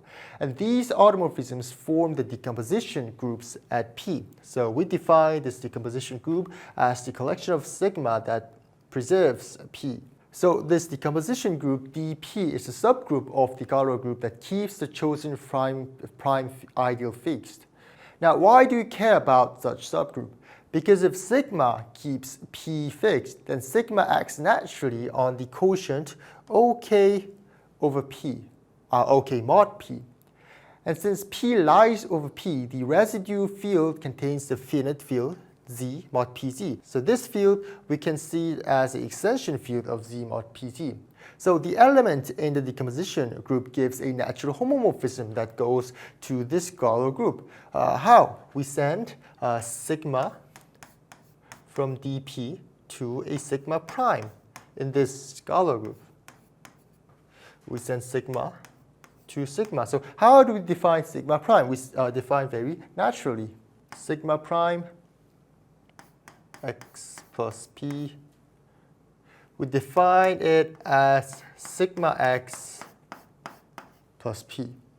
And the inertia group at this prime ideal we define as the kernel of this homomorphism, meaning that all the set of sigma that satisfies sigma x equals x modulo p for all x in OK. We have just defined the inertia group. In the field extension setting, the inertia group measures what happens locally at a prime. Now we transfer that language to Galois representation. What does our representation rho to the IP? Now, since rho sends elements of the absolute Galois group to matrices, right? Rho was a Galois representation. Every element, sigma in IP, the sigma gets sent to a matrix, rho sigma, and this is in general linear group 3. And here, if every element of the inertia group is sent to the identity matrix, like this, then the representation does not detect any inertia at P. In that case, we call rho is unramified at P. And if not, we say that rho is ramified at P. So this is definitely the most technical definitions in this lecture. So if you don't get all these decompositions or whatever, that's okay.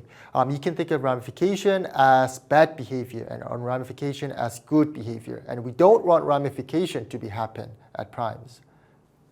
Now we define the arcing conductor of a Galois representation. The arcing conductor and rho of a representation rho is a positive integer that precisely measures this ramification. And we define like this, the product of all L to the NL rho. This NL rho depends on the structure of the ramification at L. If rho is unramified at L, NL rho equals 0. So L does not do anything to n rho. But if rho is ramified at L, then L does appear in the conductor, meaning that if n is divisible by L, it's ramified by L. So n rho is the integer that packages the ramification data of the representation. It tells us where the representation is ramified and how seriously it's ramified at each prime. For examples, let's say the ramification index arcing conductor of some Galois representation is 80. And 80 is 2 to the 4th times 5. So other than 2 and 5, we know that it's fine, meaning that it's unramified. For example, if I take prime 37, 37 is unramified at rho. We know this because we should only check the prime that divides the arcing conductor. And we know that 2, something very bad is happening because the NL is 4, right? It means that it's very badly ramified. And at 5, we know that it's ramified, but it's not as bad as 2. Now we look at Frobenius element. For a finite field Fp to the F, this map is a field automorphism, and this is called the Frobenius automorphisms. First of all, why is this an automorphism? Let's see. Before we start, this FPF, this has characteristic P. Let's just take that as given. We want to show that this is also a homomorphism, right? So we want to show that this A plus B P equals to modulo A to the P plus B to the P modulo P. And we also want to show that the Pth power of AB is equal to A to the P, B to the P, modulo P. Right off the bat, we know that this holds, right? But this is the problem. So why does this hold? If we extend this, what happens? So we have P0, AP, B0 plus PC1, A, P minus 1, B1, plus blah, blah, blah, P minus 1, A1, B, P minus 1, plus the last term, PP, A0, BP. Notice that these are all multiples of B because PC1, PC2, all the way up to through PC, P minus K is PC, P minus 1 is a multiple of P. So we look at only these two terms, which is A to the P plus B to the P. So this is same as A to the P plus B to the P modulo M, modulo P. Now, knowing this Frobenius automorphism, let K over Q be a Galois extension, and let P be a prime ideal of both P. So knowing this, let K over Q be a Galois extension at P be a prime ideal above P. This means that it's lying over P. And if P is unramified in this extension, then something very nice happens. The Frobenius automorphism on the residue field can be lifted to an element of a Galois group, Galois K over Q. And this element is particularly called the Frobenius elements at the prime ideal P. And we write like this, Frob P. The defining property is that after reducing modulo P, it acts just like the Frobenius automorphism.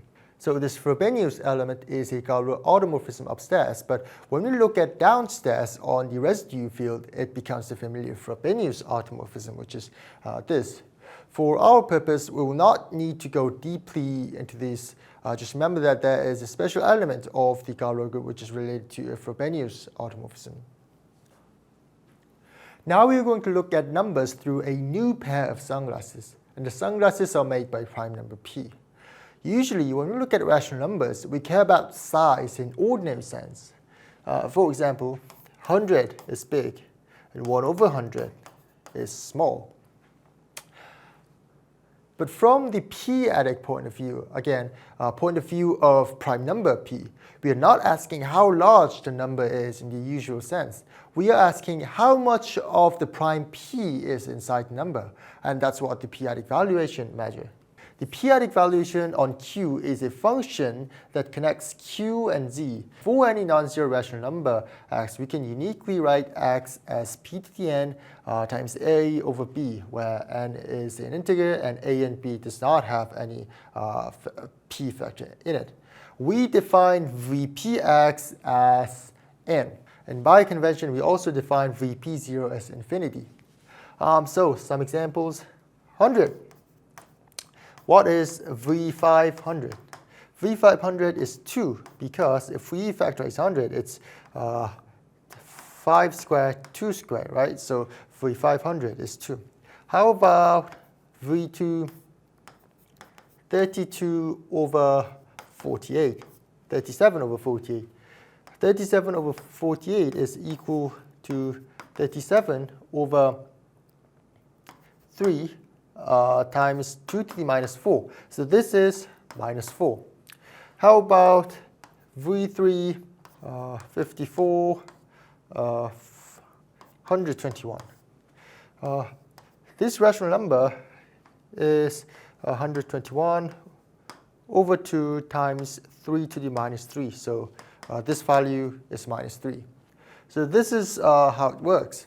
And we have these two properties that the p-adic valuation satisfy. And the first one is Vpxy equals Vpx plus Vpy. This makes sense because when we multiply two rational numbers, the powers of p gets added.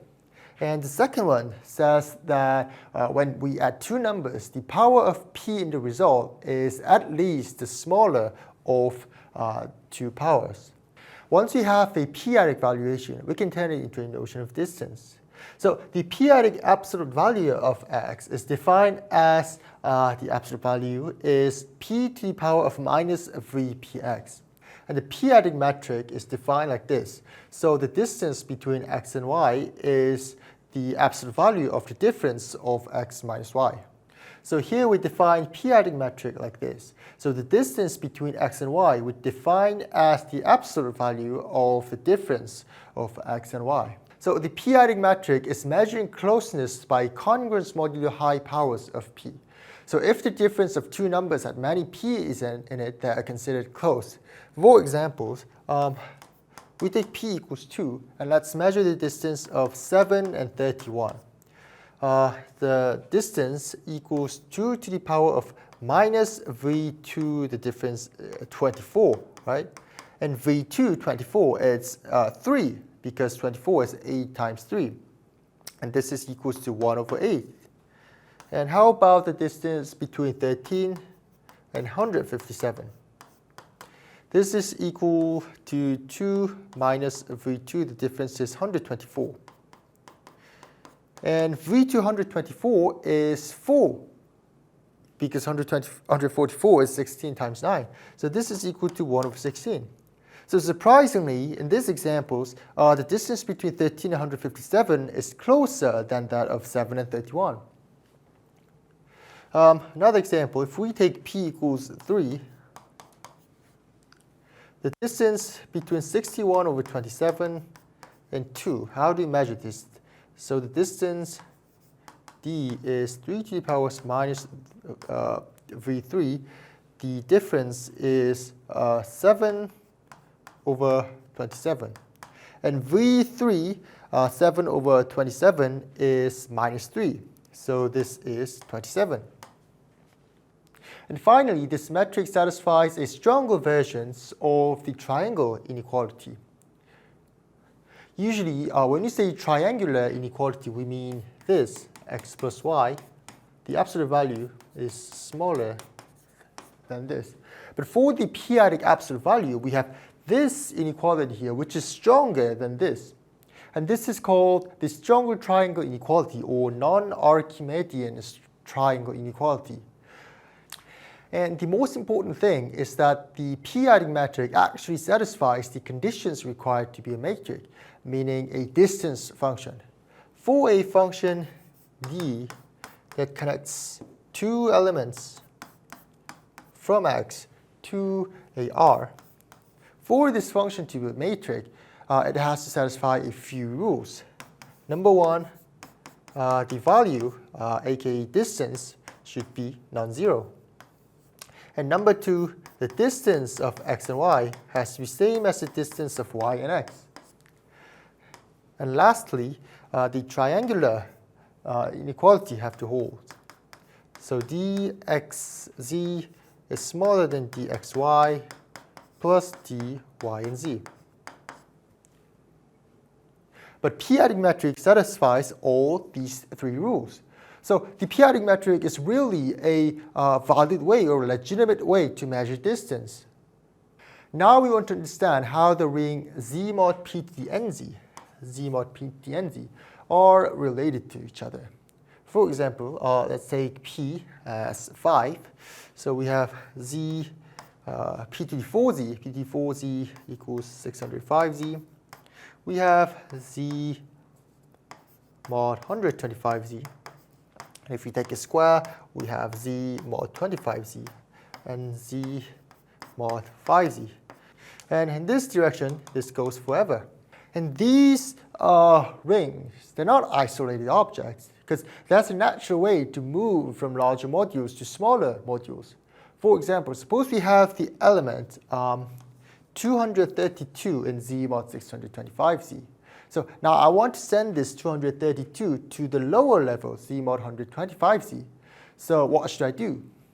The most natural thing would be just take the remainder modulo 125. So we take a remainder modulo 125, and it becomes 107. And now we do the same thing. We want to send 107 to z mod 25z. So the most natural thing we do is do the modulo 25. So it becomes 7. And the same thing, if we send 7 to z mod 5z, it becomes 2. We take a remainder modulo 5. So what have we done? We just made maps that connects these rings. And these maps are homomorphisms. In general, if we define an as z mod p nz, and there is a natural map, phi n, that goes from higher level to lower level for every natural numbers. And how do we compute this phi? Like we did here. So phi n, a equals, we take the remainder modulo p to the n minus 1. So this kind of system where the objects are connected by maps going downwards is called a projective system or an inverse system. Let's recall what we just built. We had rings z mod pz, z mod p square z, z mod p cube z, and we had homomorphisms that connects these rings. Now let's take p equals 2. So we have z mod 2z, z mod 4z, z mod 8z, z mod 16z, and so on. And we have this homomorphism. The homomorphism that goes from Z mod 4Z to Z mod 2Z was take remainder modulo 2, remainder modulo 4, remainder modulo 8. Now, let's say we choose 1 in Z mod 2Z. Then we try to continue the choice upwards. So previously we went downwards, right? Now we are going the reverse direction. So what numbers can be in Z mod 4Z when we have 1 in Z mod 2Z? The choice shouldn't be arbitrary or random, because this element has to be compatible with the 1 in Z mod 2Z, and it has to respect the homomorphisms here, right? So what can go in the Z mod 4Z slot? Well, it has to be reduced 1 modulo 2, right? So the possible choice would be 1 or 3 modulo 4. I'll just choose 3. Now, what can we put in Z mod 8Z slot? It has to be reduced 3 modulo 4. So the possible value will be 3 and 7. Let's choose 3 again. So how about here, Z mod 16Z? So it has to be 8 modulo 3. So 3 or 11 is a possible, so I choose 11. And I can continue this forever and make an infinite sequence. So we will collect this infinite sequence we just made. So 1, 3, 3, 11, blah, blah, blah, and make it a set. So we will collect these numbers and make an infinite sequence. So 1, 3, 3, 11, and so on. This is an infinite sequence. And we'll make a set that has these kinds of infinite sequence as an element. And we will call it ZP. So an element X in ZP is a sequence, infinite sequence, where each AN satisfies these rules. So AN is equal to AN minus 1 modulo Pn minus 1. Here, 1 is equal to 3 modulo 2, and 3 is equal to 3 modulo 4, and 3 is equal to 11 modulo 8. And one small warning before we move on, this notation ZP can be very confusing because it looks exactly the same to the notation to the integer modulo P. So integer modulo P, 0 to P minus 1. But here, ZP means the p-adic integers. And for integer modulo P, we usually write FP or Z mod PZ instead of writing ZP. So just keep the context in mind, same looking notation, but different objects. So if we pick one element from ZP, it was an infinite sequence that looks like this, A1, A2, A3, blah, blah, blah, where A1 was the element of ZP, A2 was the element of ZP square, and AN was equal to AN minus 1 modulo P to the n minus 1. And we can also define operations between elements of ZP. We define addictions and multiplication here, component by component. So if you add these two, it will be A1 plus B1, A2 plus B2, and the multiplication will look like this. Of course, here each operation is done inside Z mod P and Z. So this is inside Z mod PZ. This is done inside Z mod P square Z, which means we have to take a remainder modulo P squared. Same in the multiplication side. So at the nth level, we add or multiply modulo P to the n. And the nice thing is that if we define addition and multiplication like this, not only is ZP is a ring, but ZP is an integral domain of characteristic 0. And one more thing to mention here, do not confuse ZP with base P notation. They look related and they are related, but they are not the same thing. Base P notation is a way of writing ordinary numbers.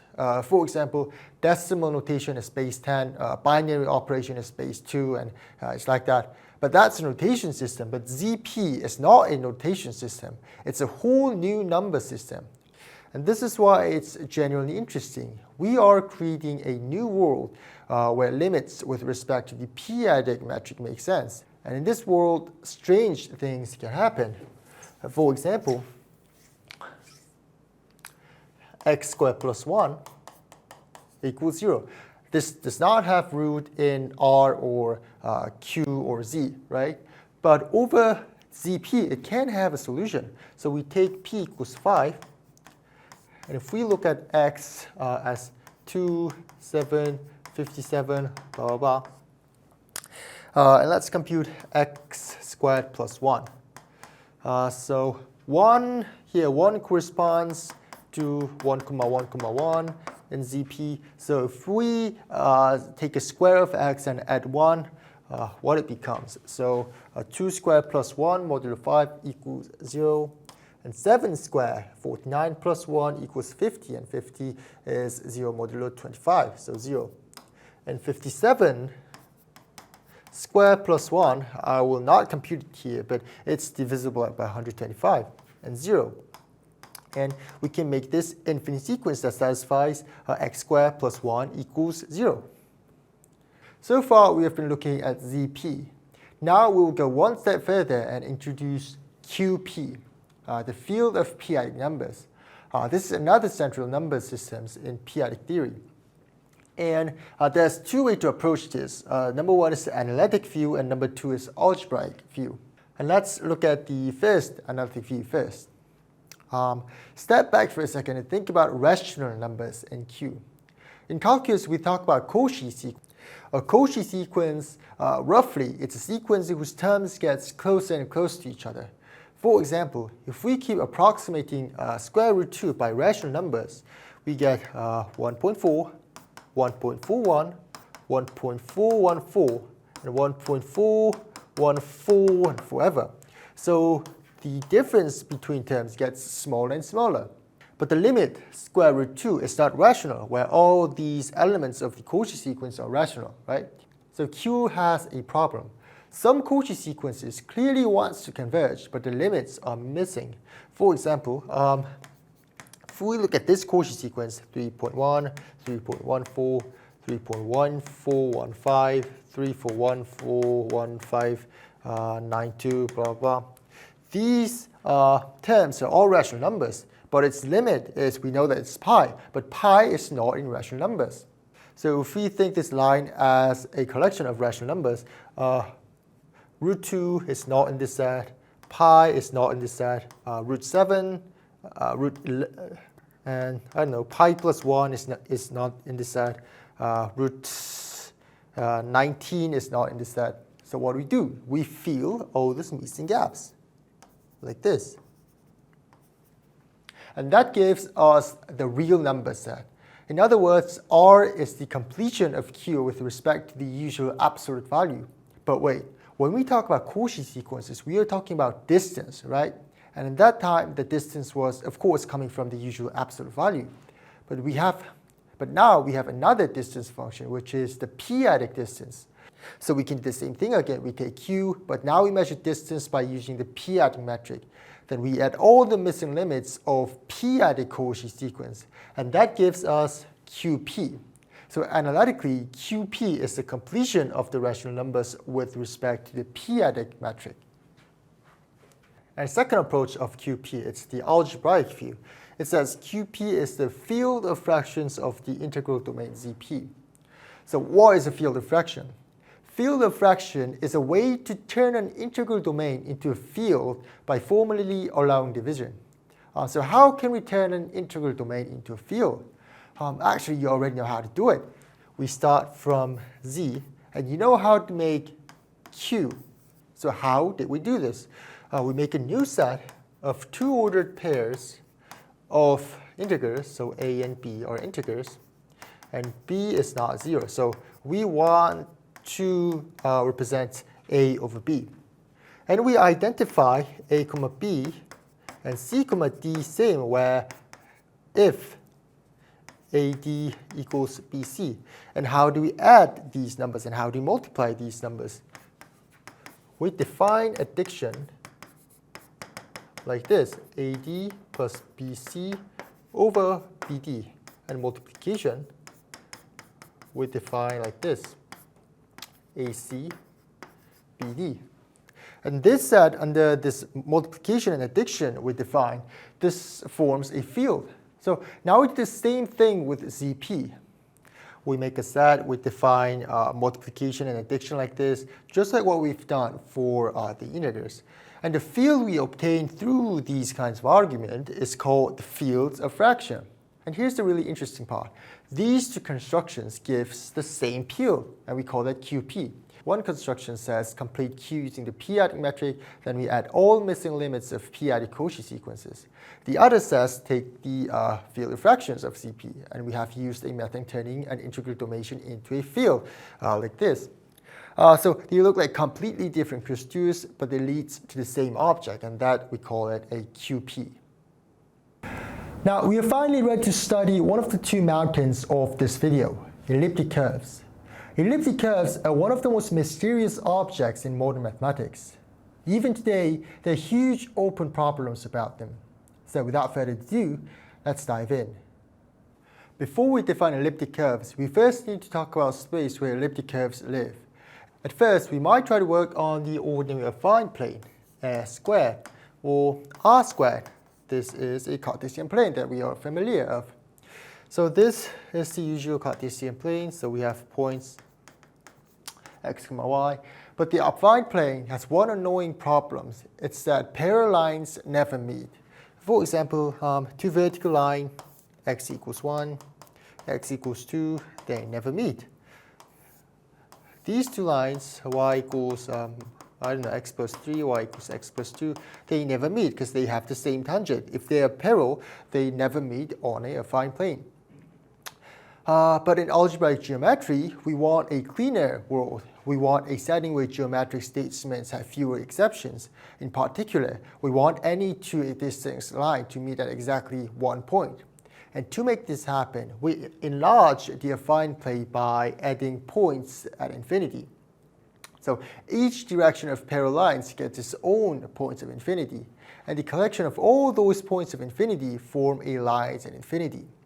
And the resulting space is called the projective space, projective plane, denoted by p squared, like this. So the projective plane is like the affine plane, but completed by adding points at infinity. Some comparisons between affine plane and projective plane. On the affine plane sides, parallel lines does not meet. These two lines are parallel, so they does not meet. But on the projective plane side, parallel lines meet at exactly one point, and that point is called the point at infinity. So this two parallel lines meets at this point, and I can take any two parallel lines, and it will meet at exactly one point here. Two parallel lines, and it will exactly meet here at one point. And if you collect all these points of line at infinity, they form a line, and I will call that line the line at infinity. So how do you represent points in projective plane? In the affine plane, A2, the point is written like this, x, y. But in the projective plane, we use homogeneous coordinates, and we have three variables, so x, y, z. Here, x, y, z cannot all be 0, so 0, 0, 0 is impossible in projective plane. And that's this one important rule. It's that x, y, z is same as lambda x, lambda y, lambda z.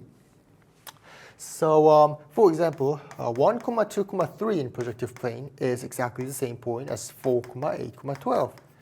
And this is also same as 2, 4, 6. Now, how does the ordinary affine plane sit inside the projective plane?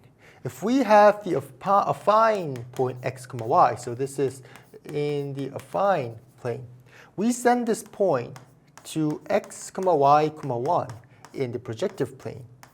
And this point is, of course, same as lambda x, lambda y, lambda. So the usual affine plane corresponds to the part of projective plane where z is not 0. Conversely, if z is not 0, and this point is same as x over z, y over z, 1, right? And this point corresponds to x over z, y over z onto the affine plane. Now, if z equals 0 on the projective plane, so this was the case where z equals not 0, and if z equals 0 on the projective plane, those are points of infinity. Now, let's see why parallel lines meet at points of infinity. So now let's take a line at an affine plane. So we have y equals mx plus b. So this line is an affine plane. Now, to put this line in a projective space, we homogenize the equation, meaning that we will put y as y over z, and we will put x over z in the place of x. And this becomes y equals mx plus bz. So after homogenizing, we get the projective line which sits inside the projective plane. And we can set z equals 0 because this is a line in the projective plane. If we take z equals 0, y equals mx. So this line goes through 1, m, 0. So every line of the form y equals mx plus b, this line goes through the point 1, m, 0 on the projective plane, and this is the line to infinity. Now that we have the projective plane and the homogeneous coordinates x, y, z, we want to define curves inside the projective space. In the affine plane, this is easy because, for example, we can just write y equals x squared, and this forms a curve in a affine plane. But in the projective plane, we have to be more careful because, for example, suppose we have fx, y, z as x cubed plus y squared minus xyz. So if we look at the curve f equals 0, 2, 4, 3 is in this curve, right? Because 8 plus 16 minus 24 equals 0. But 2, 4, 3, this is equals to 4, 8, 3 because we can rescale, right? And if we put this 4, 8, 3 in this equation again, 64 plus 64 minus 192, this is not 0. So this kind of thing cannot happen in projective plane.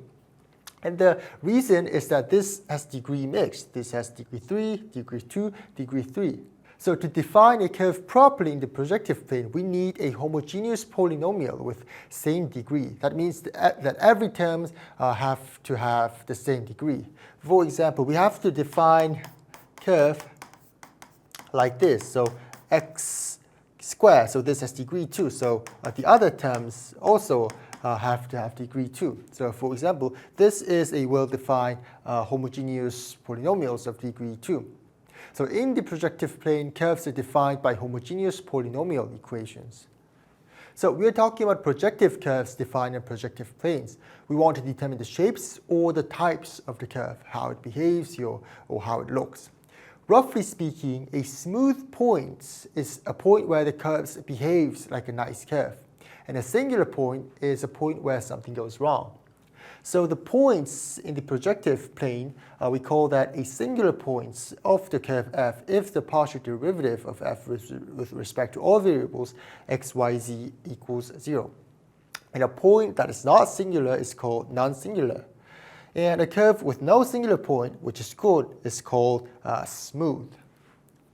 So for our purpose, the exact computation here, the partial derivative, is not the main point. We're not going to spend time on checking singularity by calculating partial derivative by our hand.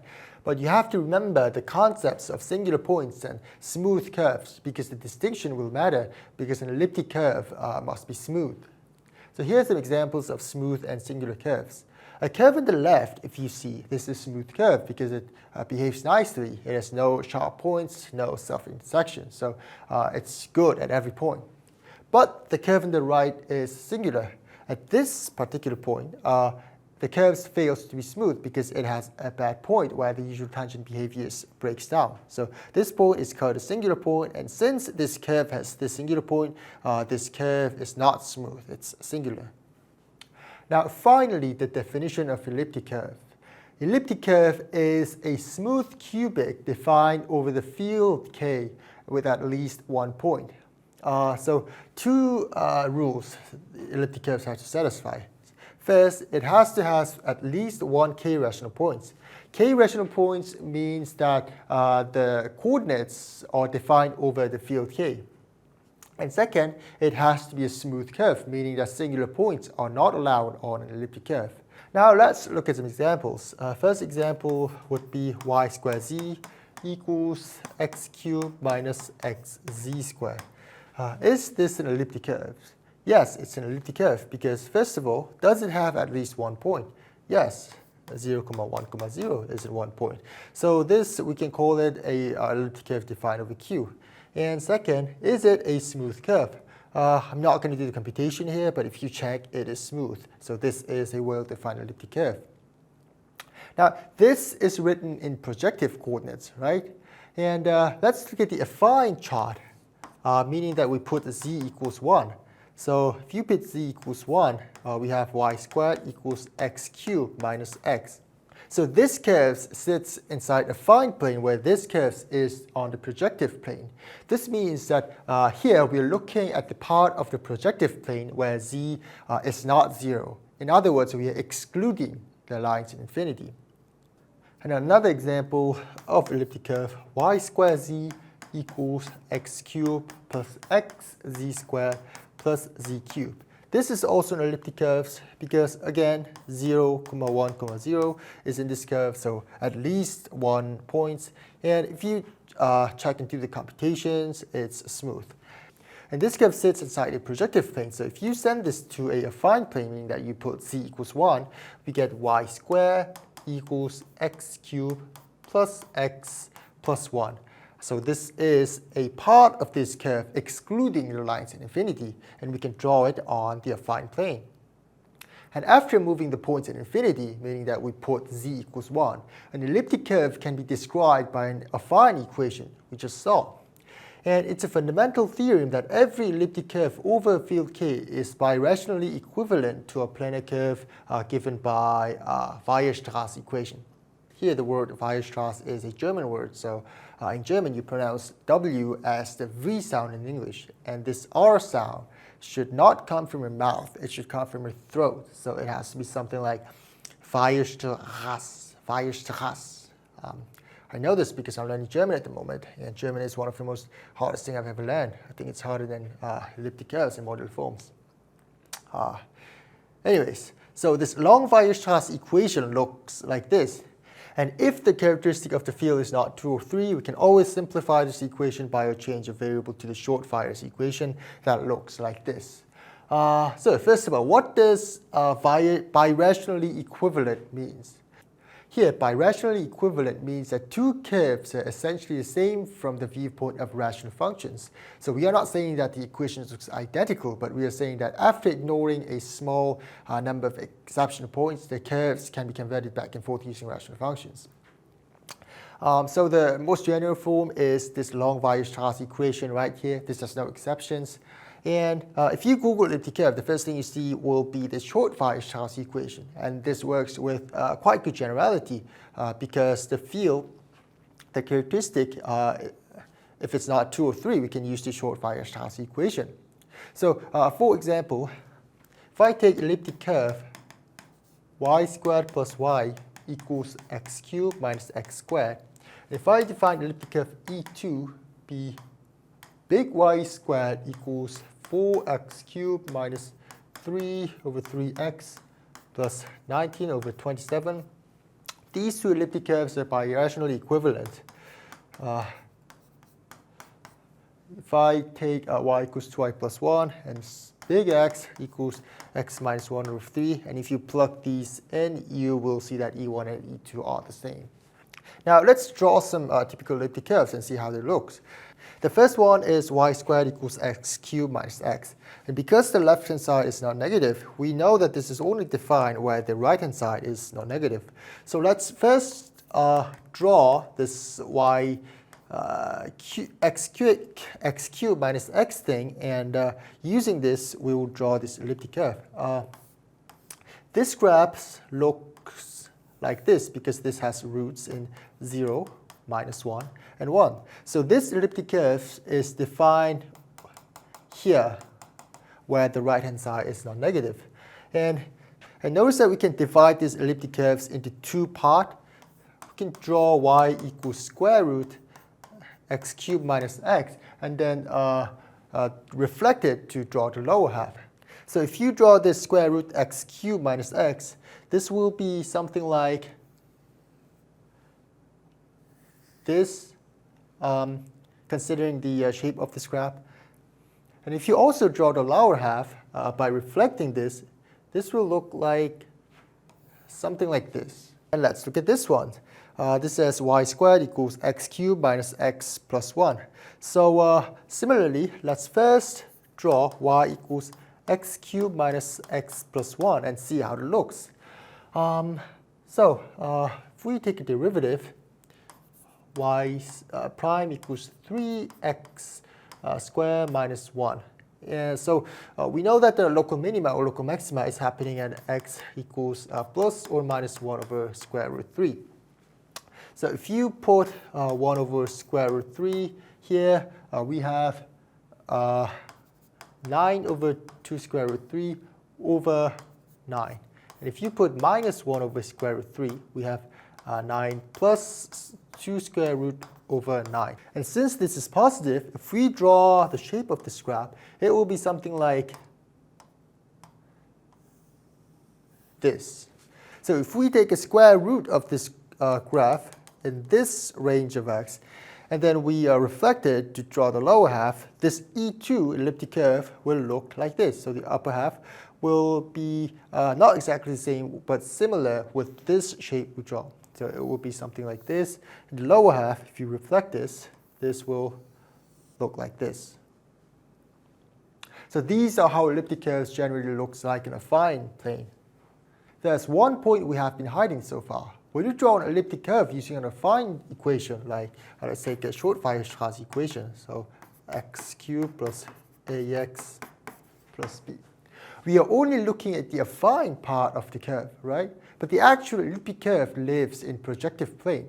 So we should really look at this projective equation. And the projective equation of this will be y squared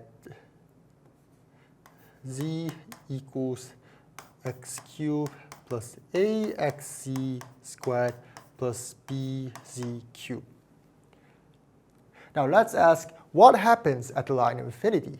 The line of infinity is z equals 0, so let's plug z equals 0 and see what happens. So if we plug z equals 0 in the projective equation, we have 0 equals x cubed, so x is 0. So the only possible value on line of infinity is 0, y, 0, which is same as 0, 1, 0 by the rescaling. So the full elliptic curve is not just the affine plane we saw in xy plane. It's the affine curve together with this one extra point.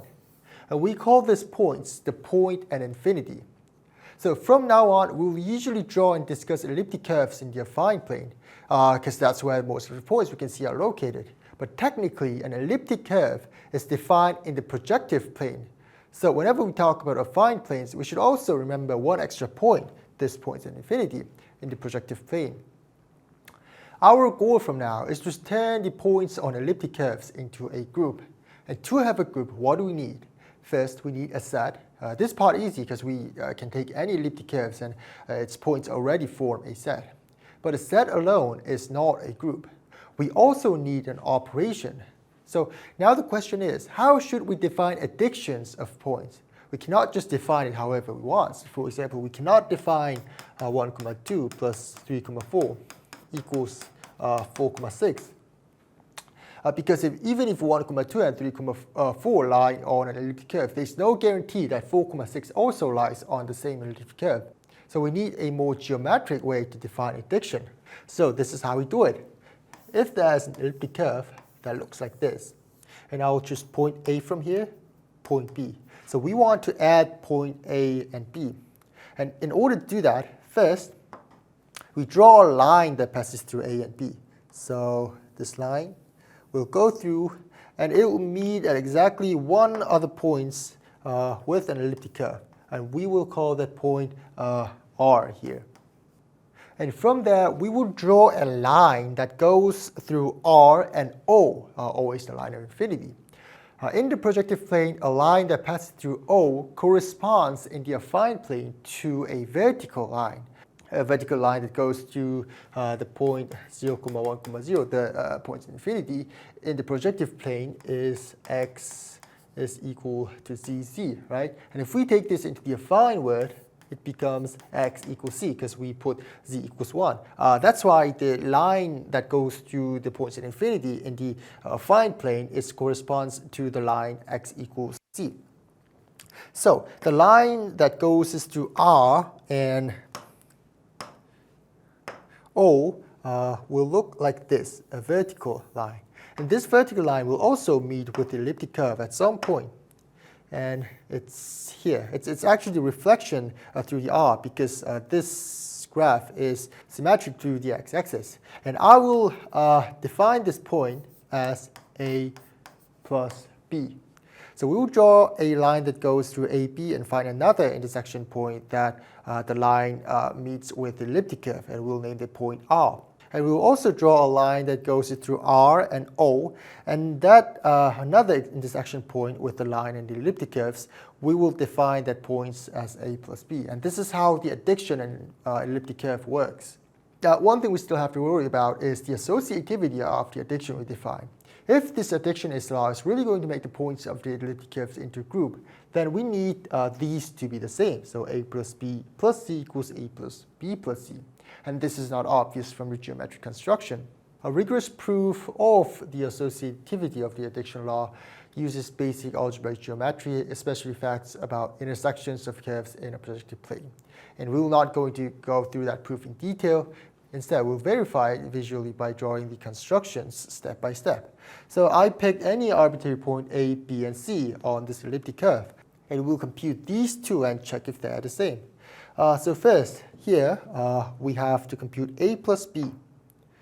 So we first draw a line that goes through AB, and this line will look like this. So this is the third intersection point. This point we call AR. Then we draw a vertical line that goes through this point.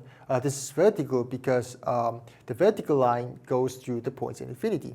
And this intersection point, this was A plus B. Okay? And now we have to define these 2 points, C and A plus B. So we first draw a line that passes these 2 dots.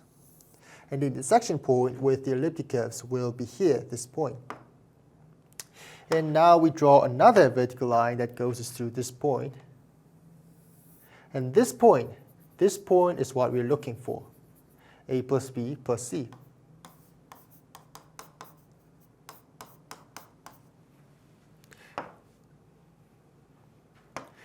So on the right side, we will first add B and C. So I will draw the line that goes through B and C, and the intersection point will be here. And I will draw a vertical line. Actually, in this case, since this graph is symmetric to the x-axis, drawing a vertical line and making an intersection is same as just reflecting this through the x-axis, but we will just go over all the steps. Okay, so we will draw a vertical line that passes through this intersection point. And this point will be B plus C. And now we will add these 2 points, B plus C and A. So we draw a vertical line that goes through this A and B plus C, and this is the intersection point. And we will, again, draw a vertical line that goes through this point, and it will be somewhere around here. So this point is A plus B plus C. And these 2 points, they look like it's in the same position. So these 2 are the same. So we have set operations and associativity. 2 more things that we need is whether every point has an inverse, and does the identity exist? So first, let's look at the identity element. The identity element of an elliptic curve is the point of infinity, 0, 1, 0. So it's right over here at the vertical directions. So if we add these 2 points, so we draw a line that passes through these lines, and it will meet at here at the elliptic curve. This is the point R. And we will again draw a line that passes through R and O. And the intersection that the line with the elliptic curve is P here. So P plus O equals P. O acts as the identity here. And now let's look at the inverse.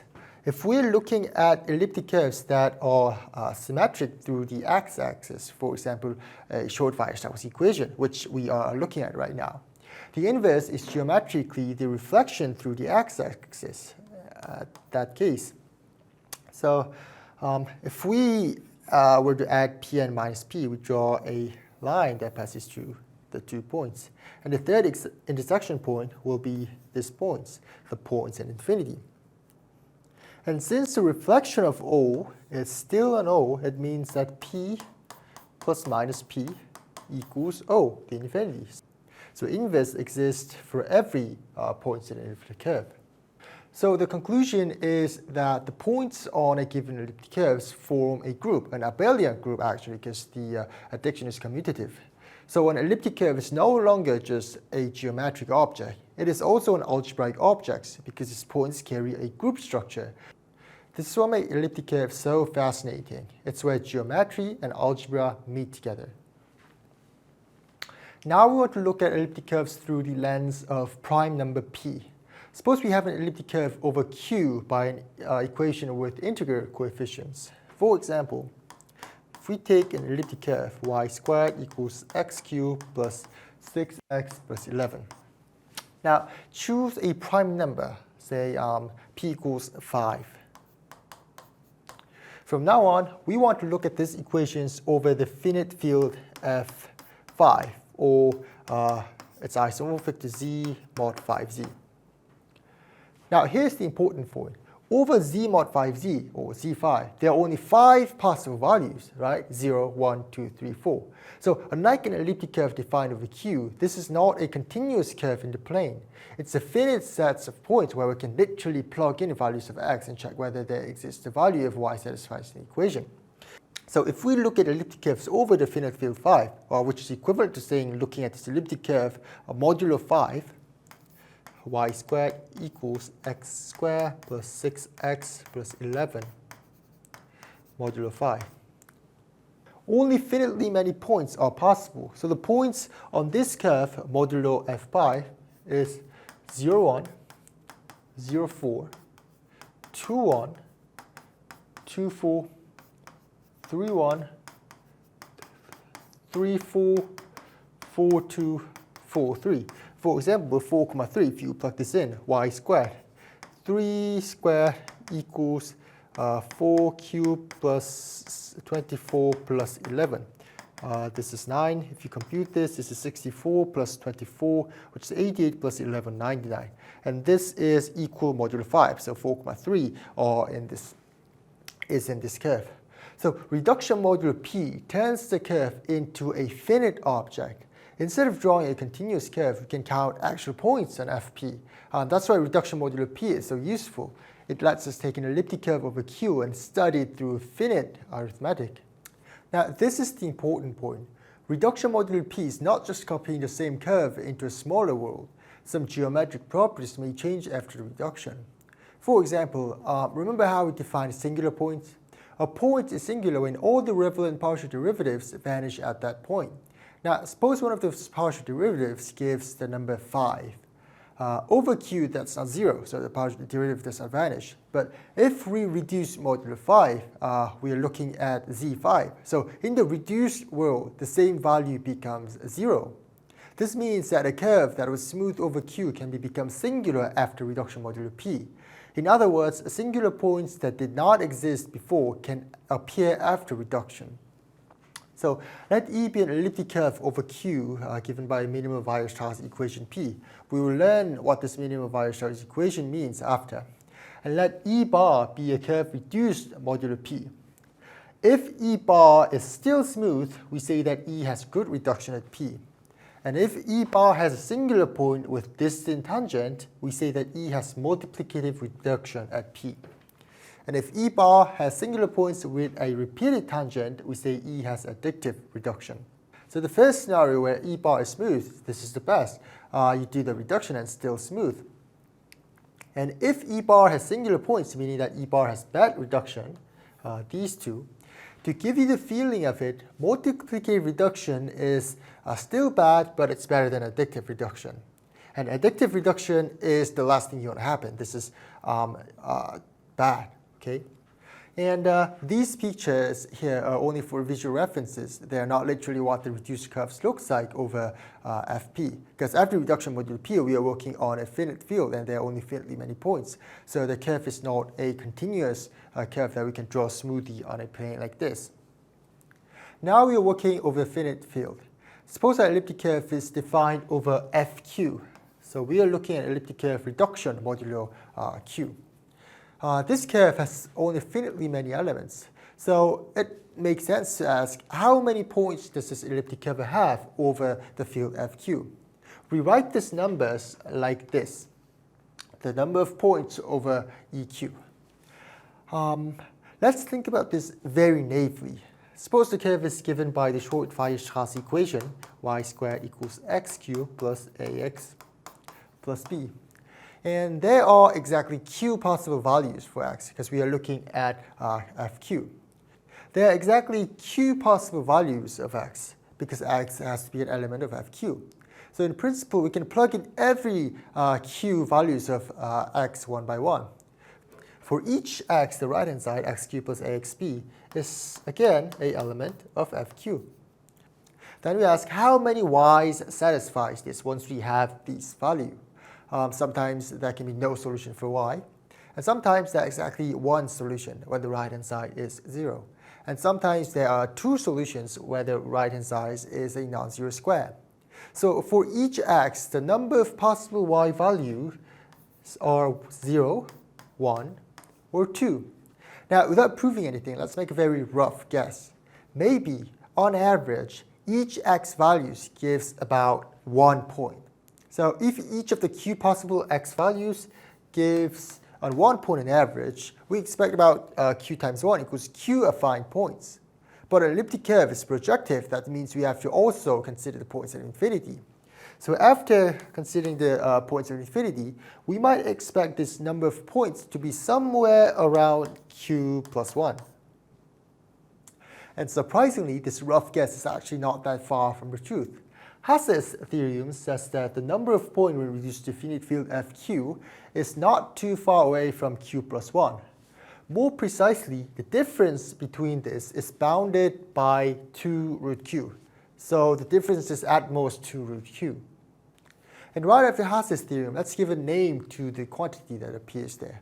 Let E over Q be an elliptic curve, and suppose P is a prime of good reduction, meaning that if we reduce modulo P, no singular points occurs. Then we can reduce E modulo P and get a new curve which is defined over a finite field Fp and count its point over Fp. And we will define APE as P plus 1 minus the number of reduced points. This is exactly the error term from Hesse's theorem. Hesse's theorem says that this error, absolute value, is no greater than 2 root p. And from now on, we call this number AP, the trace of Frobenius. And for good primes, this definition comes from point counting, p plus 1 minus the number of points. And for bad primes, the curve does not reduce nicely, so we have to use this convention instead. AP is defined as 1 when you have a split multiplicative reduction, and minus 1 when non-split multiplicative reduction, and 0 when additive reduction. So you do not have to memorize all of these values in bad reduction case. For now, it's enough to remember that at a good prime, we define the trace of Frobenius, APE, as p plus 1 minus the number of reduced points. Now we move on to division points. A point P on an elliptic curve is called a n division point if you add p n times and you get back to the identity element. I will write this as np. This doesn't mean that we are multiplying n with p. It means that we are adding p n times. And there's a small distinction here. Saying that p is an n division point does not necessarily mean that n is the first time we return to 0. For example, if p is a 2 division point, of course p is a 4 division point, right? So the order of a p is more precise. we say P has order n if n is the smallest point that satisfies np equals 0. And if you collect all of these n division points and we write it En, it forms a subgroup of the elliptic curves. So why is this a group? First of all, is addition well defined here? Meaning that if you pick any n division points, is the sum of the two division points also lies on n division point? Yes, because if you add p plus q n times, because addition defined on elliptic curves points are associative and commutative, this is equal to np plus nq, which is 0 because p and q are n division points. And is O the identity n division point? Yes, if you had O times, it's still an O. And lastly, for every p, does minus p lies in n division point? Yes, because you can add minus p n times, and this is equal to minus np, and this is 0. So En forms a group, and since the Ek, this group is an abelian group, this En is also an abelian group. So we already know that En is an abelian group. So now we want to know what kinds of group structure En has. Let's start with the simplest non-trivial case, and we'll take n equals 2. Now let's use the short Weierstrass equation, y squared equals x cubed plus ax plus b. And we will pick p from E2, which means that p plus p equals 0.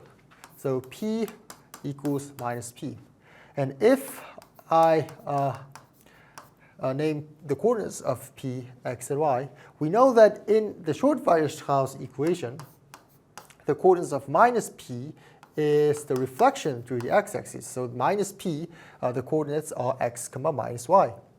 So in order for these 2 points to be the same, y and minus y has to be the same, which means that y has to be 0.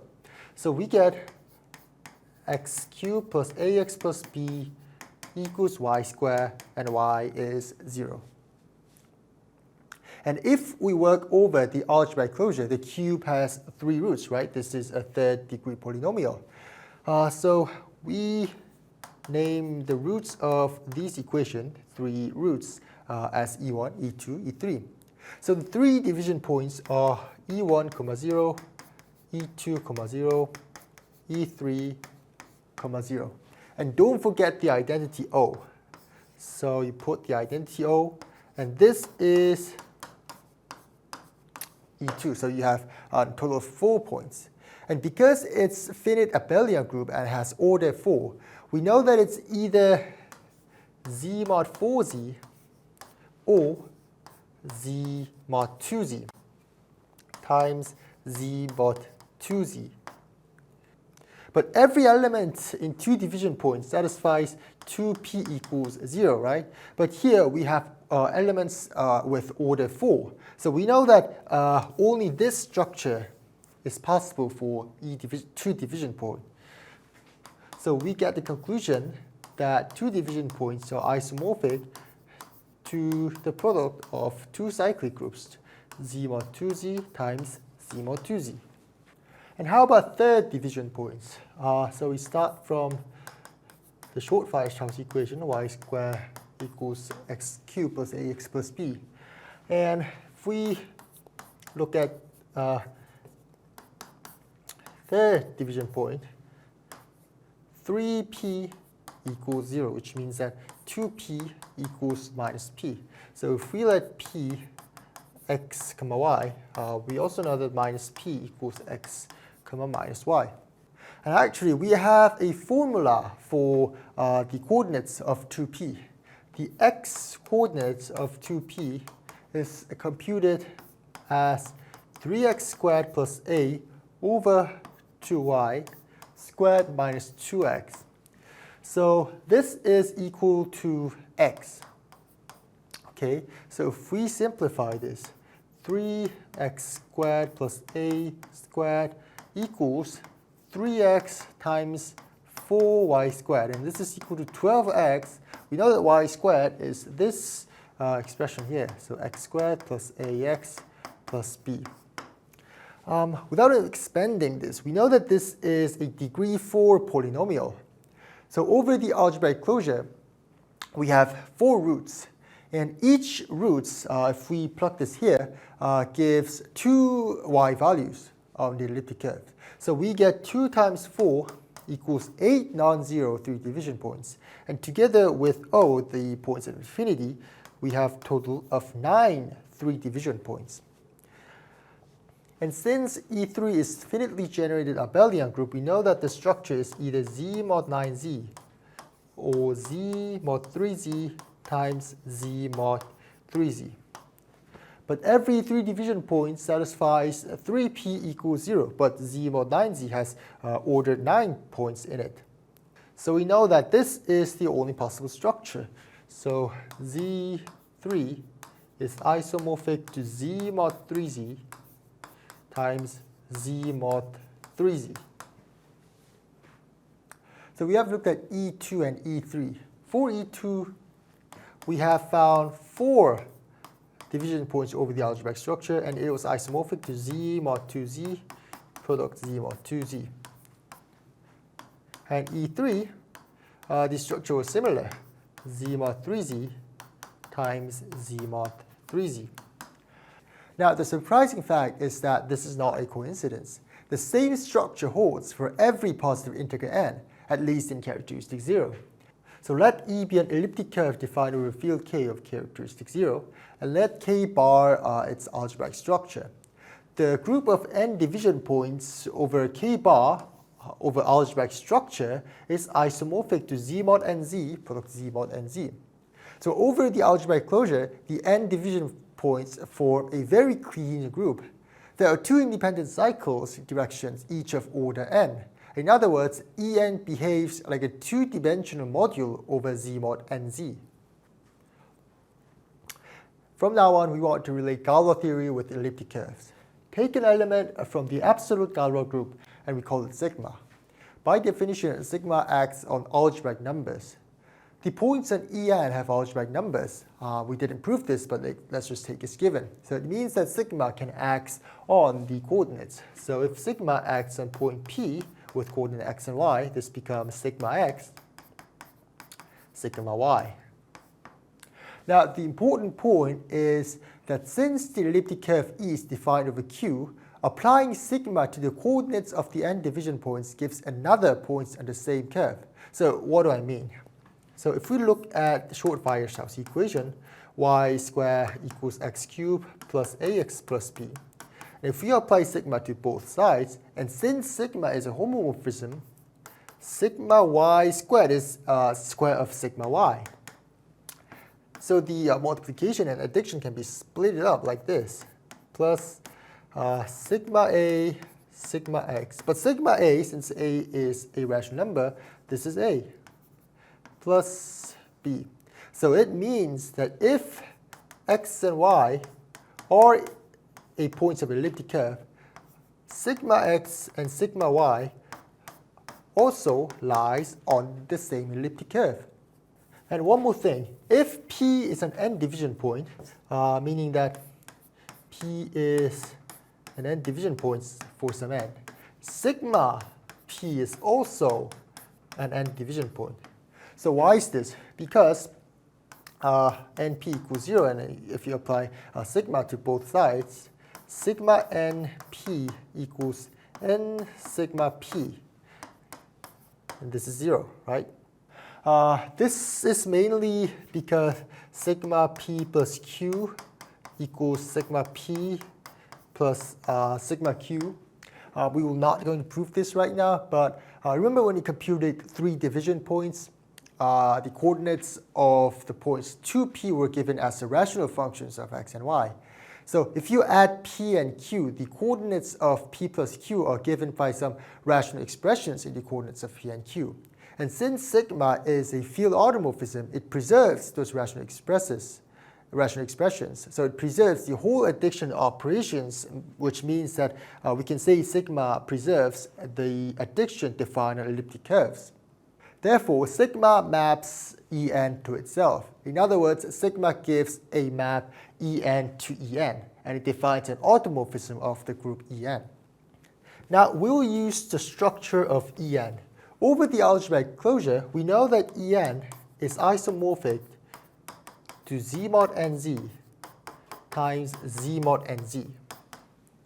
So we can choose a basis of En. We'll name that P1 and P2. Remember, En can be viewed as Z mod Nz modulo.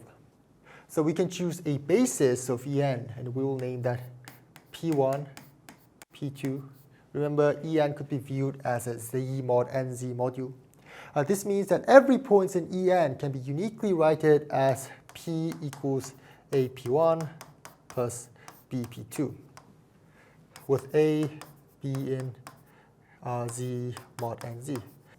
Now, what happens if sigma is applied to both sides? We get sigma P equals A sigma P1 plus B sigma P2. And since sigma P1 and sigma P2 are still a points in En, sigma P1 can be written as X P1 plus Y P2 for some Z mod Nz of X and Y, plus B sigma P2 can be also expressed as linear combinations of the bases, so Z P1 plus W P2. And if you collect the coordinates of P1, you get AX plus BZ, and P2 AY plus ZW. And we can express this with a matrix multiplication. So we have AB X Z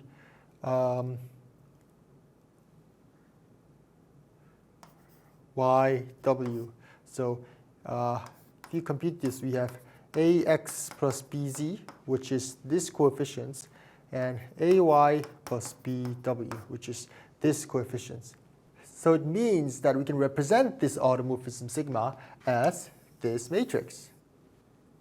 This is exactly what we just constructed. We started with an element in the absolute Galois group, and each element sigma gives an automorphism of En.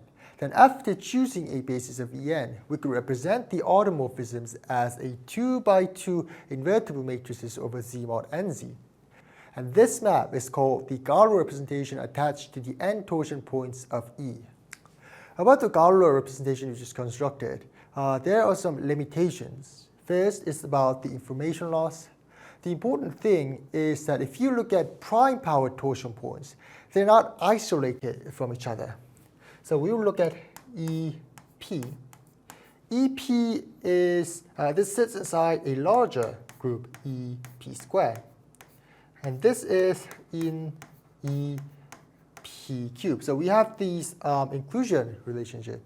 And also, we can find a natural maps going downwards. So a point in EP to the R plus 1 can be sent to the point in EPR by multiplying P or adding up P times. So these levels are connected by homomorphisms. So it feels like a waste to look at these groups as totally separate objects where we have this nice inclusion relationships and homomorphism connecting these levels. Second, the coefficients keep changing. For EP, the matrices have coefficients in Z mod Nz. So general linear group, general linear 2, Nz. And for EP squared, the coefficients come from Z mod P squared Z. And for EP cubed, the coefficients are from Z mod P cubed Z. So the target keeps moving. That makes it hard to do series analysis. So we need something new that fixes these two problems. Now let's again look at how these prime power division points are related to each other. So we'll fix a prime L and look at the L power torsion points. First of all, they are stacked on top of each other, which means that EL is a subgroup of EL squared, and this includes this, and this is a subgroup of this group.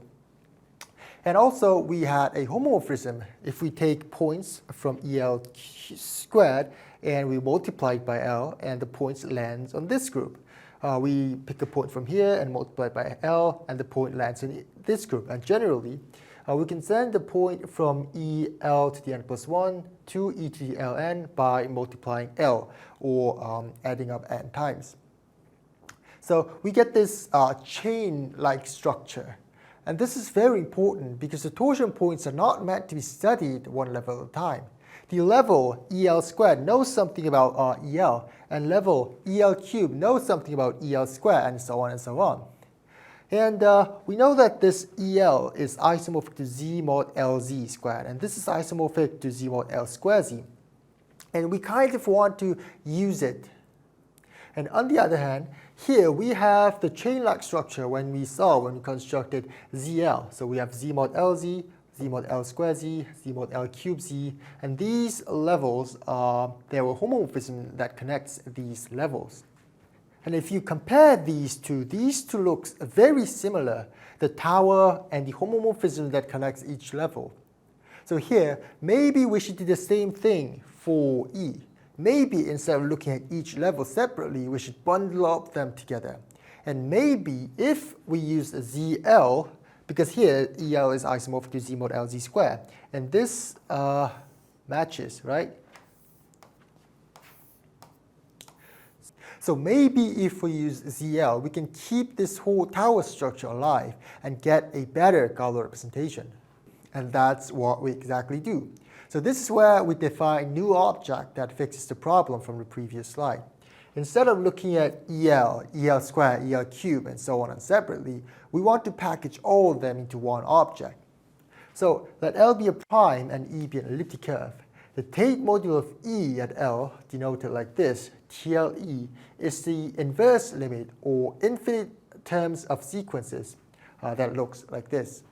So an element of the Tate module, if you pick x from the Tate module, it will be an infinite sequence x1, x2, x3, where x1 is an element of EL, x2 is an element of EL squared, and x3 is an element of EL cubed. But again, these points cannot be random. They have to be compatible with the maps between the torsion groups. The natural maps that goes from EL k plus 1 to EL to k is basically multiplication by L. So the compatibility conditions is L x to the n plus 1 equals xn. We see it here. So an element of a Tate module is not a single torsion group. It's a whole compatible tower of torsion points. It's very similar to the construction of ZL. And the nice thing about Tate module is that Tate module is a free module of rank 2 over ZL. So Tate module is isomorphic to ZL squared. And to see why Tate module has such a structure, let's draw the tower again. So we have L division point, L squared division point, L cubed division point, and so on.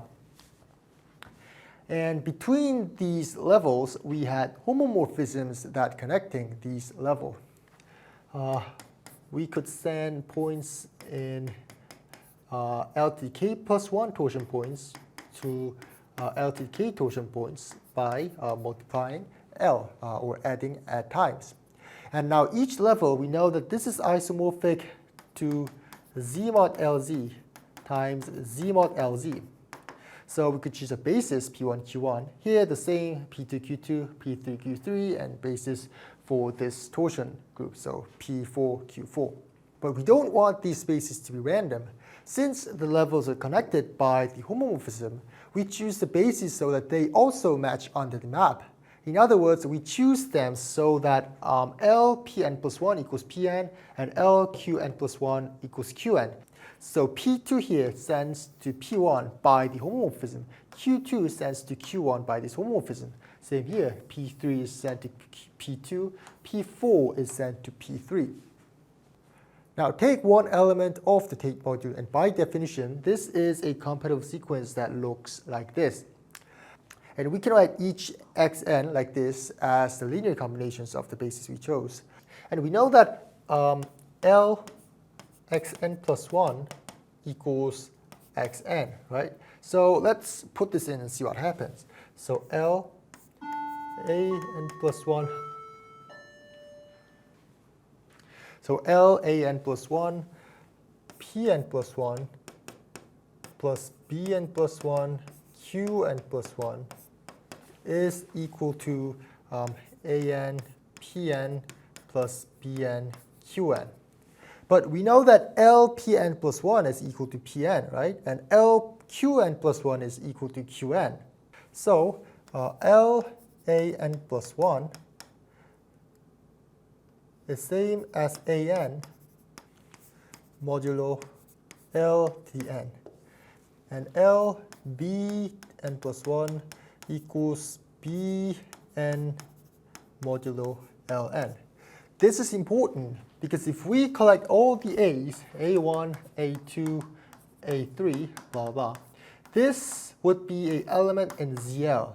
And if you collect B, B1, B2, this will also be an element of ZL because it satisfies the homomorphism, right? And this is why the Tate module becomes isomorphic to ZL squared after choosing a compatible basis. I draw this picture for you to understand the Tate module a little bit better. Here we take L as 2. At each layer, E2, E4, E8, the division points are isomorphic to Z mod 2 to the kz times Z mod 2 to the kz.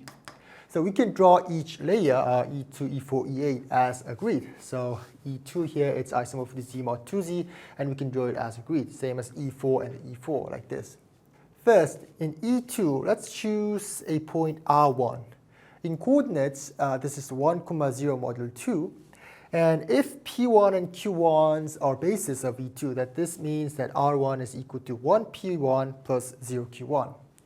Now we move to E4 and we want to choose R2 here.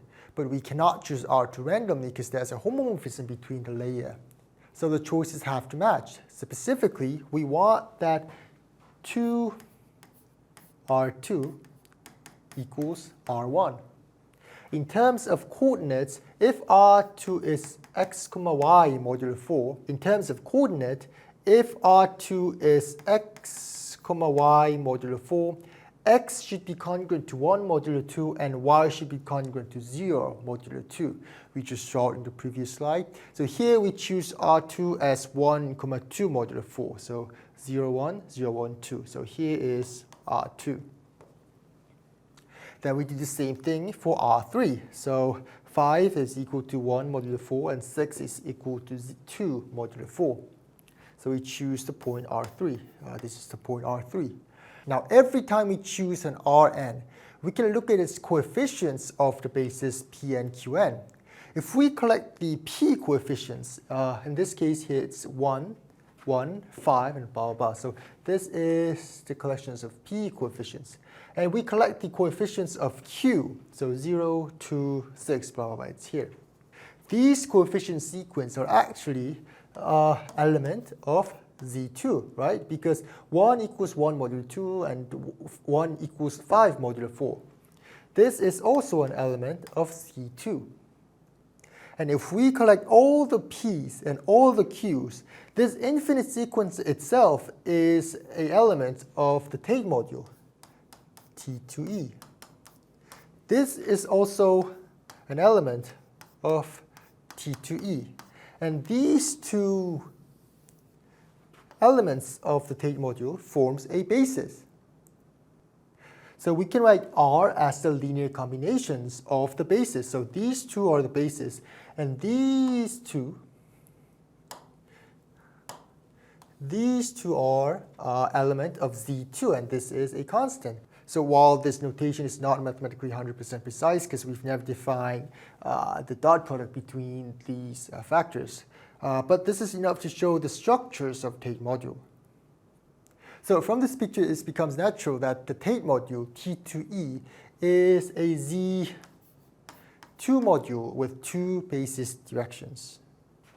And think about this. As we go higher and higher in the layer, each layer contains more refined information. For example, E2 here only sees the points modulo 2. It's a very rough version of the picture. But E4 here sees the same structure with twice as much resolution in each direction.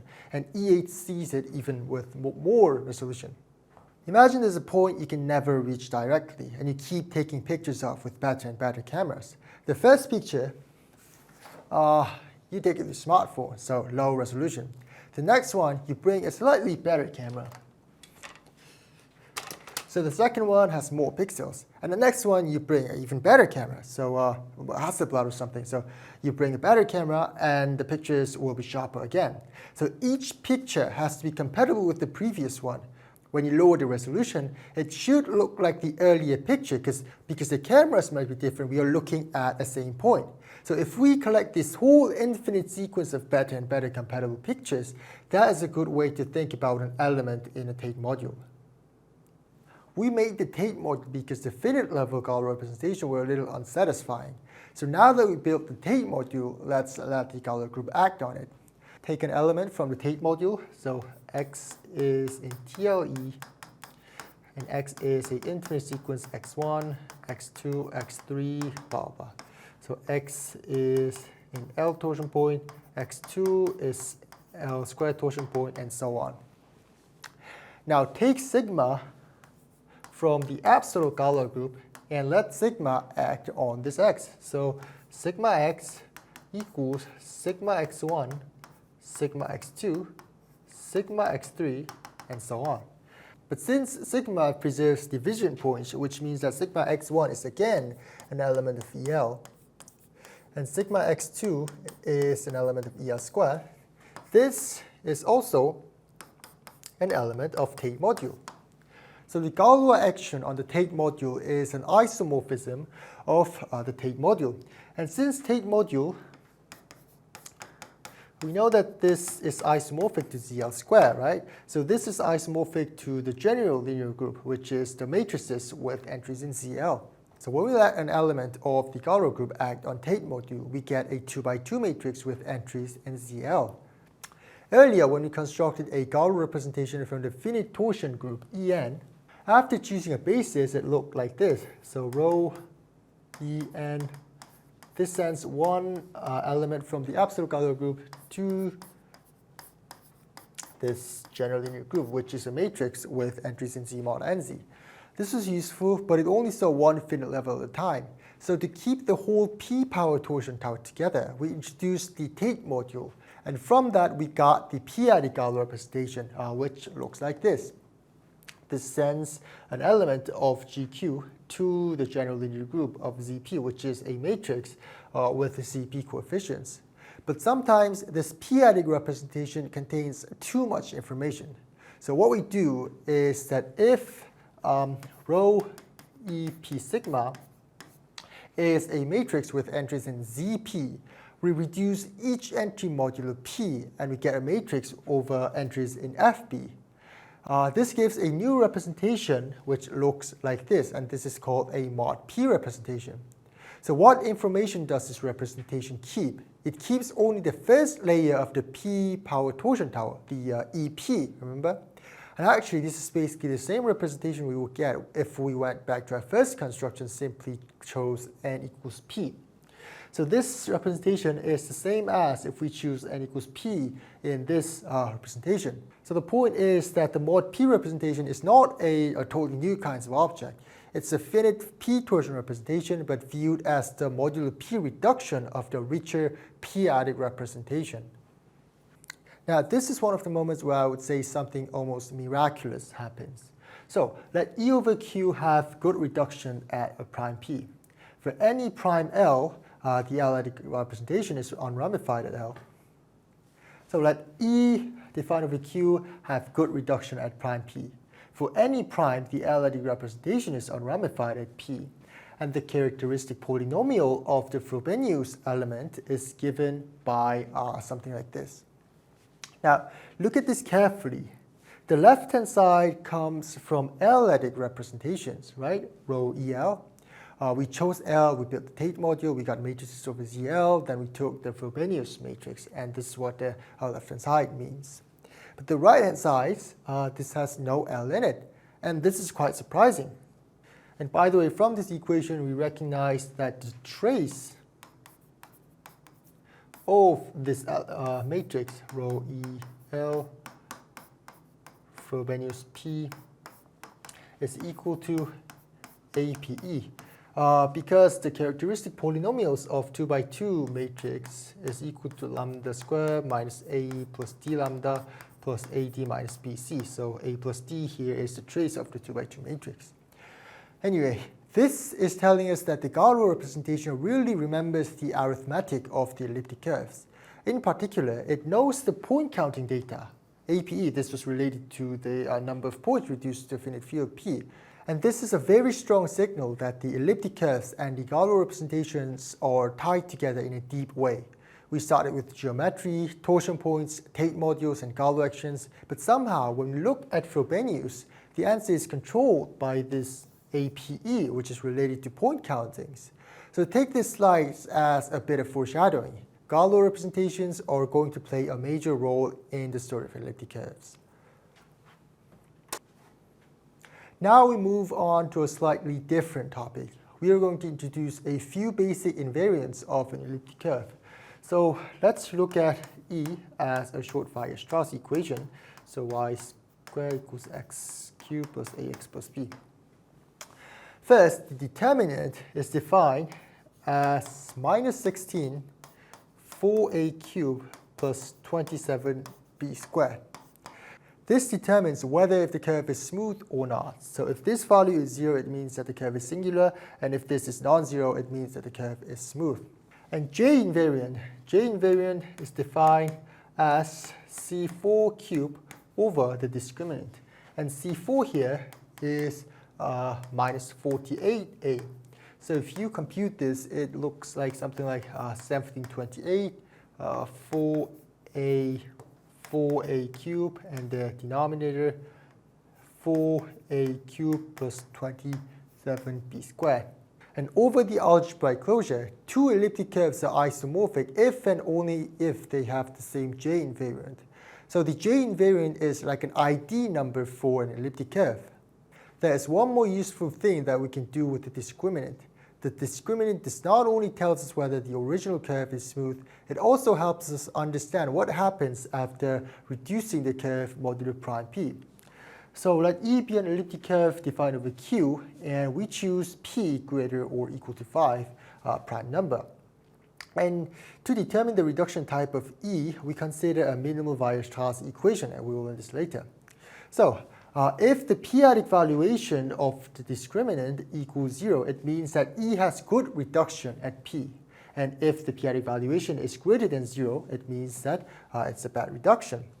And bad reduction, we had two bad reductions, right? Multiplicative reduction and additive reduction. And additive reduction was the worst thing.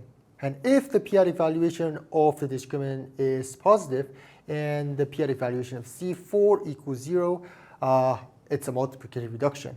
And if the p-adic valuation of the discriminant is positive and the p-adic valuation of C4 is greater than 0, it means additive reduction. So with this criterion, we do not have to reduce the curve, find the points, and compute partial derivatives directly every time to detect singular points. Instead, we can just look at valuations of the delta and C4, and that already tells us the reduction type. Now, even if two elliptic curves are isomorphic over Q, they can look quite different as equations. In other words, the same elliptic curves can have many different Weierstrass equations depending on the coordinate system we use. For example, consider the elliptic curve that looks like this. Y squared equals x cubed plus 16x plus 64. Now, make the change of variables. X equals 4x prime and y equals 8y prime. So let's plug this in. 64y prime squared is equal to 64x prime cube plus 64x prime plus 64.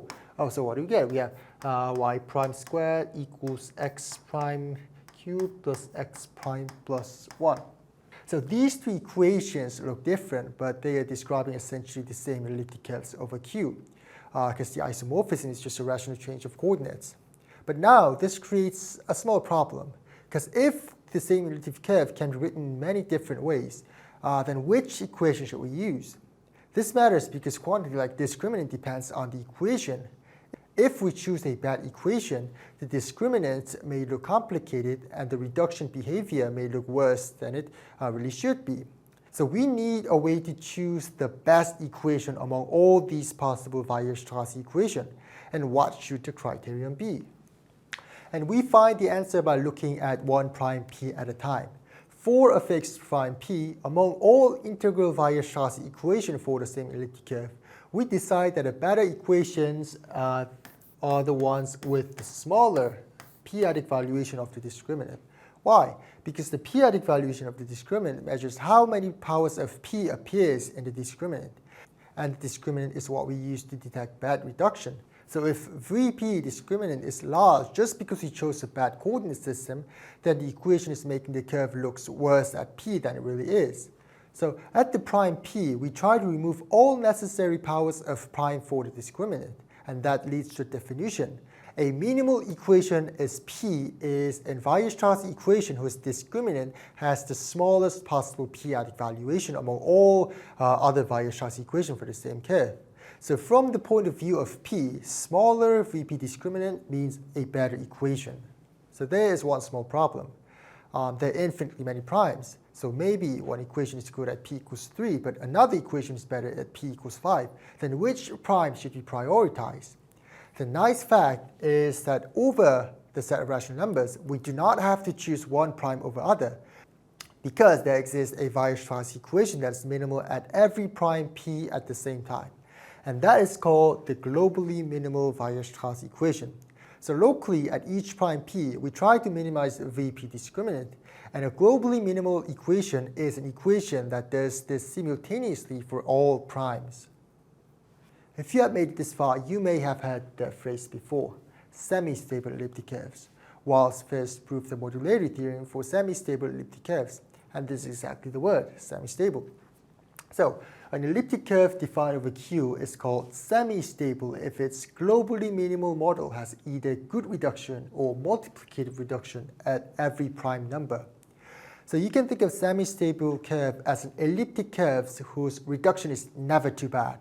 At each prime, it's allowed to have good reduction, and it's even allowed to have multiplicative reduction, which is not a good reduction, right? But additive reduction is never allowed on a semistable elliptic curve. Here I want to briefly introduce one of the most famous functions in number theory, the Riemann zeta function. It's defined as the infinite series like this. So we take every positive number n, take it to the power s, and take the reciprocals, and add everything up. And this function can be also written like this, the product of all factors 1 over 1 minus p to the minus s for all prime. And this particular term in product for primes is defined as the local zeta function. Now, why does this equation hold? So let's see. So we want to show that 1 plus 1 over 2s plus 1 over 3s plus 1 over 4s plus blah, blah, blah is equal to the product of 1 over 1 minus p to the minus s. But we know that this is equal to the sum of geometric series p to the s plus 1, 2s plus blah, blah, blah, right? So if we write this for all p, this becomes 1 plus 1 over 2s plus 1 over 2s to 3s. And we have p equals 3.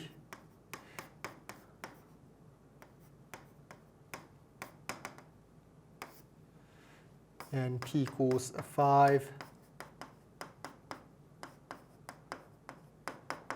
And so on for all primes. Now think about expanding the factors on the right side. From p equals 2 factor, we choose one of these. So let's say we choose this 1 over 2s. And for p equals 3, so we choose this factor. And p equals 5, we choose 1. So if we multiply these together, we have 1 over 2s, 1 over 3 2s, well, I don't know, we can have 1 over 11, and we can also have 1 over 11, 7s, blah, blah, blah. So every term we get on the right-hand side looks like this. But actually, this is equal to 1 over 3 squared, 11, 7, to the power of s, like this.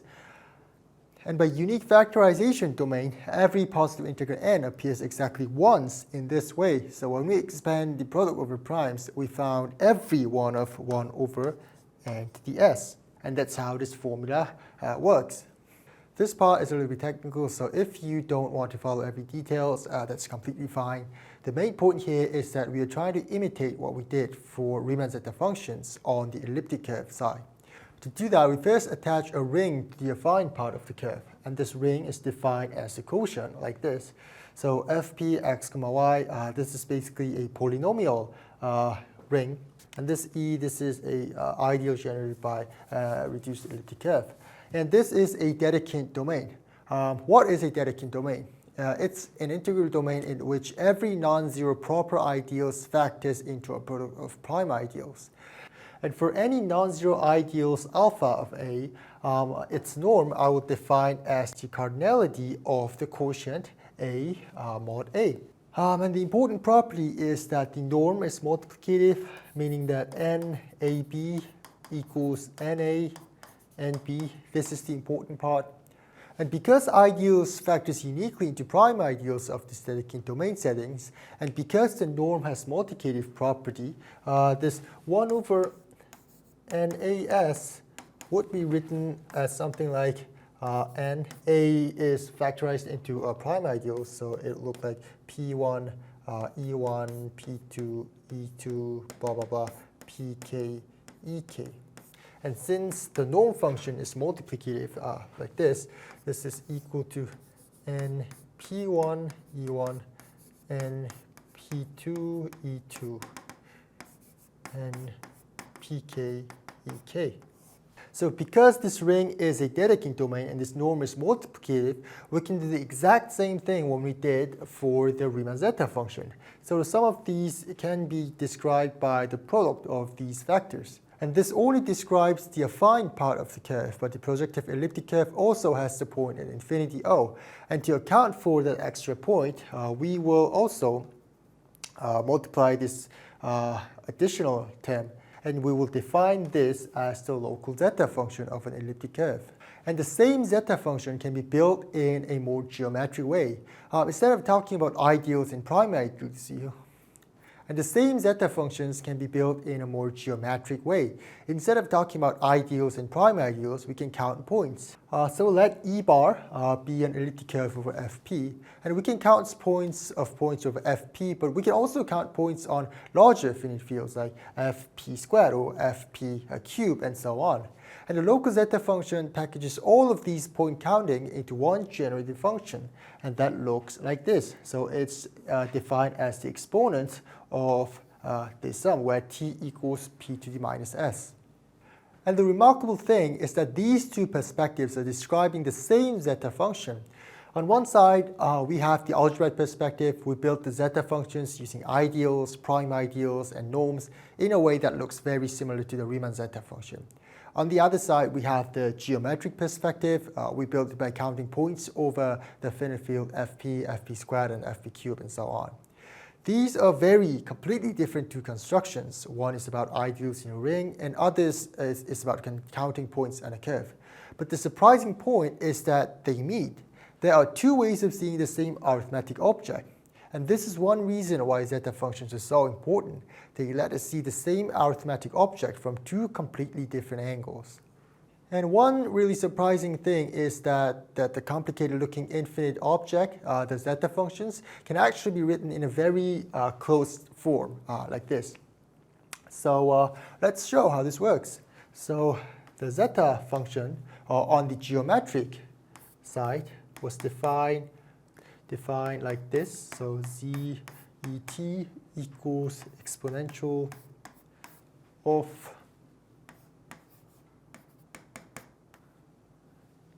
Tn over n. And we know that t is p to the minus s. And about the number of points over the finite field Fpn, Fpn. So we made a whole big deal out of Hass's theorem, getting bounds and stuff. So this might feel a little bit funny, but actually we do have an explicit formula for this number. And this is p to the n plus 1 minus alpha to the n minus beta to the n, where alpha and betas are roots of x squared minus apx plus p equals 0. So the roots are alpha and beta. And before we expand this and simplify this, we would first want to look at a Taylor series of 1 over 1 minus x. And this is sum of x to the power of n to infinity. And we will integrate both sides. So minus ln 1 minus x equals the sum of n plus 1, x to the n plus 1. But I'll change the index to make it simple. So x to the power of n, where n starts from 1 to infinity. So using this, and using the fact that this can be described as this expression, let's look at this. This is exponential sigma, denominator we have n, and we have Pn plus 1 minus alpha n minus beta n Tn, right? This is equal to Pt over n plus Tn over n minus alpha t over n minus beta t over n. And so if we use this, we can simplify this. As denominator, we have as a denominator, we have 1 minus pt, 1 minus t, and numerator, we have 1 minus alpha t, 1 minus beta t. But we know that alpha plus beta equals ap and alpha beta equals p. So the numerator is 1 minus alpha plus beta equals ap, apt, plus alpha beta equals p, right? So pt squared. And the denominator stays the same. And if we put t equals p to the minus s, we finally get this formula. Now you just saw that the zeta functions of a reduced elliptic curves has the form. And here the denominator is kind of like the standard background part. The elliptic curve itself is really showing up in the numerator because AP has the point counting data, right? So I will take the numerator and take the reciprocals, and we will define that as the local L factors of an elliptic curve. So this local L factor is like the concentrated extract of the elliptic curves at the prime P. It packs a lot of information about how the curve behaves at P into one small factor. Now we are ready to define the L functions of an elliptic curve.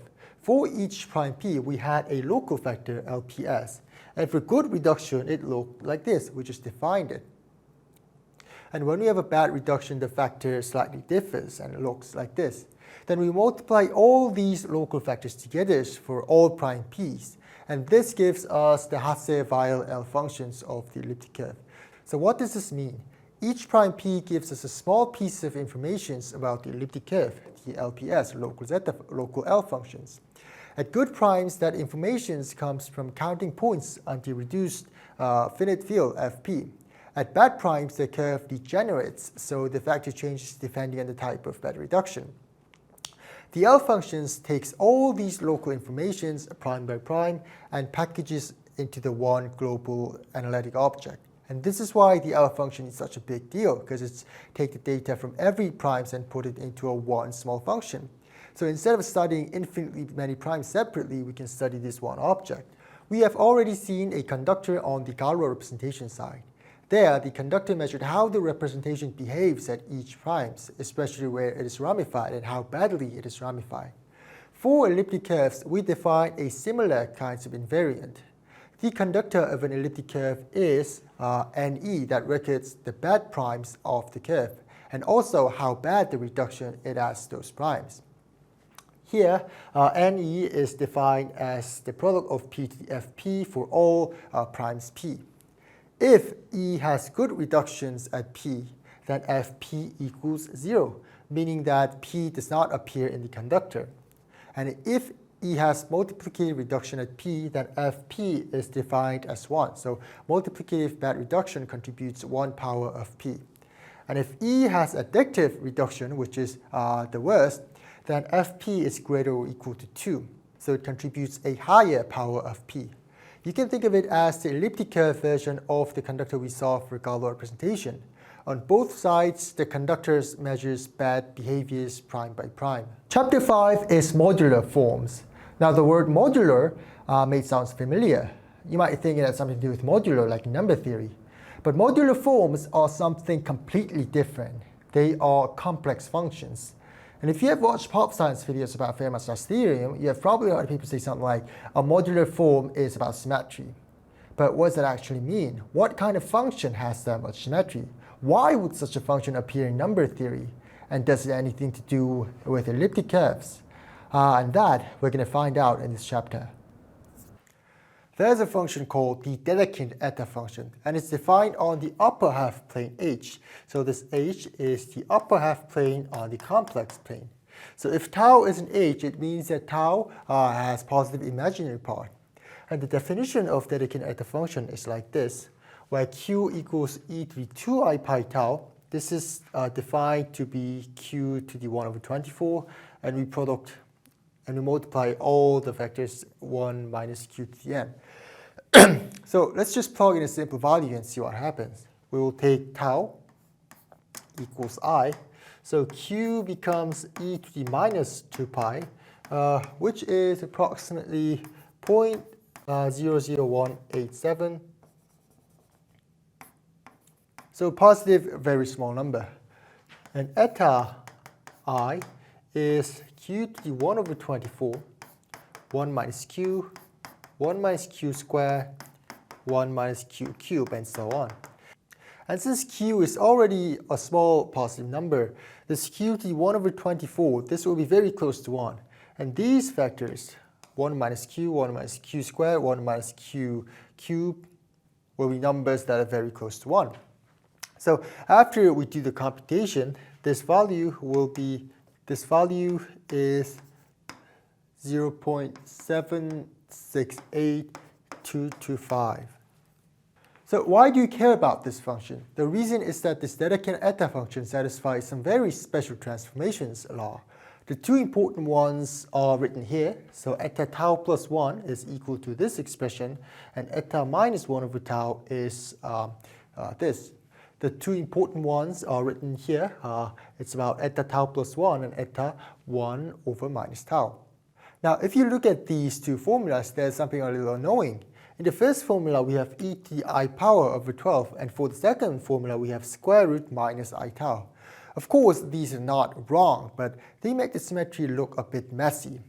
So what if you raise both sides to the 24th power? So if we raise both sides to the 24th power of the both equation, we have tau eta tau plus 1 to the 24th. And the 24th power of this factor equals e to the 2 pi I, which is 1. So eta tau to the 24th. And the second formula, minus 1 over tau 24 equals, if you take a 24th power to this, the I terms disappears. It's 1. So it's tau to the 24th, tau to the 12th eta tau. And it'll make the formula much cleaner. So we take the 24th power of the dedekind eta function and redefine that function as a modular discriminant, like this. Now, the modular discriminant we just defined satisfies much cleaner transformations law. So let's look. Modular discriminant tau plus 1 is by definition the 24th power of eta tau plus 1. And this is equal to e to the I power over 12 eta tau 24th. This is basically the same thing we did previously. So this is equal to eta tau to the 24th, and this is just modular discriminant tau. And how about the second one? This is equal to minus 1 over tau 24th. This is root 2 minus I tau, and tau 24, and is equals to tau 12 modular discriminant tau. So the modular discriminant satisfies two very clean symmetry laws. From these two properties, we eventually get the most general transformation law.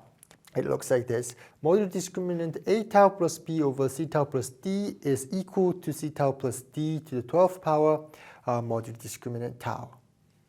The reason why this formula holds from these properties is because modular group is generated by two transformations, tau to tau plus 1, tau to minus 1 over tau. And we will come back to that soon. For now, just remember the shape of this formula. Roughly speaking, functions satisfying these kind of transformation law are what we call modular forms. Here, the exponent 12 is, we call it the weight. And for other modular forms, this number can be different. Now let's look at another important families of modular forms, the Eisenstein series. The Eisenstein series are defined for even number k greater or equal to 4 as this expression. So 1 minus 2k over bk. This bk is Bernoulli number. I'm not going to go deep into this. You can just think of as a constant depending on k. And here's the sum of sigma k minus 1n q to the n. Sigma k minus 1n here means the sum of all k minus 1's power of the positive divisors of n. So for example, if n equals 6, sigma k minus 1 6 equals 1 plus 2 to the k minus 1 plus 3 to the k minus 1 plus 6 to the k minus 1. And here q is the same q before. Q equals e to the 2 pi I tau. Now the important thing is that this function also satisfies a modular transformation law. For every gamma 2 by 2 matrix in special linear group, the Eisenstein series of A tau plus B over C tau plus D is equal to C tau plus D 2 k ek tau. One thing to notice before we move on is that this ek has non-zero constant term. The q expansion starts with 1, right? Whereas the modular discriminant had no constant term. Now we need to introduce the space where modular form lives. This space is called Poincaré upper half plane. I think this is French. I don't really know how to pronounce it. Anyways, it's a set of complex numbers whose imaginary part is positive. So set of complex numbers that the imaginary parts are positive. So the upper half plane of the complex plane. So if we write tau equals x plus iy, and if we know tau is in this Poincaré upper plane, we know that y is greater than 0. This is the natural domain for modular forms. Functions like Dedekind eta functions, modular discriminant, or the Eisenstein series are all functions defined on this Poincaré upper plane. And their special transformation law comes from moving points around and inside this space. Now we want to introduce the modular group. The basic idea is this. Special linear group Z, SL2Z, can act on the upper half plane H. In other words, H becomes a SL2Z set. So we take a matrix, any matrix from the special linear group, A, B, C, D. And if we define a gamma tau as A tau plus B over C tau plus D, this gamma is a group action, and H, Poincaré upper plane, becomes a special linear two-group set. Remember what it means for some set to be a G set. If a group G acts on a set X, it needed to satisfy some conditions. First, E star X to be X, and G1, G2X has to be same as G1, G2X. So let's show that this group action satisfies this too. First of all, E star X. So E here is the identity element of the special linear group, which is a 2 by 2 identity matrix. So if the identity matrix acts on tau, what do we get? By definition, we have tau plus 0 over 0 plus 1. And this is tau. So the first condition we satisfy. And how about the second one? We will take arbitrary gamma 1 and gamma 2 from special linear 2 groups. So gamma 1, we will write it as A, B, C, D. And gamma 2, E, F, G, H. Now let's compute this G1, G2 x. In this case, it's gamma 1, gamma 2 x. Gamma 1, gamma 2 tau. So what is gamma 1, gamma 2? This is also a 2 by 2 matrix. It's AE plus BG, BF plus AF plus BH, CE plus DG, CF plus DH. So this is equal to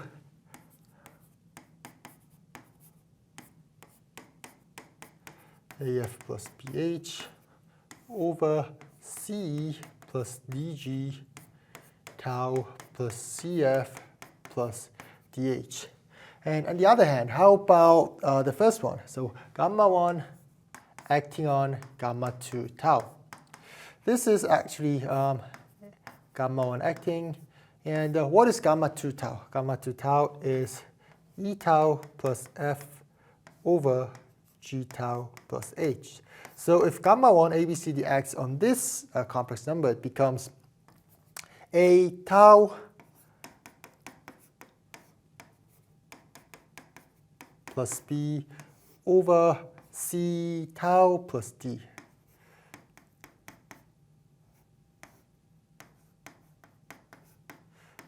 Plus D.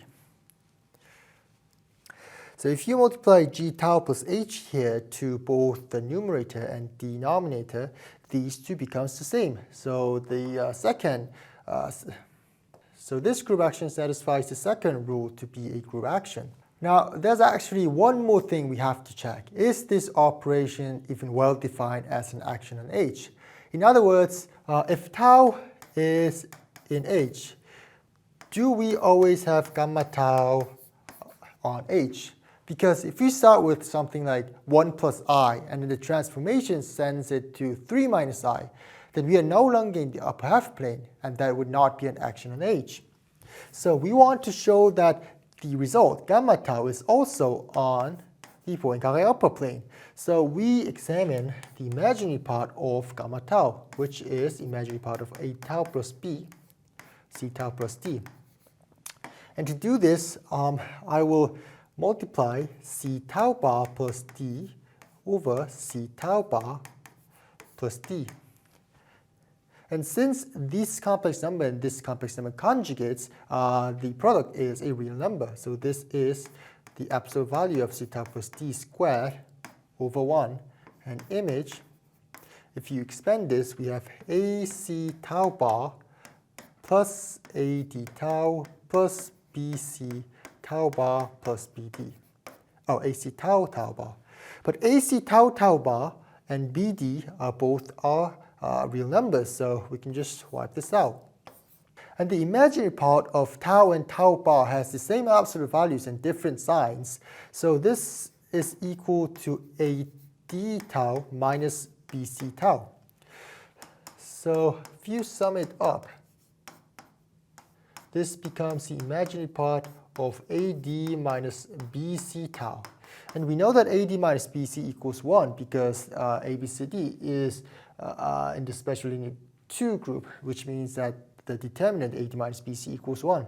So this is equals to imaginary part tau over C tau plus D squared. So we know that this is positive. So now we've shown that special linear 2 group really acts on the upper half Poincare upper plane. And the modular group here is defined as the special linear 2 group. There's one small point we should mention here. The matrices I and minus I act on the upper half plane in exactly the same way, because you put I and minus I here and it gives the same result. So the actual transformation only depends on the matrix up to plus or minus I. Because of this, some books define the modular group as special linear 2 group, modulo I and minus I, the quotient group.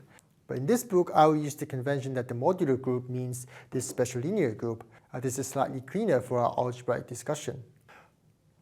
We have just defined the modular group G as special linear group Z.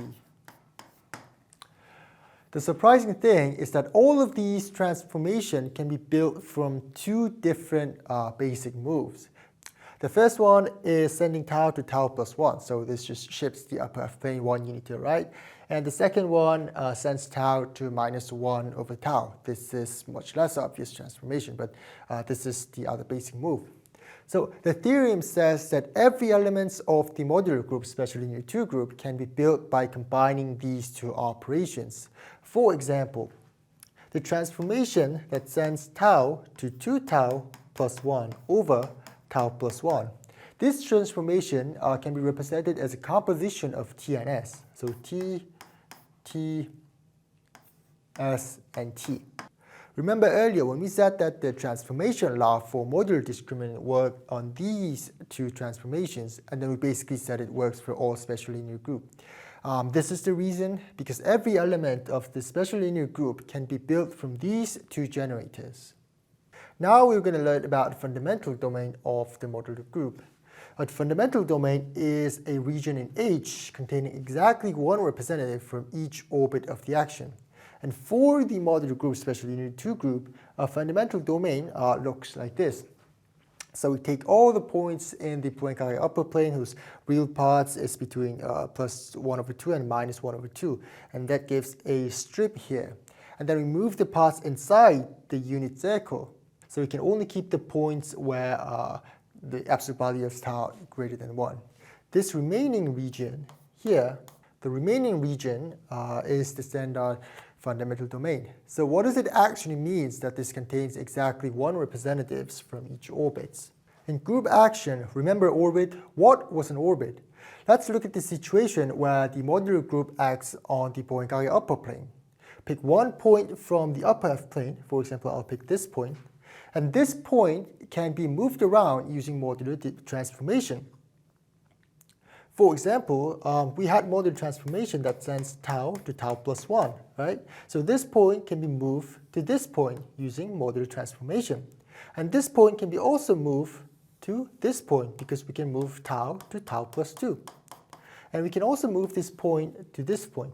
And by applying more modular transformation, we get many different points in H. So this point can be moved here, this can be moved here, this point can be moved here by some using random modular transformations.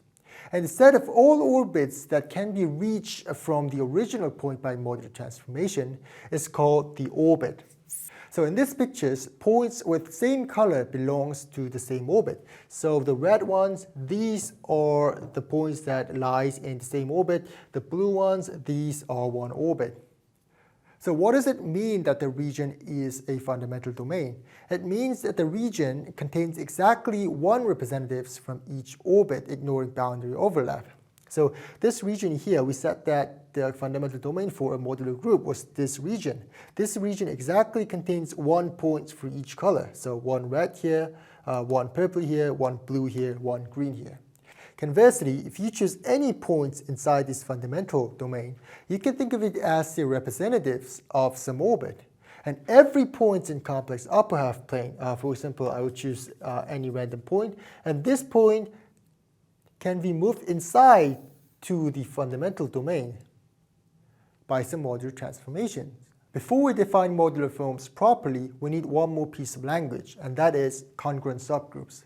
So far, the main groups we have seen is the full modular group, which is special linear 2Z acting on the upper half plane.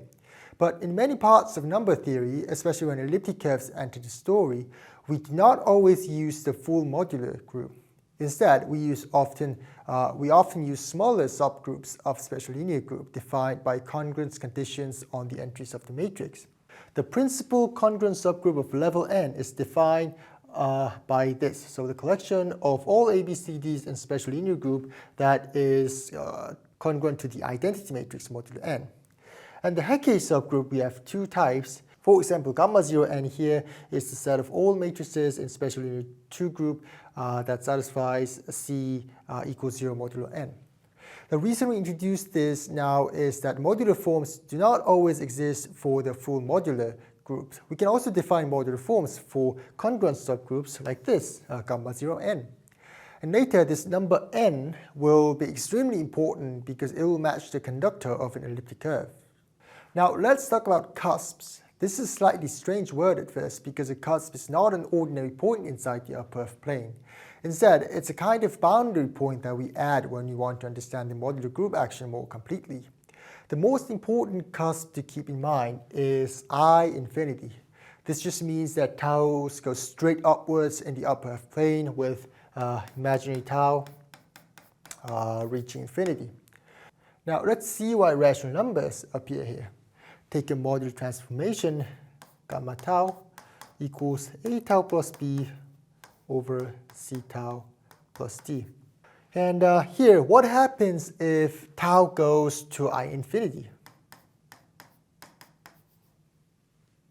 When tau is very large, the dominant terms on the denominator would be c tau and the dominant term on the numerator would be a tau. So roughly, this will approach a over c as tau reaches I infinity. So under modular transformations, the points I infinity can be sent to rational boundary points at this irrational number. And if c equals 0, then it stays at infinity. So the natural set of cusps is the union with rational number set with I infinity. Later, when we define modular forms, we will care not only about how a function behaves inside Poincare upper plane, but also how it behaves on the cusps. Finally, the definition of modular form. A function that goes from h to c, we call it a meromorphic modular form of weight k for a congruent subgroup h if, number one, f is meromorphic on h. So a meromorphic function is a function that is holomorphic except for isolated poles. So it's allowed to blow up at some isolated points, like for example 1 over z blows up at z equals 0. But it's not allowed to have arbitrary bad behaviors. I will not go deeper in this. And the second one is the most important one, modular conditions. For every gamma from congruent subgroup, this has to hold. So f gamma tau is equal to f a tau plus b over c tau plus d. So this function value equals c tau plus d to the k f tau. And condition 3 is about what happens at the cusp. Remember, if we plug t equals 1101 to this modularity condition, we have f tau plus 1 equals c tau plus d equals 1, so f tau. So f is periodic with period 1. And when we have a period 1 function, we can write it using a Fourier expansion. Remember, since we set q as e to the 2 pi I tau, and the q expansion is written like this. And is integer and a n q to the n. Now, meromorphic at the cusp means that in q expansions, negative powers of q's are allowed, but only finitely many of them. So it will look like something like a minus 3, q minus 3 plus a minus 1, q minus 1 plus a0 plus a1 q1 plus blah blah. This cannot go forever in this direction. It cannot have infinitely many negative power terms going downwards forever. Types of modular forms. A modular form is a meromorphic modular form that is holomorphic everywhere, including at the cusp. And this means that its q expansion at any cusp has no terms with negative exponents. So it starts with n equals 0. And a cusp form is a modular form that vanishes at the cusp. So let's see what it means at the cusp I infinity. Since q equals e to the 2 pi I tau, we have q reaching 0 at the cusp. So if f has q expansion, f tau equals a0 plus a1q plus a2q squared plus blah blah blah. All the terms with positive q powers will disappear and it will reach 0. So vanishing at the cusp means exactly the constant term a0 is 0. And that's why at I infinity, the cusp form condition is equivalent to saying a0 equals 0. Now let's introduce a piece of notation that makes the transformation law much shorter, and that is the slash operator. For a function f, an integer k, and a matrix in a general linear group, the slash operators is defined like this. So f bar k gamma tau is determinant gamma to the k over 2 and c tau plus d to the minus k f gamma tau.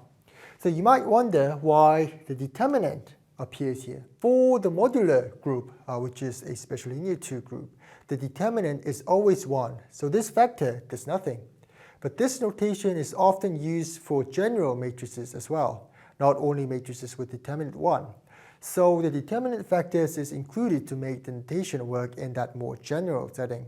The point of this notation is that it turns the usual modularity condition into a very short equation. Instead of writing f a tau plus b over c tau plus d equals c tau plus d to the k f tau every time, we can just write f bar k gamma equals f. And there's one property that I want to mention here. That is, for every matrix AB from general linear group, f bar ka bar kb, so 2 slash operator notation, this is actually equals to f bar k ab. So now let's prove this. So f bar ka bar kb, this is equal to determinant b k over 2 c b tau plus d to the minus k db. So cb and db here, this means that these are entries from b. So b, we are writing b as this, okay? And we have f bar k a b tau. So we have determinant b k over 2 c b tau plus db. And about this f bar ka b tau, we have determinant a k over 2 ca b tau plus dA and f a b tau. So if we regroup this, we have determinant AB over k over 2, and we have f a b tau, and here cb tau plus db, and I will write b tau explicitly, which is ca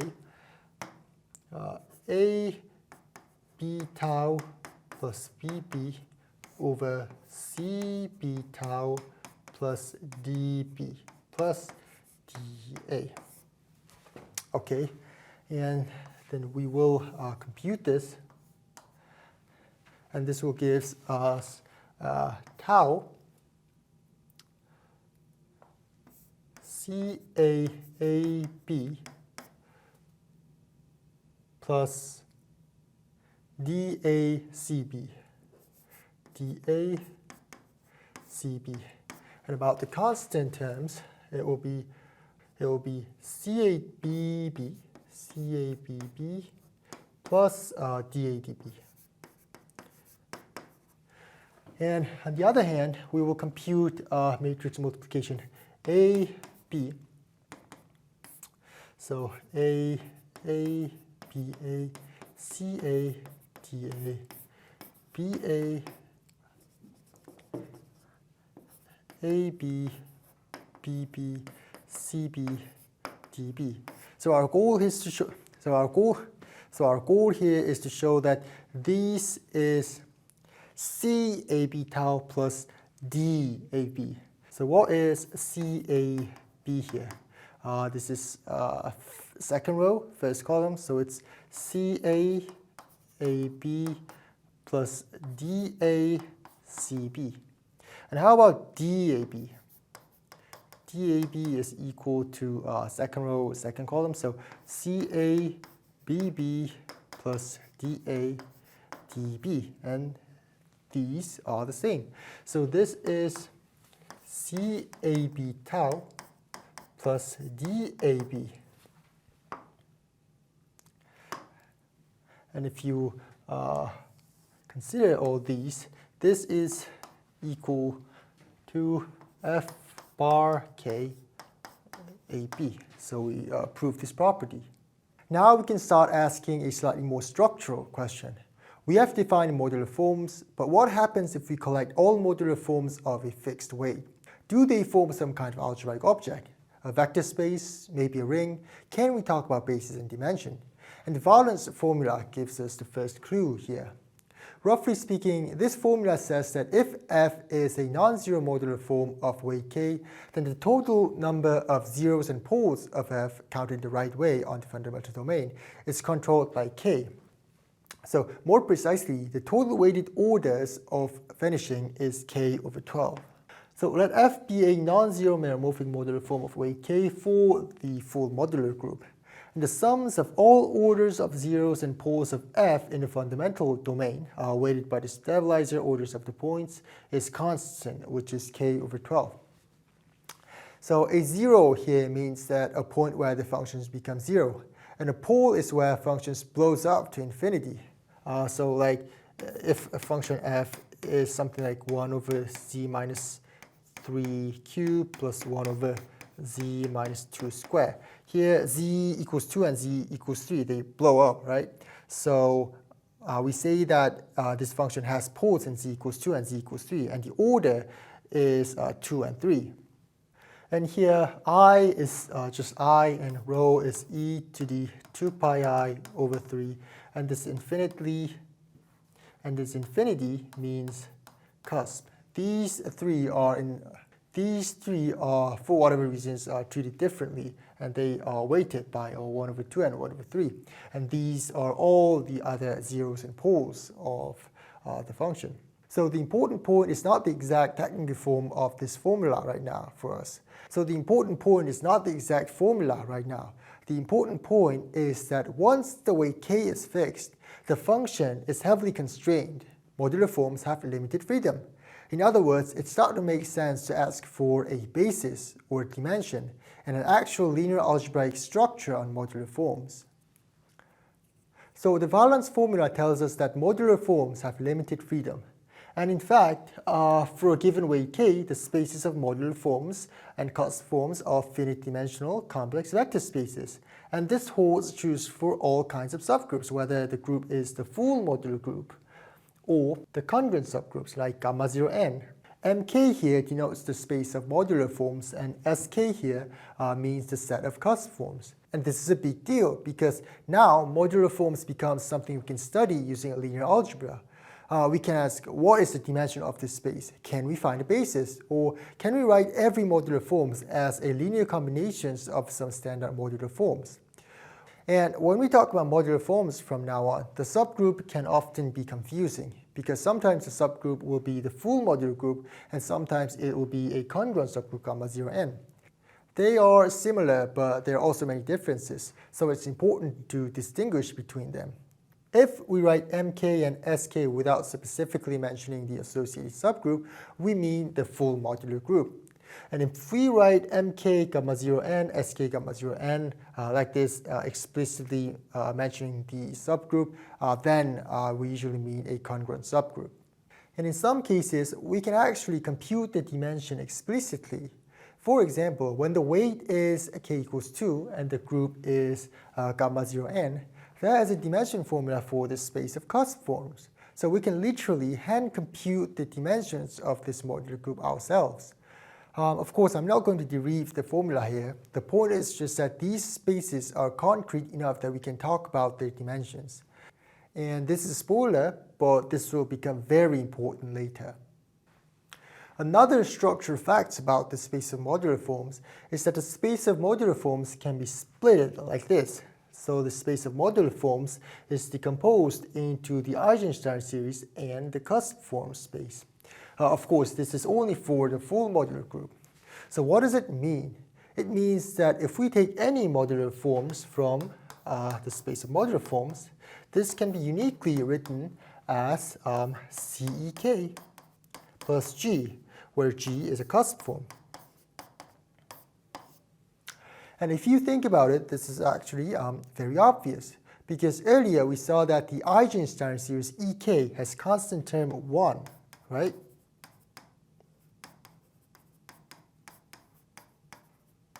And if F has constant term A0, we can choose C to be A0, and then F minus A0 EK has constant term 0. But a modular form with constant term 0 is a cusp form, meaning that F minus A0 EK is a cusp form. And that's why every modular form can be split into Eigenstein part and the cusp form part. Now think back to what we did in linear algebra.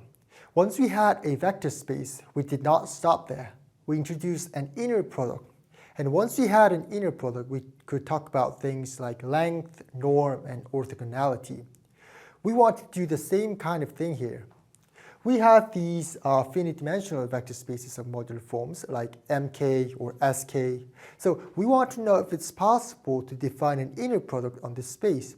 Can we say that two modular forms are perpendicular? Can we measure the size of a modular form? And the answer is yes. The inner product we use is called the Petersson inner product. It's defined on the cusp forms, so F and G here are cusp forms, and it's defined by these equations. You do not need to memorize this integral right now. The important part is the role it plays. Now that we have the Petersson inner product, the space of cusp form with weight k, SKH, becomes more than just a vector space. It becomes an inner product space, so we can talk about geometric ideas inside the space of functions. For example, the norms of a cusp form is defined as the square root of the Petersson inner product with the same function. And two cusp forms are said to be orthogonal if their Petersson inner product is 0. So the slide says that this gives the space of cusp form with weight k, the structure of a Hilbert space. Very briefly, a Hilbert space is an inner product space that is complete. Complete means that if a sequence of vectors should converge according to the norm, then its limit always stays inside the space. It's similar to the analytic constructions of QP. In our case, we don't need to worry too much about the technical condition. Now let's look at something a bit different. So far, modular forms were functions on the upper half plane. But once we write them as Q expansions, like this, f tau equals the sum of a and q to the n, we got a sequence of numbers, a0, a1, a2. The coefficients of the coefficients of the powers of q in the Q expansions of the modular form. And mathematicians know there's something interesting. For some very important modular forms, these coefficients are multiplicative. So multiplicative means that tau mn can be split up to tau m, tau n for some coprime m and n. For example, we have the modular discriminant here. Here, the coefficients of q squared equals minus 24. I'll just write it as like the function like this. And the coefficients of q cubed is 252. So if I multiply this together, a2, a3, take out your calculator. So minus 24 times 252 equals minus 6,048. Minus 6,048 is here. So it's a6. Maybe we try another one. So a3 times a4. a3 is 252. a4 is minus 1472. And this is equals to 252 times 1472. This is equal to 370944. 370944. We found it here. This is exactly A12. So why does this happen? We don't know. We just assume that something very systematic is going on here. And on the other hand, modular forms, the space of modular forms and constant forms, there were finite dimensional vector spaces. So we want to actually find good basis elements of those spaces explicitly. So we need some kind of tool to solve these problems I just mentioned. And that is where Hecke operator enters. Now let's pause for a moment and talk about multiplicative functions, because this language will keep appearing when you talk about Fourier coefficients. So what is a multiplicative function? A function f that goes from natural numbers to complex numbers is multiplicative if f1 equals 1, and for any two co-prime integers m and n, fmn equals fm fn. So if f is a multiplicative function, if you take like 12, this is equals to f3, f4. You can split like this. Some examples of multiplicative functions are here. So sigma n. Sigma n is just the sum of divisors of n. So, of course, positive divisors of n. So, for example, sigma 6 equals to 1 plus 2 plus 3 plus 6. Tau n is the number of divisors of n. So, tau 6 would be 4, because 6 has 4 divisors. And this phi n, this is called the Euler phi function. It means the number of integers 1 to n that are relatively prime to n. So, for example, phi 12, the number between 1 to 12 that are relatively prime to 12.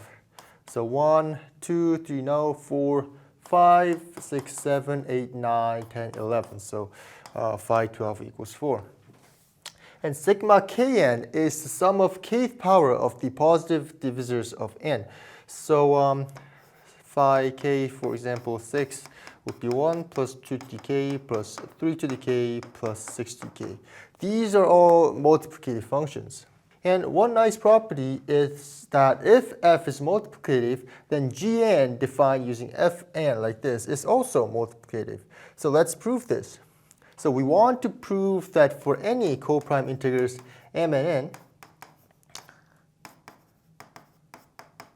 we want to show that gmn is equals to gn.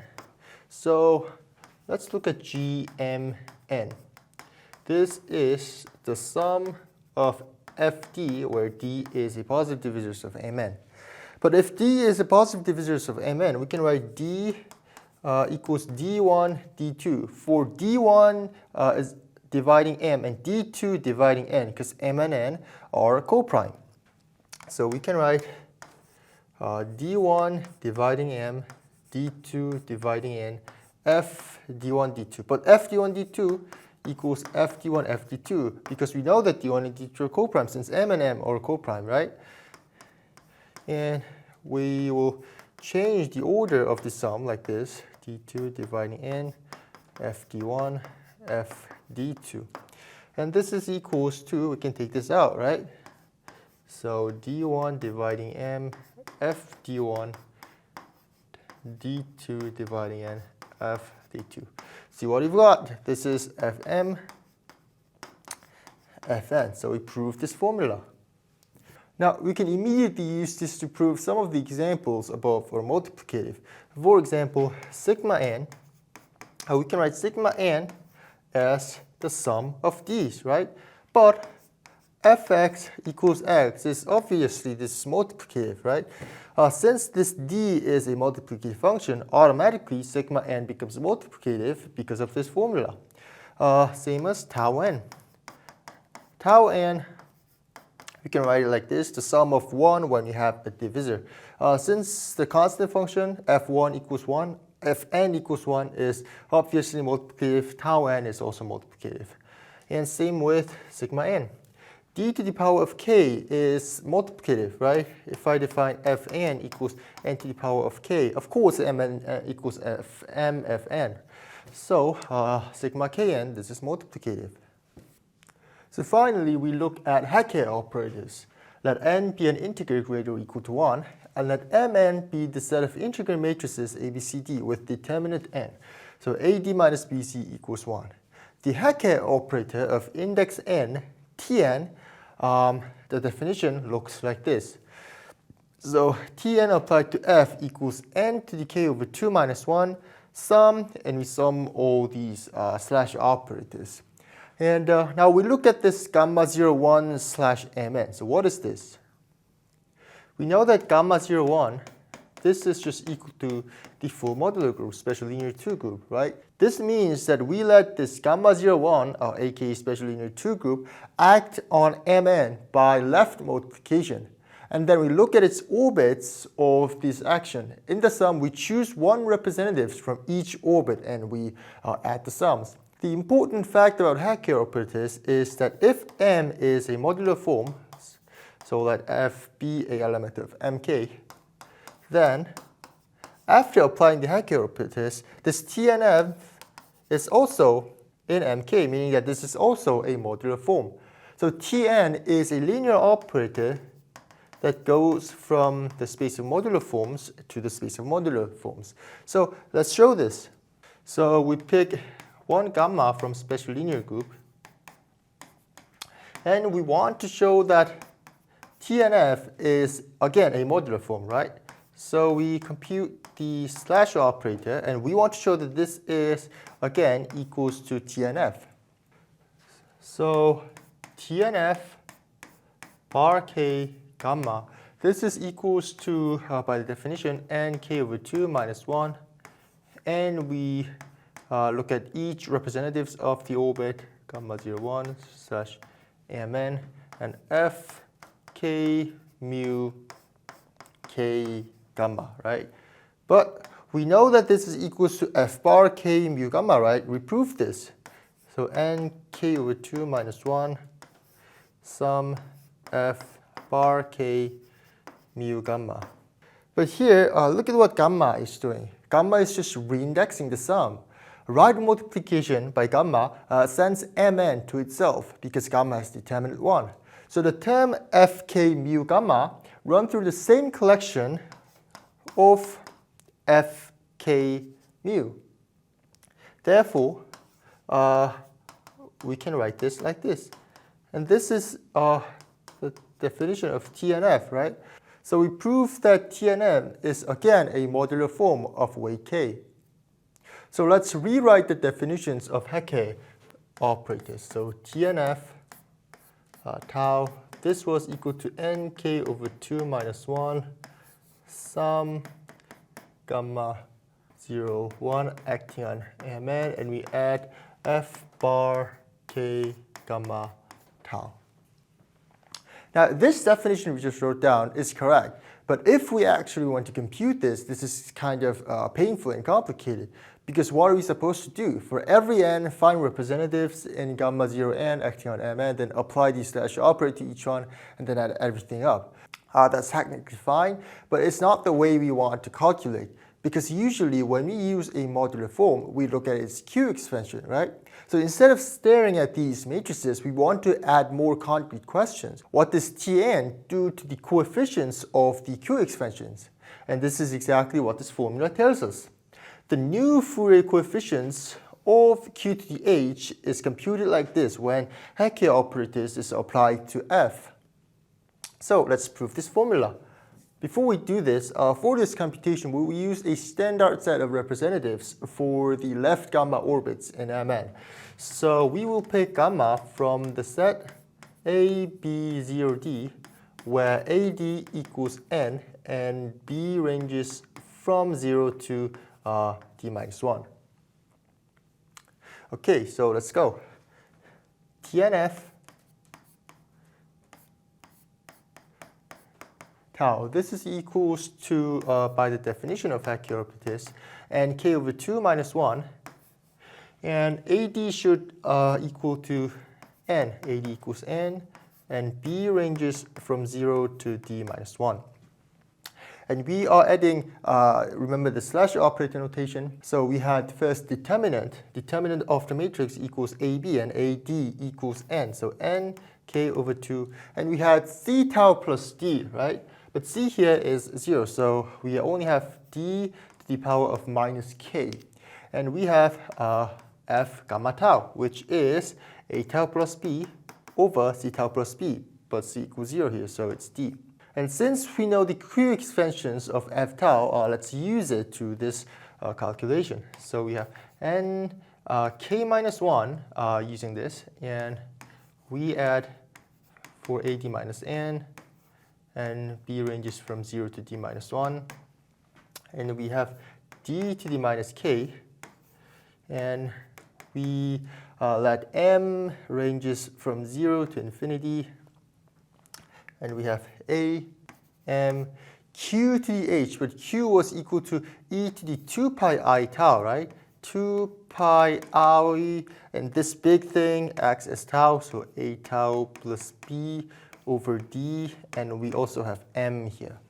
And I want to simplify this a bit, so we have n to the k minus 1, ad equals n, b ranges from 0 to d minus 1, and we have d to the minus k. And we will take this out. And we will change the order of the sum a little bit. So n k minus 1, ad equals n. And we will take the sigma out. So m ranges from 0 to infinity. And we have d to the minus k. And since we moved the sigma here, we can take this out. So a m q equals to e to the 2 pi I tau, right? So this thing is q to the power of a over dm. And we have b range from 0 to d minus 1. And we have e to the 2 pi im over db. And now we want to focus on this. So we'll take this out. So we are summing, when b ranges from 0 to d minus 1, e to the 2 pi im over db. And let's go case by case. If d divides m, what happens? This value is just 1, right? So the total sum equals d. And how about d does not dividing m? Here we can put e to the 2 pi im over d as z, and what we get, this is a geometric sequence. So the sum will be just summing up the power, the bth power of d, which is, using the formula, z minus 1, first terms equals 0, so d to z to the d minus 1, but z to the d equals 1, right? So this is 0. So this means that we only have to consider the case where d divides m, right? So we will put m as jd for some integer j. So this becomes n to the k minus 1, ad equals n. When m ranges from 0 to infinity, j also ranges from 0 to infinity, right? So j ranges from 0 to infinity, d to the minus k, am, but m equals jd, q, a over dm, but m over d equals j, right? So this becomes aj. And this, since we only consider the case where m is a multiple of d, this becomes d. So we plus 1 here. And we also will make a substitution. We will put aj equals h. So this becomes, when j ranges from 0 to infinity, h ranges from 0 to infinity. So h ranges from 0 to infinity. And for j and d to exist, a should divide h, and since ad here was n, a should divide also n. That means that a should divide the GCD of n and h. And we have d over n to the power of k minus 1, and d over n is equals to 1, right? So we have a to the k minus 1, and we have a jd. J equals a to the h, a over h, and d over a over n. And we have finally q to the h. So we are done. This is the new Fourier coefficients. And if I just change a to d, this becomes this formula. So we have proved this formula. So here are some main properties of the Hecke operators. The first and most general one is this multiplication formula right here. So TM Tn equals like this. Okay.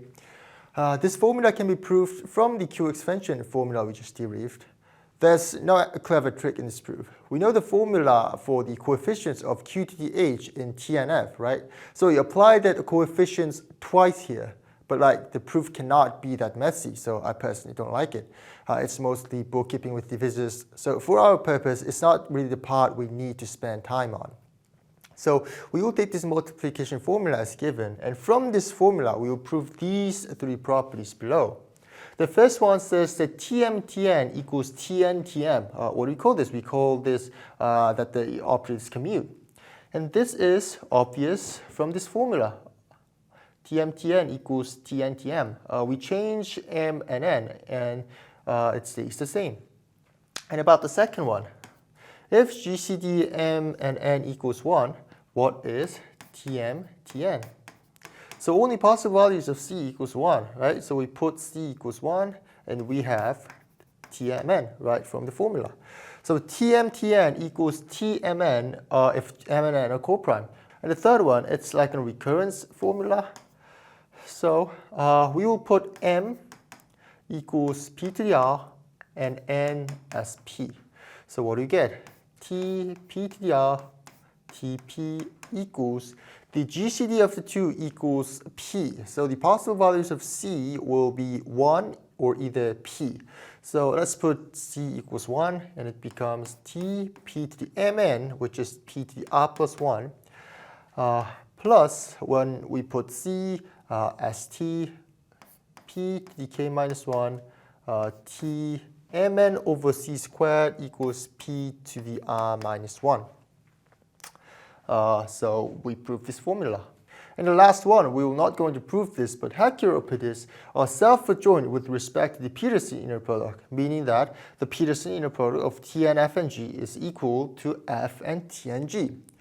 And spoiler alert, a bit later, we'll use this commutativity property together with this self-adjointness to show something really cool.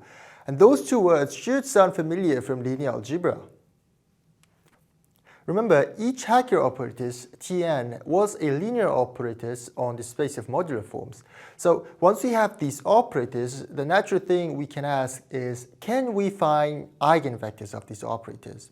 And that's exactly what a Hecke form is. And a Hecke form is a modular form that is an eigenvector for every Hecke operators Tn all at once. And this is the surprising part. We are not saying that F is an eigenvector for just one operator, like T2 or for a few selected operators. We are asking for something much stronger. For every n greater or equal to 1, the operator Tn sends F back to the scalar multiplication by itself. And that is a very rigid and strong condition, because a random modular form will not usually behave this nicely under all Hecke operators at the same time. And that is a very rigid and strong condition, because a random modular form will not usually behave this nicely under all Hecke operators at the same time. But the forms that do satisfy this condition are exactly the ones we want to focus on, and they are called Hecke operators or Hecke eigenforms. And a Hecke form is said to be normalized if its first Fourier coefficients equals 1. And for a normalized Hecke form, the eigenvalue is the nth coefficients, so an. This is because if f tau looks something like this, a to the h, q to the h, then the q1 coefficients of T and F will be, how do we compute this? We have the formula. So d dividing n h and d to the k minus 1 a n h over d squared. So if we put h here, the only possible values of d equals 1. So this becomes 1 to the k minus 1 a and 1 over d squared. So this is just a1.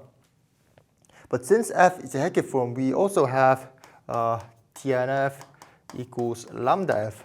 And comparing the qt1 coefficients of each side, we have lambda equals a1. And comparing the q coefficients on each side, this gives an equals lambda a1. But since f is normalized, if a1 equals n, lambda becomes an. So from now on, we will usually be looking at only normalized Hecke forms. Now we can finally see why Hecke forms are so useful. From the properties of Hecke operators, we can prove that the Fourier coefficients of a normalized Hecke form satisfy multiplicative relations. Because if f is a normalized Hecke form, we have Tmn equals Tmtn for the coprime integers Mn, right? And we applied these to f, which becomes Tmtnf. And Tmnf equals a Mnf. And this Tmtnf equals Tm Anf, and we can take the an out, so this becomes an Tmf, and this is equals to an Amf.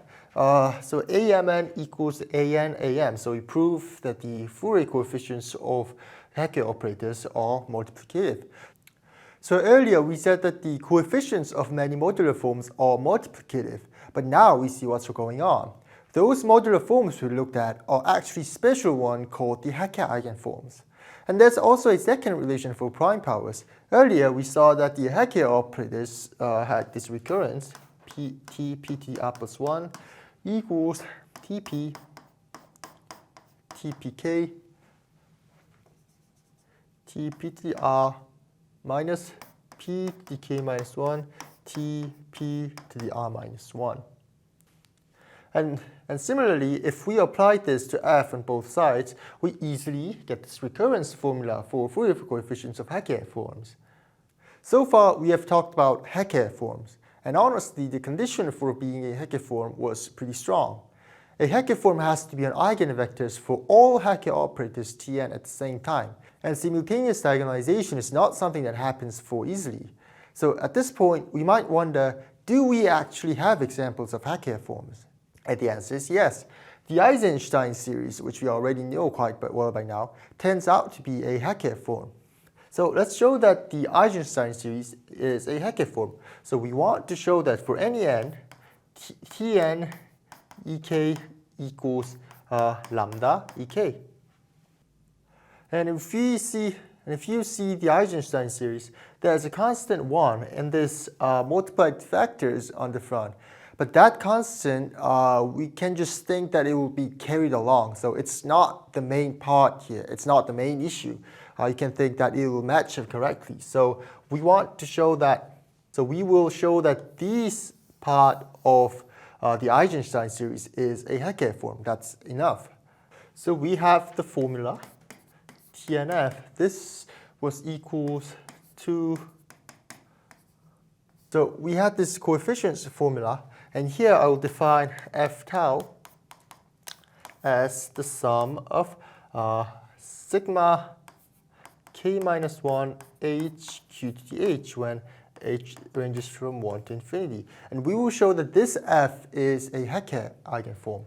And here, let's look at the coefficients of q to the h of Tnf. And by the formula, this is equals to d dividing n h d to the k minus 1 sigma k minus 1 n h over d squared. And remember, this was the coefficients of q to the h of Tnf, right? So we want this to be some lambda multiple of sigma k minus 1 h. And actually, we will show something stronger. We will show that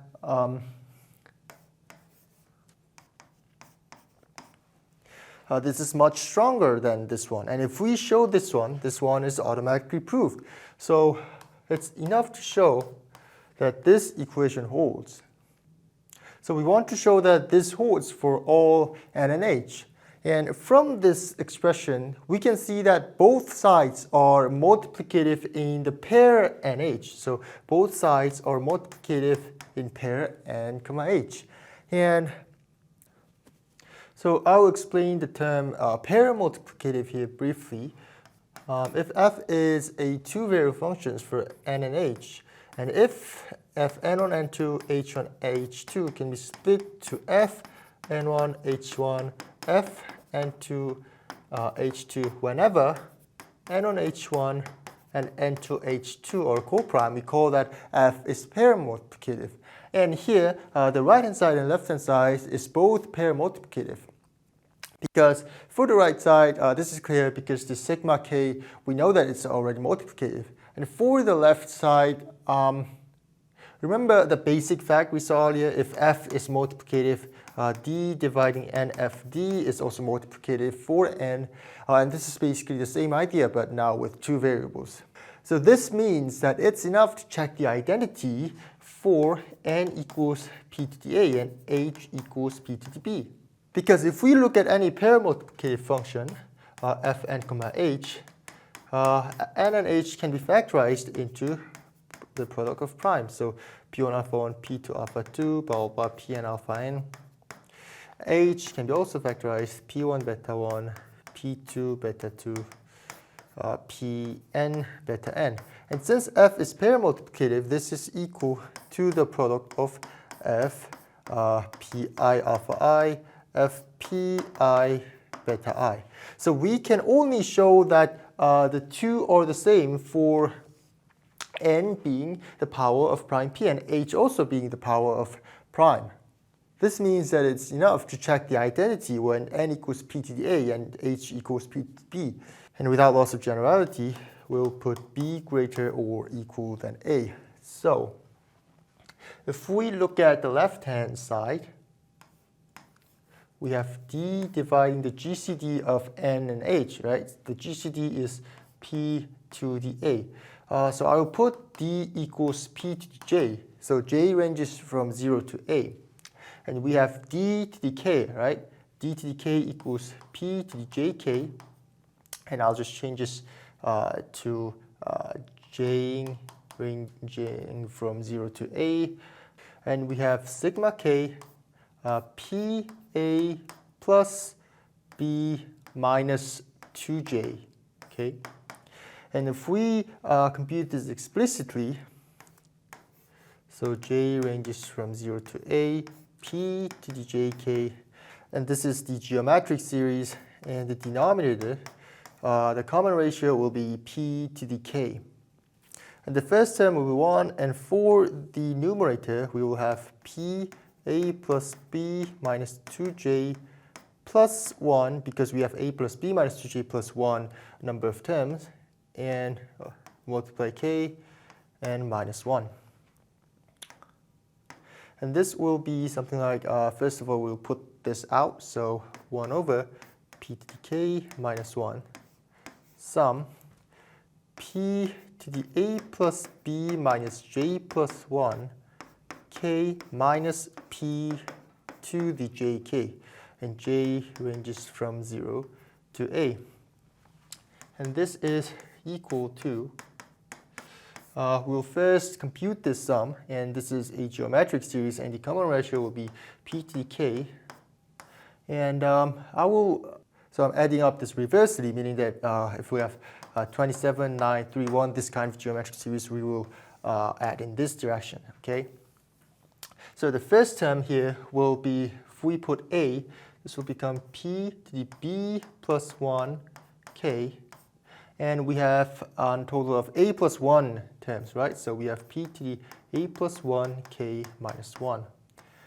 And how about this? This is easy. The common ratio p to the k, and the first term we have 1, and the last term, the number of term equals a plus 1, so a plus 1 k minus 1. And this is equals to, so these two are common, right? So if we take this out, this becomes p to the a plus 1 k minus 1, k minus 1, p to the b plus 1 k minus 1, b plus 1 k minus 1. And this is sigma k p to the a, which is sigma k n. And this is sigma k to the h. So we proved that the Eisenstein series is a Hecke form. And the really nice thing about Hecke form is that the space of modular forms has a basis consisting of normalized Hecke forms. So why is this? Let's prove this. We know that modular form can be decomposed into Eisenstein series in the space of cos form. So Ck O plus the space of cusp forms. And we just proved that the Eigenstein series is a Hecke form. So it's enough to prove that the basis of cusp forms are Hecke forms. And this is where the Petersson inner product becomes useful. We showed that Tn Tm is equal to Tm Tn. So they commute each other. And we also saw that the Hecke operators was self-adjoint with respect to the Petersson inner product, meaning that these two are the same. So from these two, we can use the spectral theorem we saw in linear algebra. So that means that there is a basis of Sk consisting of vectors that are eigenvectors for every Hecke operator Tn at the same time. But that's exactly what Hecke form is. So we got a basis of Sk made of Hecke forms. And since this Ek Eigenstein series is also a Hecke form, putting the Eigenstein series part together with the cusp form gives a basis of Mk consisting of Hecke forms. So at this point, it feels like Hecke forms contains a lot of information about modular forms. It forms a basis for modular forms. So can we do something more with these Hecke forms? Can we take these Hecke forms, play with them a little bit, process them somehow, and build a new mathematical object out of them? If we do that, maybe we can get something that captures the core of modular forms. Remember how we constructed Riemann zeta function? We define zeta s like this: the sum of the reciprocals of the power of n. And this, we wrote it with an Euler product. So 1 over 1 minus p to the minus s. And we multiplied for all primes. And the reason this worked was because of unique prime factorization. And the reason this works was because of unique prime factorization. Every positive integers can be broken into prime powers. And we know that the Fourier coefficients of a Hecke form can behave similar because it's multiplicative. For example, A84 can be split into A4, A3, A7. This is very similar to integer factorization. 84 equals 2 squared, 3, and 7. So the idea is, let's do with Hecke form coefficients what we did with the integers in the Riemann zeta function. We take the coefficient sequence A1, A2, A3, blah, blah, blah, and build a series out of it. And that gives a L function that looks like this: the sum of Am over m to the s. We just defined the L functions of a modular forms like this: F(s). This is equals to the sum of Am over m to the s. And the nice thing is that this can be expressed as the product of these vectors. So why does it hold? So we know that this is the product of 1 plus ap over p to the s plus ap squared p 2s plus blah, blah, blah. So we will show that this expression is same as this expression. To do this, first we will make a substitution. We'll put p to the minus s equals x. And we will show that if we multiply this with the denominator of this fraction, we get 1. So if we write this expression using x, this will be 1 plus ap x to the s plus ap squared x squared plus blah, blah. That's right. A few more terms, x cubed plus blah, blah.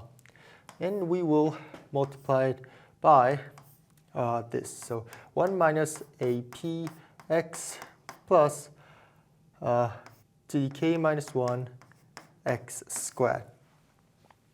So think that we are expanding this. What is the constant? The constant equals 1, right? And how about the coefficients of x? It's equal to ap minus ap, so it's 0. So ap minus ap equals 0. How about x squared? So p to the k minus 1 minus ap squared plus ap squared. So how do we manage with this? But we have the recurrence formula, which was a to the p to the r plus 1 equals ap to the r minus p to the k minus 1 a p to the r minus 1. So if we put r equals 1 here, this becomes 0. So how about the coefficients of x cubed? The coefficients of x cubed will be a p cubed minus ap squared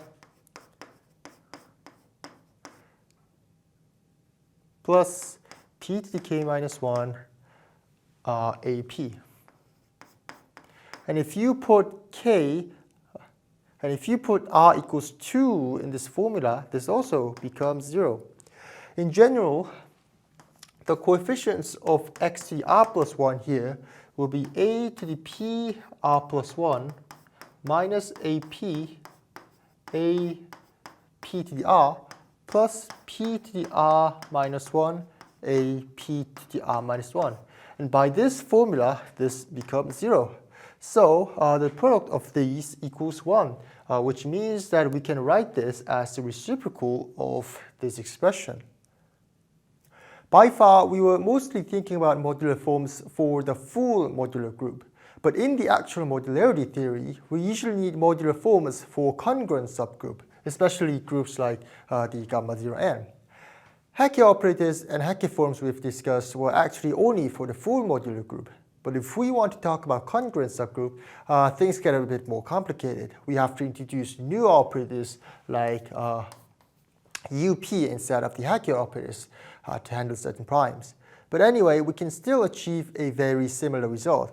So even for a congruent subgroup, we define the L functions of a modular form in a very similar way. It looks like this.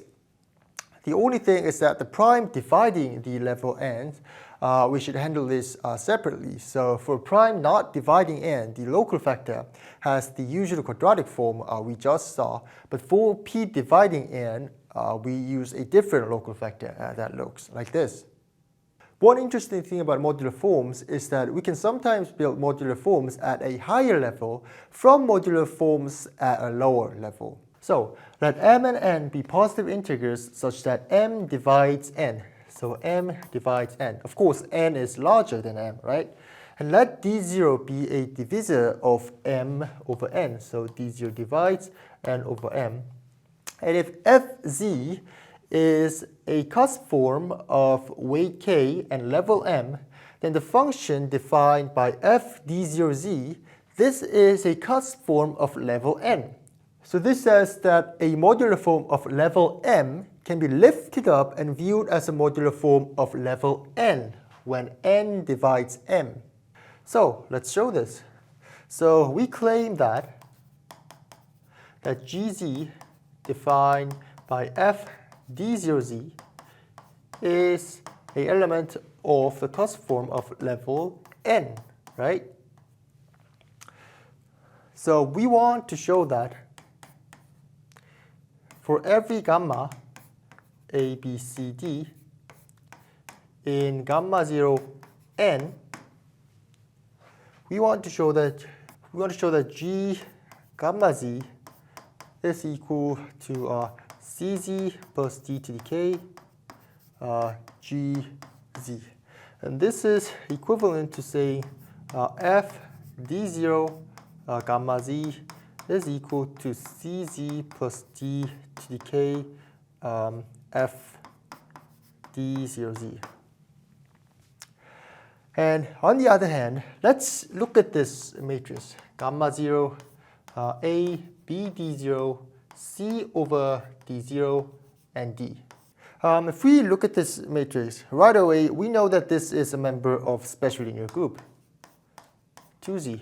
Because the determinant equals AD minus BC, right? And since ABCD is a member of gamma 0 n, we know that the determinant of gamma prime is also 1. And let's look at this C over D0. Is this an integer? Yes, because D0 divides n over m, and C is a multiple of n, right? So C over D0 is an integer. And let's look at this one more time. C over D0 We know that C is a multiple of n, so we can write C as some nt for some t. And we know that d0 is dividing n over m. So to use this, we will turn this like this, mt over d0. And we know that this is an integer. So actually, the c over d0 is a multiple of m. So gamma prime was actually a member of gamma 0 m. And let's try to compute gamma 0 d0z and see what we get. So gamma prime d0z equals a tau, so a d0z plus b here, b is b d0, over c tau plus d, right? C tau plus d. And surprisingly, this is equal to d0 gamma z. Oh, we have d0 gamma z here, so we use this to compute this. So using this, f d0 gamma z is equal to f gamma 0 d0z. And since gamma is a congruent subgroup of level m, we can use the modularity condition for f, since f was a cusp form of level m. So this is equals to c tau, so cz, plus d to the k, f d0z. So we showed this. So this is proved. So from the previous slide, we already know that forms from lower levels can be pushed up to level m. So we define old form as a cusp form that is constructed from a form of a lower level m, where m is a proper divisor of m. So if I write this explicitly, old form is the set of f d0z when m divides n and d0 divides m over m, and f is a member of the cusp form of level m. So old forms are the forms of level n that were already present at lower level and then lifted up to level n, like this. Then what is left? So if we have the cusp form of gamma 0 n, and we have old form here. So what is left here? We call this a new form. These are forms that did not come from a lower level, and they are the ones that first appear of the cusp form f level n. So we call these new form. One clean way to define new form is using the Petersson inner product. We define this sk gamma 0 n new as the orthogonal complement of the old form. So we can write the space of cusp form using orthogonal decomposition like this. And usually when people say new form, they mean a normalized Hecke eigenform inside the new subspace. We have made a Galois representation from an elliptic curve. Starting from the elliptic curve E, we looked at the torsion points and built the Tate module, TLE. And then what we have obtained is an analytic Galois representation. Now, the funny thing is that the Galois representation can also construct it from modular forms. So let f be a normalized Hecke form of level n and weight k. And that exists a Galois representation associated with f. Here we go, Galois representation. Actually, more precise way to write this representation is rho f lambda that goes from GQ to GL2 kf lambda. Here, kf is the number field generated by Fourier coefficients. So we put a1, a2 in the rational number set, and this is what we get. And k lambda f here is a lambda at a completion where lambda is a prime of kf lying over f. But this kf lambda is just a finite p-adic extension of QP, which means that we can view it inside this QP bar. So it's like a broad way to write the representation, just not 100% accurate. So you don't have to care about all these technical parts. The important point is that a normalized new form gives us a p-adic Galois representation. So there are several ways to construct Galois representation from modular forms. For elliptic curves, we actually went through the construction, torsion points, Tate modules, and the analytic Galois representation. But for modular forms, we're not going to do that because it's much harder and complicated. To be honest, I don't know all the details, and it depends on the weight. In a weight 2, it's related to modular curves, Jacobians, and Euclid-Shimura theory. And for higher weights, the linear construction uses p-adic cohomology, and weight 1 is a special case handled by the linear Serre. What matters for us is that the fact that we can construct a Galois representation out of a modular form. And this Galois representation coming from a modular form will appear later in a very important way, so keep that in mind. If you have made it this far, then you would probably already know that elliptic curves and modular forms are somehow related. But now think about that for a second. What does that even mean? How can an elliptic curve be related to a modular forms? One of them is a geometric curve, the other one is a complex functions. They're completely different mathematical objects. So from now on, we're going to become detectives. We're going to look for clues. We're going to investigate the evidence and slowly figure out why these two objects might be connected. The first clue is matching L functions. About the elliptic curve side, we saw that the zeta function of an elliptic curve can be approached from two different directions. One was the algebraic perspective, when we used ideals and the norms, and the other was geometric perspective, when we counted points over the finite field. On a modular form side, we also have an L function. If f is a Hecke form with Q expansion, then L is built with the Fourier coefficients of Am.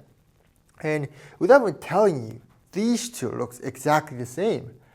And there's this correspondence. This APE on the elliptic curve side matches to the AP, which is the Fourier coefficients on the modular form side. And here, this NE was the conductor of an elliptic curve. And this matches to the N. This was the level on the modular forms. And if we particularly take k equals 2, we put k equals 2, this becomes P 1 minus 2h, which becomes exactly the same with the elliptic curve sides. So up to this point, elliptic curves and modular forms look like completely different objects. But when we look at their L functions, the formula looks too similar to ignore. And remember, both for the elliptic curves and the modular forms, the L function was kind of like a DNA. It packaged the essential arithmetic data of the object onto one function. Of course, having the same shape does not automatically prove that these objects are related, but it's enough to make it suspicious. Two completely different constructions are producing local factors of the same structures. Maybe the elliptic curve and the modular form, especially when k weight equals 2, have some kind of relationship. This time we're going to take a modular form, mess around with it a little bit, and see what comes out. So let f be a normalized weight 2 Newform of level n with rational Fourier coefficients. And by integrating fz along closed path delta in the modular curve x0n, wait, what is this x0n? Earlier we saw the upper half plane h, and we also saw the congruent subgroup gamma 0n. This modular curve x0n is basically when we quotient the upper half plane by gamma 0n, and then add the cusp to make it compact. So you can think of this x0n modular curve as the geometric space where level n modular curves actually lives. So we integrate fz along the path of delta, and delta is in h1 x0n. So what is this? We're not going to study homology here, so you can take this lightly. Roughly, this h1 x0n means the set of closed paths or loops on this modular curve, counted up to continuous deformations. So you can just imagine that delta is a closed path on a modular curve. So if you do this and integrate fz along all paths, you get this set of a period. And in this case, where the coefficients are rational, these periods form a rank 2 lattice in C, meaning that it looks like the form of this, ZW1 plus ZW2. So from the modular form, we just produce this lattice. So lambda f equals z omega 1 plus z omega 2. Now, if we have a rank 2 lattice like this, we can rescale it. Basically, divide everything by omega 1, and we get z plus z omega 2 over omega 1. And if we substitute this to tau, we get lambda tau, which is z plus z tau, with tau in the Poincare upper plane. And the quotient space C mod lambda tau is a compact Riemann space known as a complex torus. So the question is, why is this a torus? Torus is a donut-shaped object, right? In the quotient group we're looking at, C mod lambda tau, any complex number is equal to Z plus M plus N tau, right? So we can divide the complex planes into many copies of the same parallelogram. So we have the complex plane, and we let this point be 1.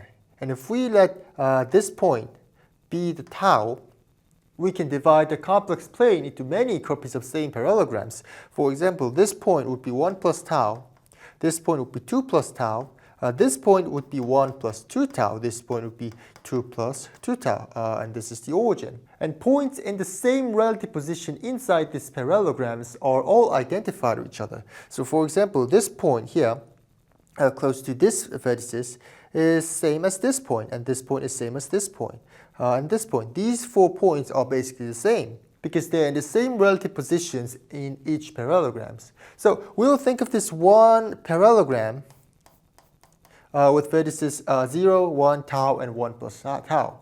And I will cut this fundamental parallelogram, which looks like this. So 0, 1, 1 plus tau, tau. And the rule z equals z plus 1 says that basically this edge and this edge are the same, right? Because this point is the same point as this point because the difference is 1. This point is the same point as this one. So these two edges, they are the same edge. This edge and this edge are the same. So what I do is that I will roll this and make these edges meet. I will glue these two edges together. So we get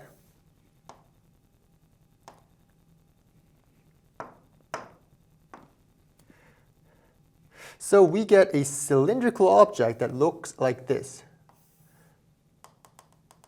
So here the edges meet. We roll this to make a cylinder. And the other rule, z equals z plus tau, says that these two edges are the same. So these two edges are these two top and bottom cylindrical edges, right? And this says that these two edges are the same. So what do? I bend this to make the two green edges meet.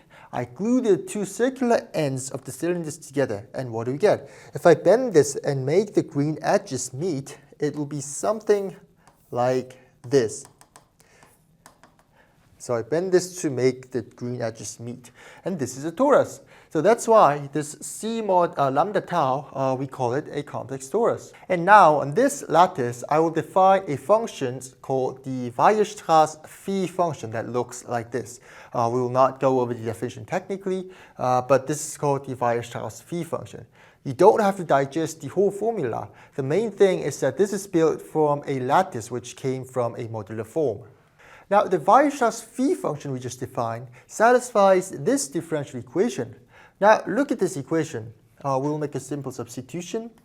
We'll let phi prime z as y, and we'll put phi z as x. So what do we get? We get y squared equals 4x cubed minus g2x minus g3.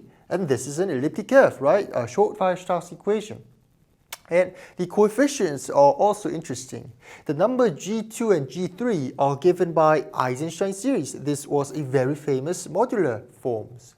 So we started from a modular form Fz on a modular curve. Then we integrated Fz along closed path on the modular curve. And from those periods, we got a lattice. And once we have a lattice, we can take the quotient C mod lambda tau. And that gives a complex torus. Then we can use the Weierstrass phi function defined from this lattice, and this map sends the complex torus into a Weierstrass equation which looks like this, and this was an elliptic curve. And even the coefficients G2 and G3 came from Eisenstein series. So modular forms are showing up again in the equations of the elliptic curve.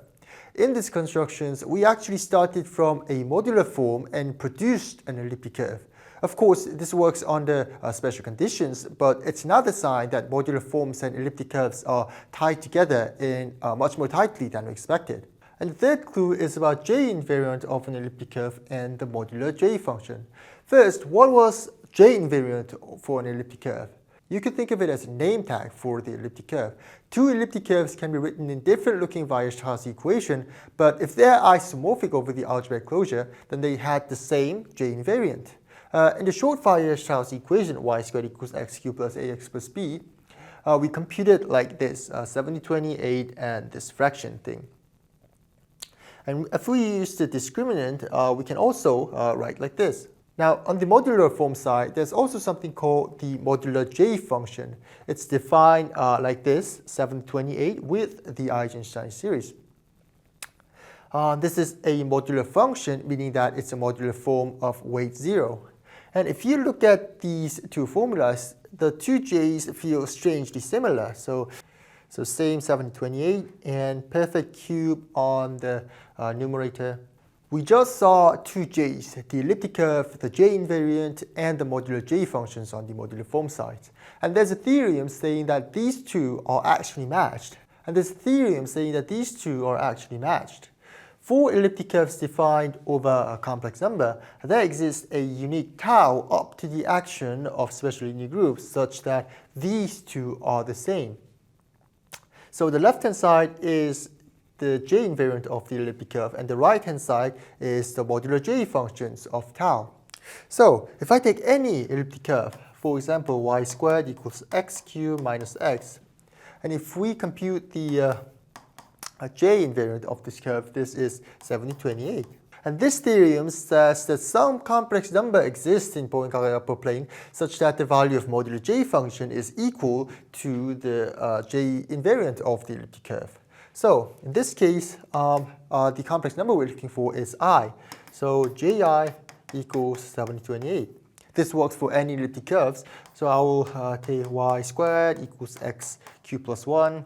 The J invariant of this elliptic curve is 0. And e to the power of 2 pi I over 3 exists such that the value of modular J function, if you compute this, this becomes 0. And it's not only for these examples. No matter which elliptic curve you choose, there's always a corresponding tau in the upper half plane that satisfies this condition.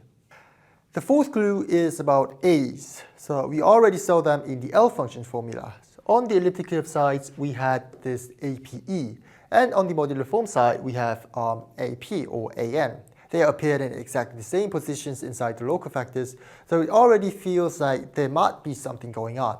So let's quickly recall what they mean. On the elliptic curve side, the APE comes from point counting if E has good reduction, and if E had bad reductions on P, it was defined as -1, 0, or 1 depending on the reduction type.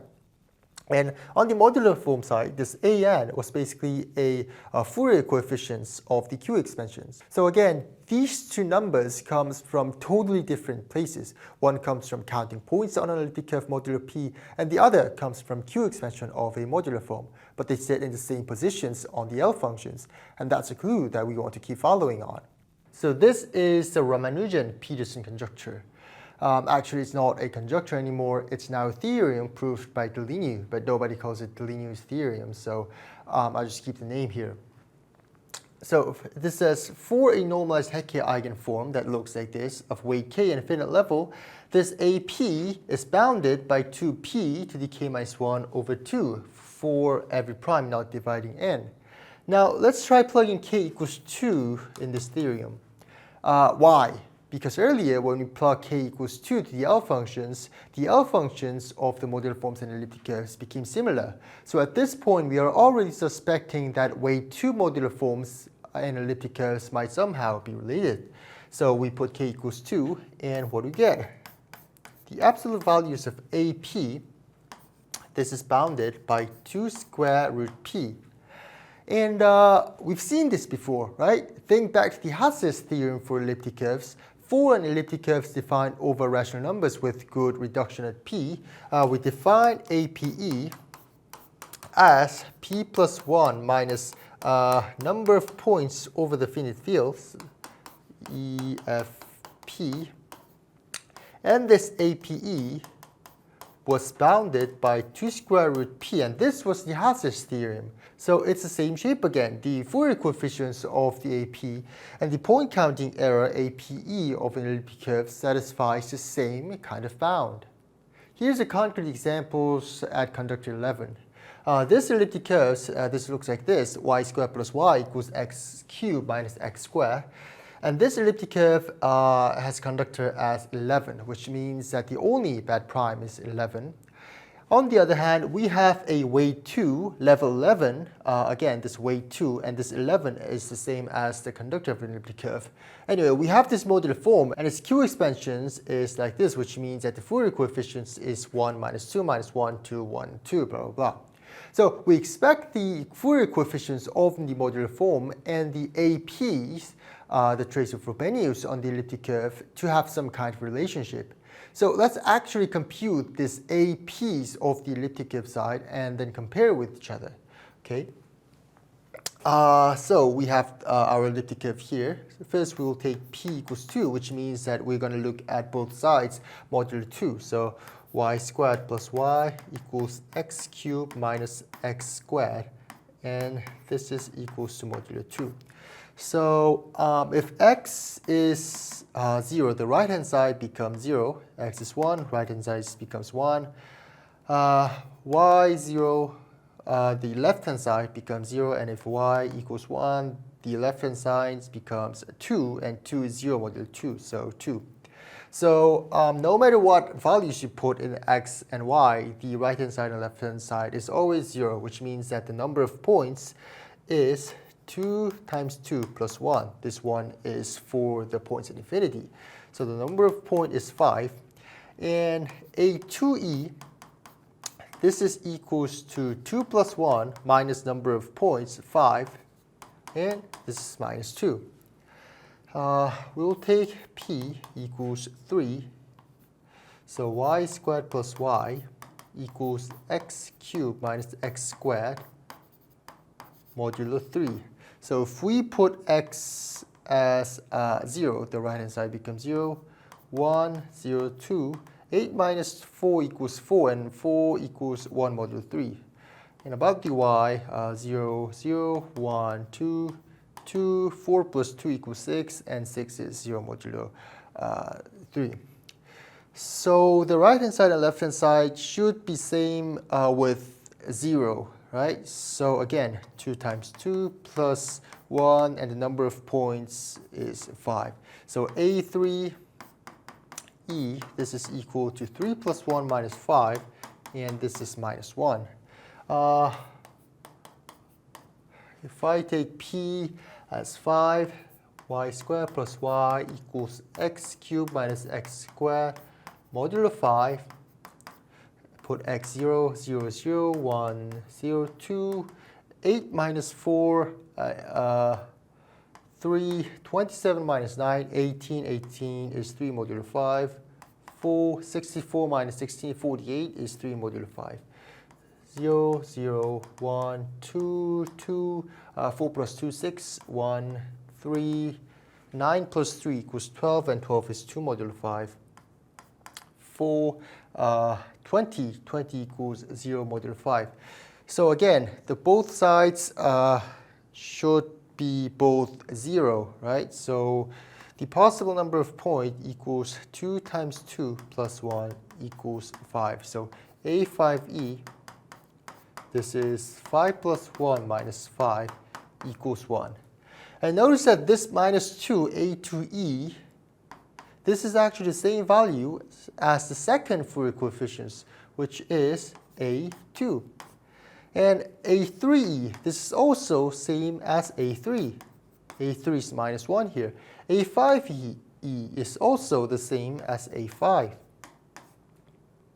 And if you try this out for more primes, 7, 11, 13, and so on, this always holds. I mean, this is pretty wild, right? So this is the point where our suspicion starts turning to something much more closer to conviction. So far, we have looked at clues suggesting that elliptic curves and modular forms are connected. First, the trace of Frobenius APE on the elliptic curve side, and the p Fourier coefficients from the modular form side. These numbers comes from completely different constructions, right? But they keep appearing in the same row. And the second, matching L functions. This is basically the same as matching of the A's, but the L functions also seem to be related. And third, the conductor of an elliptic curve and the level of the modular form seems to have some kind of relationship. And there's one more thing. The modular form connected to the elliptic curve seems to have weight 2. So k equals 2. We saw this in the shape of L function. We saw it in the Ramanujan Petersson bound. It became exactly the same as Hasse bound. And we just saw it again on the conductor 11 example. So the clues are pointing towards something like this. An elliptic curve defined over Q should correspond to a weight 2 modular form with level equal to the conductor of E and with AP equals to APE for the primes where everything behaves well. So this is exactly where the clues are pointing to. This is the modularity theorem, probably the most important theorem in the video. Every elliptic curve defined over Q with conductor NE is modular. So what do we mean by elliptic curve being modular? This means that there exists a normalized weight 2 Newform with level the same as elliptic curve's conductor, such that the L function of an elliptic curve is equal to the L functions of the modular form. So all the clues we saw become one theorem. The APEs from point countings matches the Fourier coefficients on the modular form side. The conductor NE becomes the level of the modular form, and the relevant modular forms has weight 2. And the two L functions are actually exactly the same. Historically, Wiles proved this in 1994 for semistable elliptic curves, and that was enough for Fermat Last Theorem. The full theorem for all of the elliptic curves over Q was proved by these four brilliant mathematicians in 2001. The proof of the theorem is known to be astronomically difficult. It's on a completely different level from what we're doing in this lecture, and to be honest, I do not really know the proof either. So we are not going to prove the modularity theorem here. We will accept this as a theorem and we will use this. Now the elliptic curves and modular forms were connected through L functions, but now we are going to change the object we compare. Instead of comparing L functions, we're going to compare Galois representations. Remember, back in the modular form parts, we said that modular forms can also produce Galois representations. So recall one of the constructions method. This theorem is about modular forms of weight 2. So let F be a normalized Newform of weight 2 and level n and trivial character. Don't get too obsessed with this trivial character, we're not going to go through. Let Kf be the number field generated by its Fourier coefficients. This Kf is basically a field you obtain by adjoining the Fourier coefficients A1 of F to the rational number field. And for each prime ideals lying over a rational prime L, this lying over means that the intersection of lambda and z is the multiples of L. Then there exists a continuous irreducible Galois representations that looks like this. And this representation is unramified at Q, and these equations hold. If this looks technical, which really is, I try to remember one thing. So roughly, this says that from a weight 2 modular form, we can extract a L-adic Galois representation, and the Frobenius trace of that Galois representation is the same as AQ, the Fourier coefficients of the modular form. If it's hard, don't get too obsessed with this. It won't hurt the main flow. Just remember that from a weight 2 modular form, we can extract a Galois representation that satisfies this condition. So the modularity theorem can be also stated using Galois representation. On one side, we have the elliptic curve defined over Q, and using the Tate module, we can extract an L-adic Galois representation. And on the other side, we have a modular form, and using this Equilibrium theorem we just saw, we also get an L-adic Galois representation here, and it meets together. So this is the algebraic way to say modularity theorem. So the modularity theorem says that for every elliptic curve E, there exists a modular form F such that their associated L-adic Galois representation, we make this using the Equilibrium theorem, the Galois representation is isomorphic to that of the elliptic curve. So actually there are three ways to approach the modularity theorem. The first one is about L functions. So for every elliptic curve defined over Q, there exists a new form f such that the L functions of the two are the same. And the second one is about Galois representations. For every elliptic curve defined over Q, there exists a new form f such that their associated Galois representation is isomorphic to the Galois representation made by elliptic curve. And the third one is about modular curves. For every elliptic curve defined over Q, there exists a non-constant surjective rational map defined over Q that looks like this.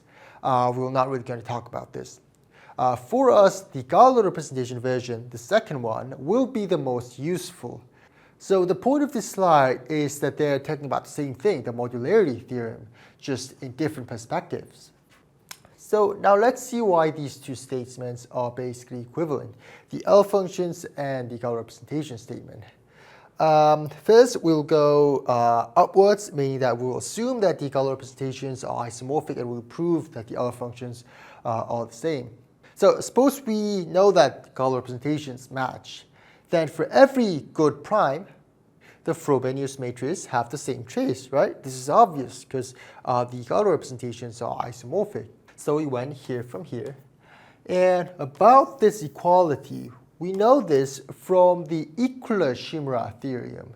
And about this equality, we know this from the characteristic polynomial of Frobenius, remember? And this equality is from the Euclid-Shimura theorem.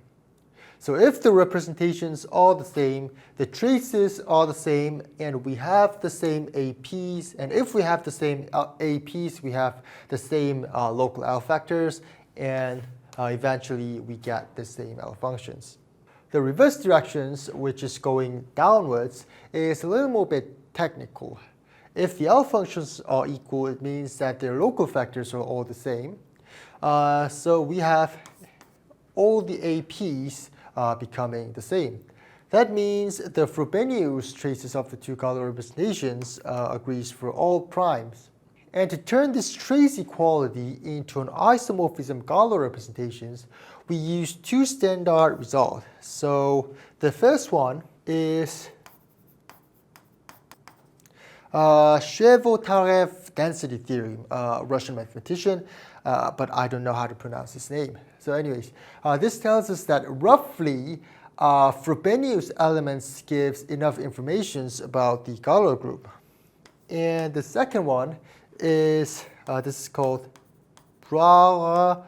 Nesbit theorem, which says that a semi-stable representation is determined by its trace. We haven't learned about semi-stable representation, so we're not going to go deeper than this. Anyway, so these two theorems implies that the equality of these trace gives the isomorphism of these Galois representations.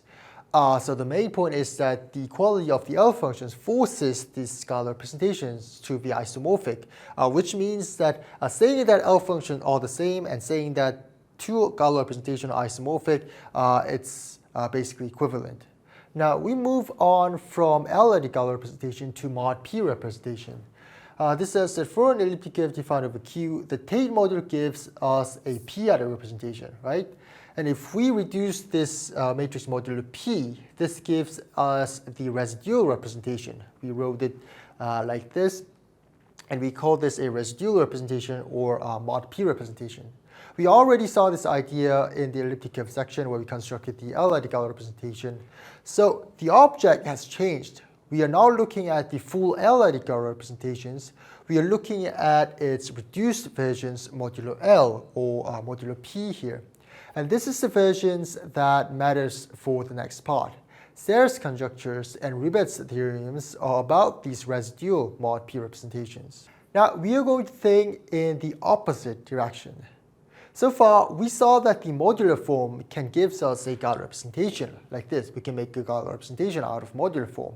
The Euclid-Shimura theorem we just saw was one example of that. Serre, however, he asked the reverse question. Suppose we start from a Galois representation, more precisely a mod P residual Galois representation. Can this representation come from a modular form? So Serre took that question seriously and he made it into Conductor. It's actually now a theorem by these two mathematicians. So let this residual Galois representation be a continuous or irreducible representation.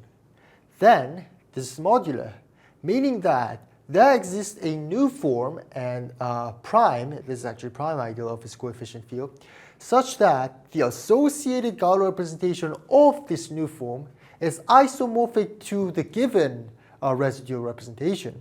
So historically, Serre formulated this in the 1980s, especially in his 1987 paper, and at the time as a conjecture. And much later, these two mathematicians proved it, and the proof was published around, I think it was 2009.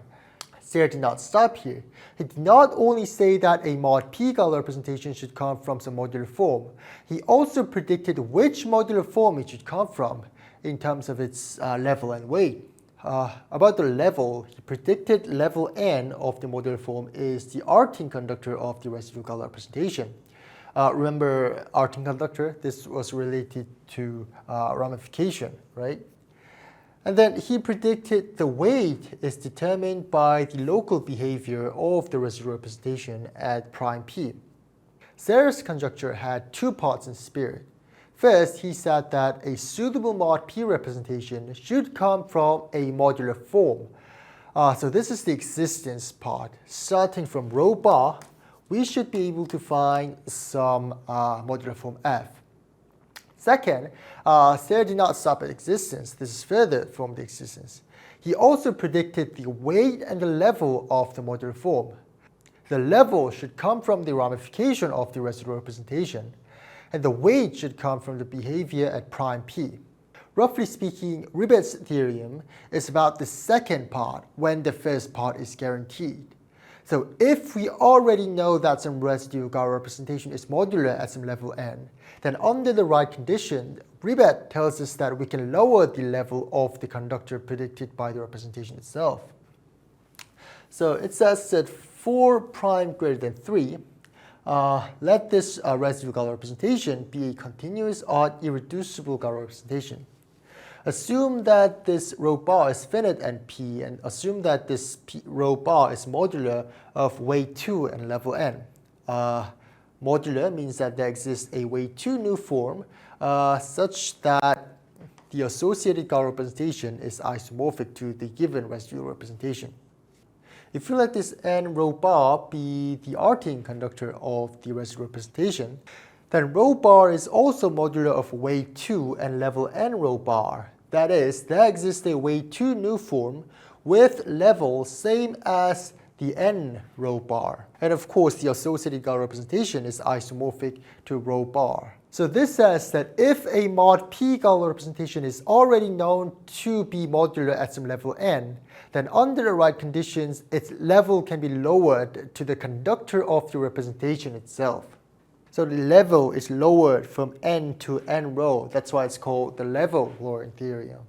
So now we finally start the engine for the proof of Fermat's Last Theorem.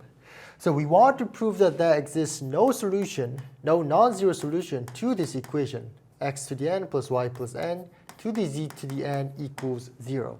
And to show that this equation has no solutions, we only need to consider the case where the exponent n is prime.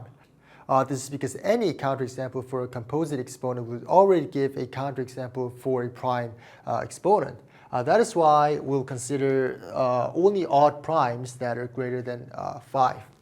So we'll assume a non-trivial primitive solution, ABC, to the Fermat equation. So a to the p plus b to the p plus c to the p equals 0, and ABC, they're all primitive. And if you look at this closely, you know that ABC cannot be all odd numbers, because if they were all odd numbers, the left-hand side would be odd, which leads to a contradiction. So one of them should be even, and exactly one of them should be even because ABC are primitive. So without loss of generality, we name that even number b. So a to the p plus c to the p equals minus b to the p. And b to the p, this is divisible by 4, right? Because p is greater than 4. And for odd numbers, a to the p, this is equals to a modulo 4 c to the p equals c modulo 4.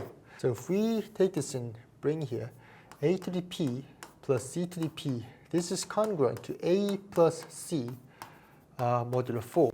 And we know that this is 0 modulo 4. So one of a and c is 1 modulo 4, and the other is minus 1 modulo 4. And without loss of generality, we let a equals minus 1 modulo 4. So we write here a to the p equals minus 1 modulo 4. Now, from this hypothetical Fermat solution, we attach a Frey curve. This is a Frey curve.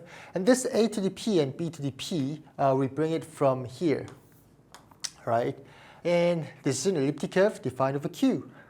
The equation we just wrote, y squared equals x, x minus p to the a, x minus b to the p, is a standard Frey curve equation.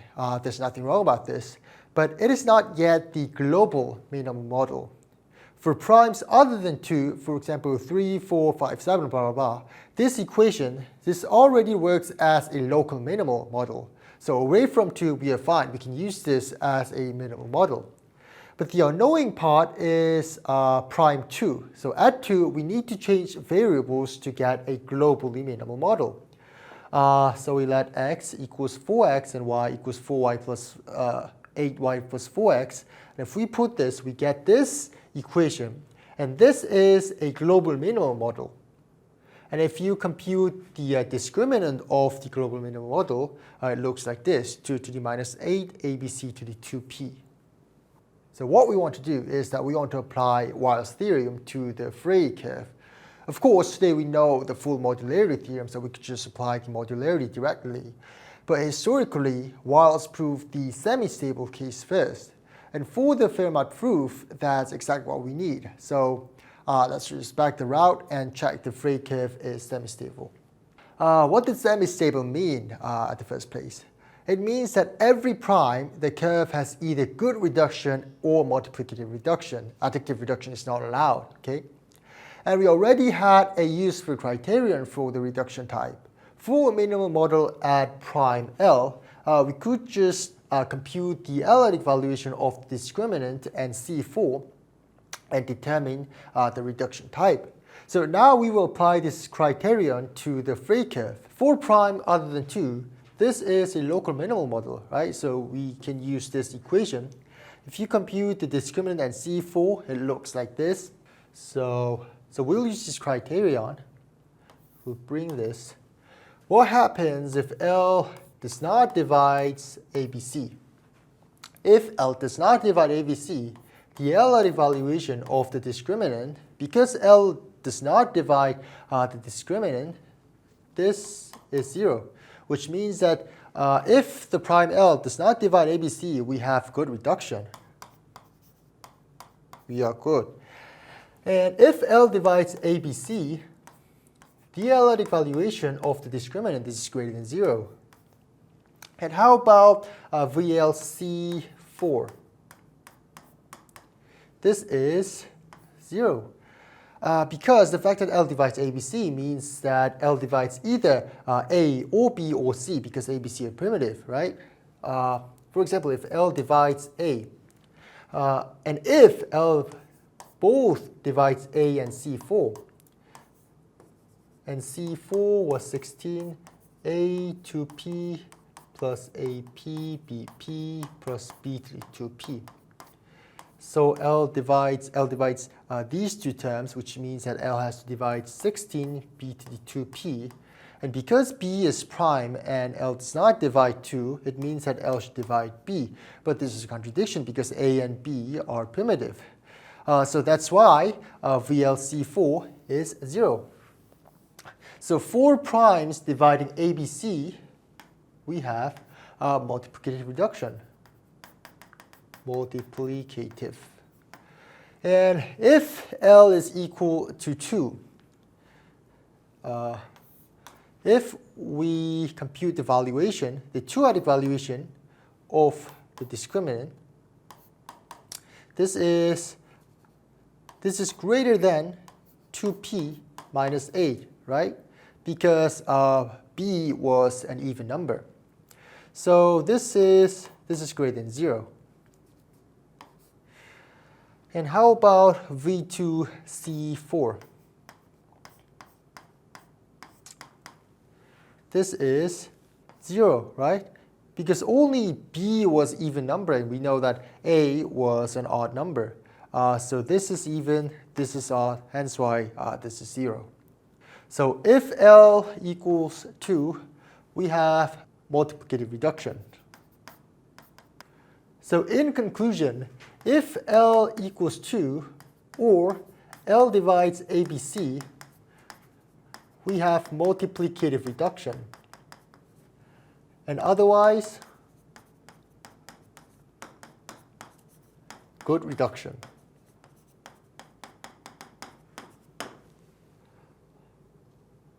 So Frey curve is semistable. Now what we want to do is extract a Galois representation from a Frey curve.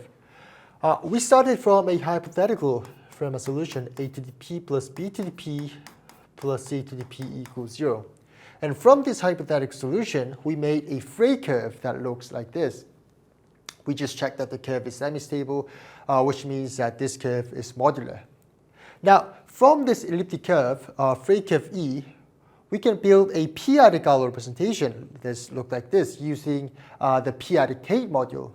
And by reducing modulo p, we get a residual mod p Galois representation.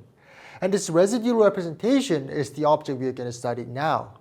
Remember where we started. We assumed that a non-trivial Fermat solution exists. To prove Fermat Last Theorem, we need to get a contradiction from these assumptions. So the plan is, take this mod p representation coming out from Frey curve, analyze its properties, and show that these properties force something impossible. So the next thing we're going to do, we will going to analyze this property of the residual Frey representation. We can ask, is it irreducible? What is its conductor? For this slide, we will treat part of the argument as a black box. The whole point of the slide is to show that the Frey representation is irreducible. And we will use this property that saying the residual p representation is reducible is equivalent to saying that there exists a q-rational cyclic p isogeny on the elliptic curve. So what is an isogeny? Isogeny is basically it's like a rational functions defined between elliptic curves, but we're not going to go deeper. So you can just take this given. And basically, Mazur's isogeny theorem says that this can happen in only finitely many primes, and these are the list of those primes. So what mathematicians did, they analyzed for all of these primes, and they found out that these are impossible, which means that we could exclude all of these primes. So this residual Frey representation is irreducible for all primes greater or equal to 5. Now we want to compute the conductor of this residual Frey representation. And we introduced here a very useful tool called the Neron-Shevrovich criterion. It connects the geometry of the elliptic curve to ramifications of the Galois representation. So let E defined over Q be an elliptic curve. And for a prime other than L, the p-adic Galois representation is unramified at L if and only if E has good reduction at L. So this means that we can determine the ramification of the representations using the reduction type of the associated elliptic curves. So this is very, very useful. We know that good reduction at L means that L does not divide the discriminant of E. And since the discriminant of E looks like this, the only possible bad primes are the ones that divides this, the ones that divides 2ABC. But there's one thing to be careful about. This criterion is about the p-adic Galois representation. And what we are focusing on is the residual mod p representation. Those two are different, right? Still, this is very useful because if the p-adic representation is unramified at L, then the mod p representation is also unramified at L. So other than p dividing 2abc, we are good. We know that both p-adic and the mod p are unramified. So we need to check the prime dividing 2abc. Now we check the conductors prime by prime. We only need to check primes dividing 2abc, And unfortunately, we will leave most of them as black box because this is very difficult and technical. So the first case where we look at primes dividing ABC and we'll exclude 2 and P. So the Frey curve, this has multiplicative reduction at such L, but if you do the hard part, the hard analysis shows that the residual representation, however, this is actually unramified at L. So the n value, this is 0.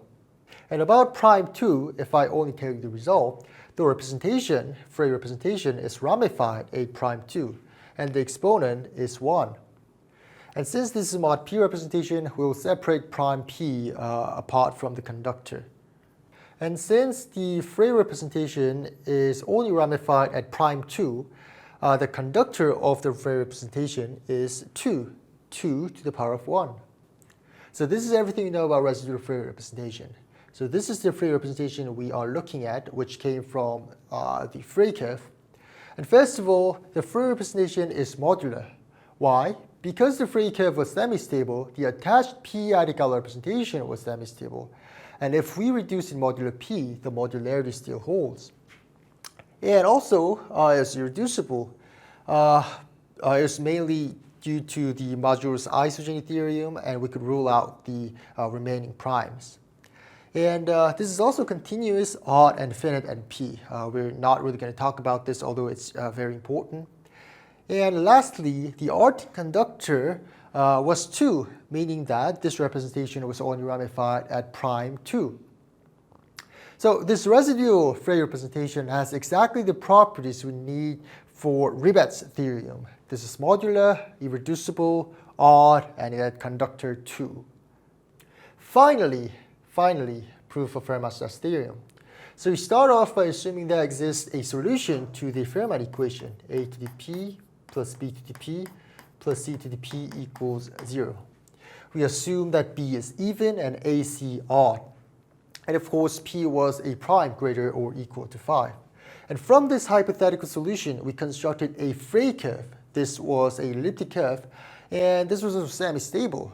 We actually checked this by computing the L-adic valuations of the discriminant at C4, and we applied this semi-stability criterion. So this Frey curve is semi-stable, hence we could use the Wiles theorem. And also, we could attach a Galois representation to this Frey curve by using a Tate module, and this was a p-adic Galois representation. And on the other hand, because this curve was semi-stable, we can use this Wiles theorem, which tells us the existence of this Newform f. This Newform f has weight 2 and level same as the conductor of the Frey curve. And this associated Galois representation was isomorphic to the Galois representation that was from the Frey curve. And the connection between these associated Galois representation and this Newform was given through the equivalent chimera theorem. So we have these isomorphic p-adic Galois representations. And once we have this p-adic Galois representation, we can reduce it modulo p, and we get a residual mod p representation. And it was attached to the p torsion points, p torsion group of the Frey curve. We call this a Frey representation, which is modular. It was because Frey curve was semi-stable, and it was because of Wiles' theorem. And while obviously we did not talk about this, but it was odd, continuous, at finite at p. And it was irreducible. It was mostly due to Modular's isogeny theorem. And lastly, the conductor of this representation was 2, meaning that only prime 2, the representation was ramified. So this representation, Frey representation, satisfies every condition for us to apply the Ribet's theorem. Ribet's level-lowering theorem says the representation stays the same modulo p, but the modular form can be moved down to a smaller level, and that smaller level is the conductor of the residual representation. And in our case, since the conductor of the Frey representation is 2, Ribet lowers the level all the way down to 2. Therefore, there must exist a Newform G with weight 2 and level 2 such that the associated Galois representation is isomorphic to the Frey representation. So we know that G comes from this space S2 gamma 0 2 cusp form with weight and level both 2. But remember, earlier we learned how to compute the dimension of this kind of space. So this was a formula. So this formula tells us the dimension of the space S2 gamma 0 n. So let's put n equals 2 and see what happens. About mu, mu becomes 2, p divides 2, 1 plus 1 over p. And since p is prime, p can only be 2. So nu becomes 2, 1 plus 1 over 2, which is 3. About nu 2, again, p could only be 2. So this is 1 plus minus 4, 2. This is the Legendre symbol. This is a notation from number theory. You can just school that up. If you compute this, this becomes 0. So 1 plus 0, this is 1. How about nu 3? 1 plus minus 3, 2. This becomes minus 1. So nu 3, if you add these two, this becomes 0. And how about nu infinity? D divides 2, and then you add phi, GCD, D, and 2 over D. D can be 1 or 2, and the GCD of D and 2 over D is 1. So this is equal to 2 phi 1, and phi 1 is 1, so this becomes 2. And we put all these values into this formula. So the dimension of S2 gamma 0 2, this is equals to 1 plus 3 over 12 minus 1 over 4 minus 0 over 3 minus 2 over 2. And what do we get? This is 0. The dimension is 0. There's no room here. No cusp form, no Newform, nothing. But Ribet's theorem said that such Newform exists. So we have reached a contradiction. And now the entire chain collapses backwards. If the Newform does not exist, then the residual representation could have not existed in this way. And if that representation could have not existed, then the free curve could not have existed in the first place. And therefore, the Fermat solution at the very beginning was impossible. So after all this machinery, after elliptic curves, after modular forms, after Galois representations, after Wiles and Ribet, we finally arrived at the conclusion. There are no positive integral solution to the equation a to the n plus b to the n equals c to the n. Fermat's Last Theorem is proved.